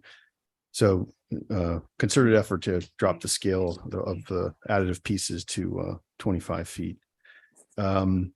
We also broke the porch roof in the center section so that there was more of a visible eave line break between the 1.5 stories and then the porch below. Those are all just notes about changing the windows to 6/1. So those are we also added chimney pots to the chimney, which I thought was a really, because I agree that chimney actually helps out quite a bit. I think that's where a majority of the comments were. The remaining portions around the rear of the structure refer to the 6/1s and just some minor changes, but I think that's the majority of the changes, Mr. Chair. Thank you. Thank you. Okay. Holly, do you have anything on this? Yes, Mr. Chair. Thank you. So just remind the commission that this is a new infill structure replacing the 1960s 1-story ranch that was there. Appreciate the changes, specifically the chimney owls. Appreciate the fenestration change to 6/1s. The French doors should have a kick panel. I don't think I saw that. And then it's still odd having that all in the same plane of French doors along with the front door. Appreciate the dormer changes themselves. The gable roof over the front door as seen from the east, I think is odd and too deep. And I believe that was a comment from a couple of the commissioners last time. So that's my main concern, is that part. So those are my comments, Mr. Chair. Thank you. Okay, thanks. Anybody else before it goes to the board? It's going to the board. All right, folks, what do we think? Ray, Stephen, Diane, Abby, Jesse, I have two little things. go. Number one, you know, those three French doors that are on the south elevation? South elevation. Yes, or the two. Oh, yes. Yeah, see how there are three of them? That's always confused me. I think I mentioned it the last time. I was wondering if any of them could be windows. Instead of like, Through you, Mr. Chair, the one that's on the furthest to the right is a mudroom door. So I could definitely add a kick panel to that one, but that door would be important. And if you felt that I could eliminate one of the doors on the center section, if that was helpful. I just thought the symmetry was kind of nice and it blended. My fear was that if we removed one door, that it might draw more attention to it, but can certainly lose one of those if you thought that was appropriate. yeah, I just think three of them look odd, but let's hear what other people say. The other thing I thought was that because you just see the chimney from the front, if that could be corbelled a little closer together so those owls sort of sit on a smaller surface instead of so widely spaced. We could do that, and it might also add some height to give it more visibility. Yeah, I think that would look good. Height to the chimney itself. Mhm. Yeah, I like that. That's all I have. Okay, Thanks. Abby, thank you. Who's next? I'll go. Thank you. Man, appreciate the changes. I guess for me, the concern, can we go to the east elevation? And zoom in on the lower left corner. And so this is indicative of, this is a different view of the concern I have. These flying rakes. So it's, you know, I get it on the second story element, but on the first story of the structure, here I think it unnecessarily complicates the structure. On the side elevation of the porch, covered porch, certainly to the left. But as you look at the center of the first floor, that small hip roof, or I'm sorry, shed roof with these overhangs. Can we go back to the south elevation? Up the main. And here it's much more pronounced with respect to the complication of the structure. If you look closely, you're seeing the corners of the structure with the overhangs. Well, on the leftmost structure, you see the overhangs on the first story structure. Then the next mass over, you see the covered porch as the overhang past the house on the left here. So extra, read all about it. Yeah. Extra. Yeah. Here, the hip carries it, so I'm not as concerned. So I don't know if that's something you can address with hips. You've got the hip roof in the back. I don't know if this structure has room for some clipped gables to tie the hip kind of vocabulary together, but that is the only concern I have at this point on the south and the east. How about just making them? I could shorten it. Less Yeah. overhang? Yeah, I could cut it in half. Yeah. It troubles me too. Stephen, thank you. Who's next? Well, I'll go if you want. All right, Diane, you go. I agree with what Stephen brought up just then. I don't know so much about those two French doors in the middle section there.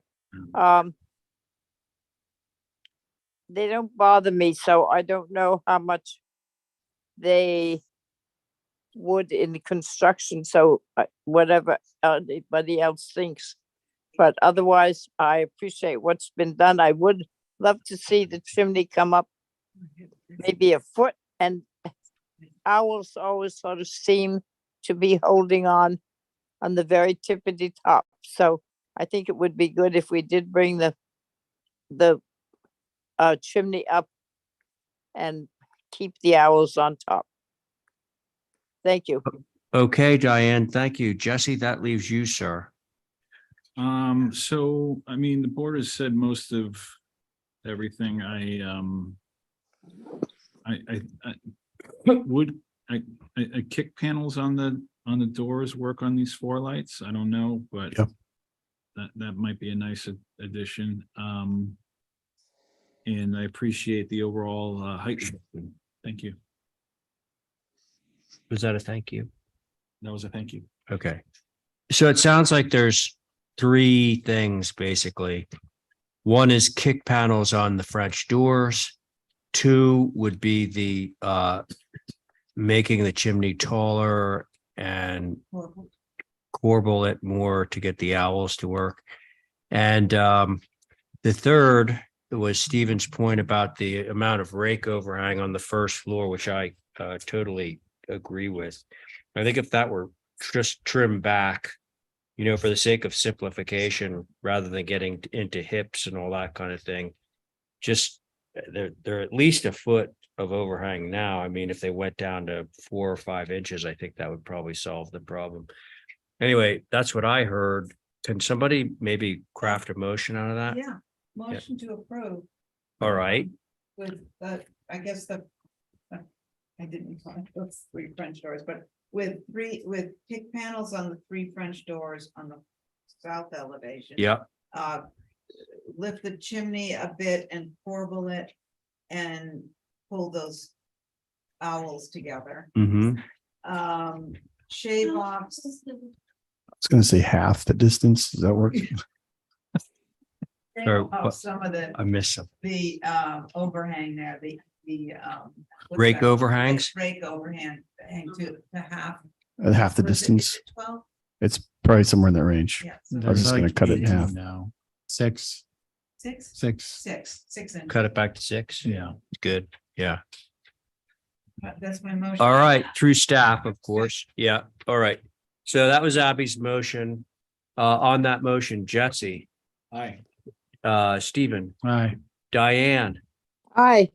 very good. Abby, Aye. and I'm in favor. All We right. want to knock this garage out while we're here. Yeah, let's knock the garage while we're here. Just get rid of it.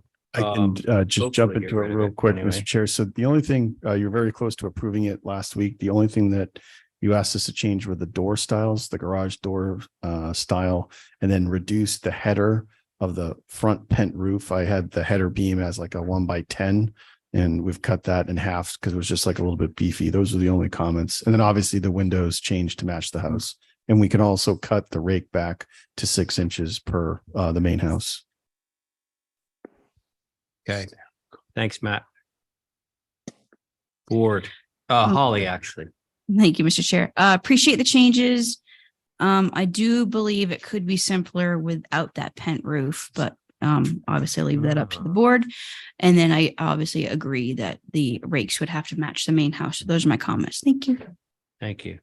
Okay, now to the board. I'm good with this. If you make the little roof over the garage doors come in a little bit. If you take that rake off, it should make it smaller. Okay, That's it. all right. Thank you, Diane. Next. I agree with Diane. Okay, Stephen's on board with Diane's comment. Let's see, Jesse, anything? Ditto. Ditto. All right, Abby. Yeah, so I'm just gonna go along with the board. I'm not gonna even look at it. All right. Does somebody want to craft a motion? I just did. Oh, was that a motion? Yeah. Okay. Sorry, I missed that. That was a motion part. So on Diane's motion, Jesse. Aye. Thank you. Abby, Aye. Stephen. That was an aye? Yes. Okay, Diane on your motion. Aye. And I'm What in was the favor. motion for the record? Because I don't think we got it. I don't think staff got the motion. What was it? Just to Back the rakes. cut back the rakes to 6 Cut inches. the rake over the door up, going into the garage so that it Got it. matches Thank you. the main house. Thank you very much. That way. We good?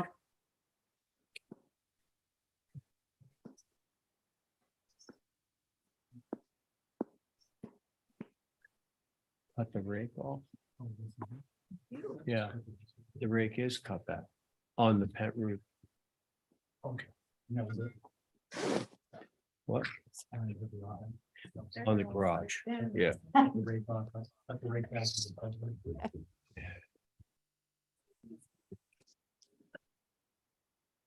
Okay, what should we do? Approve minute? Do we want to do your thing? What about, we're not gonna do 43 Kendrick? Well, There's nobody here. He's online. I'm here. And I'm here as well. Wait. We're already running overtime and I want to like, Okay, we were going to review your thing. yeah, it's Is it succinct? I mean, not that succinct. it's I not wanna that succinct. explain why I'm doing it. What? What are you doing?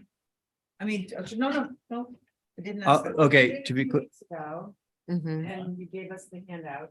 Yeah, Oh, the Well, yeah, I read it and I'm behind taking my name off. Oh. Um, Something we did before. No, the HTC is included in paperwork or an endorsement. Yeah.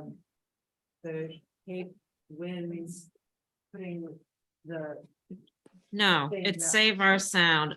sorry, yeah. But isn't that what you're wanting to know? If we back you on getting us off the endorsement? from Yeah, the new because they location? actively participated in choosing the This site south location. of us. Mhm. There's more to it that I would like to explain. So It's time of the essence. let's. okay, can we this be- can next we time, first? we really have to put it at the front of the Yeah. agenda. While we're all fresh. So, and by the way, Val, I don't think I got anything because I was not at that meeting. Okay, I can email I it to I you. wasn't here. I emailed it. Oh, to me? So, Yeah. Okay, have it in the paper. all right. Now, should we be approving minutes? Oh, yeah, definitely. It said review minutes. It didn't say I approve. didn't actually read the thing here. It's May 30th, June 6th, 8, Does it just say 13. review? Yeah. Mr. Oh, we- sweet. We don't have any minutes to approve. Oh, okay, so I- much the better. But I would, Mr. Can Chairman. I say something? Yes, Diane, what would you like to say? I would like to say that I hope that everybody could come for a bit out to Millie's on Thursday night and bring your significant other if you wish. Would love to see you. Thank you, Diane. Happy birthday, Diane. Happy birthday.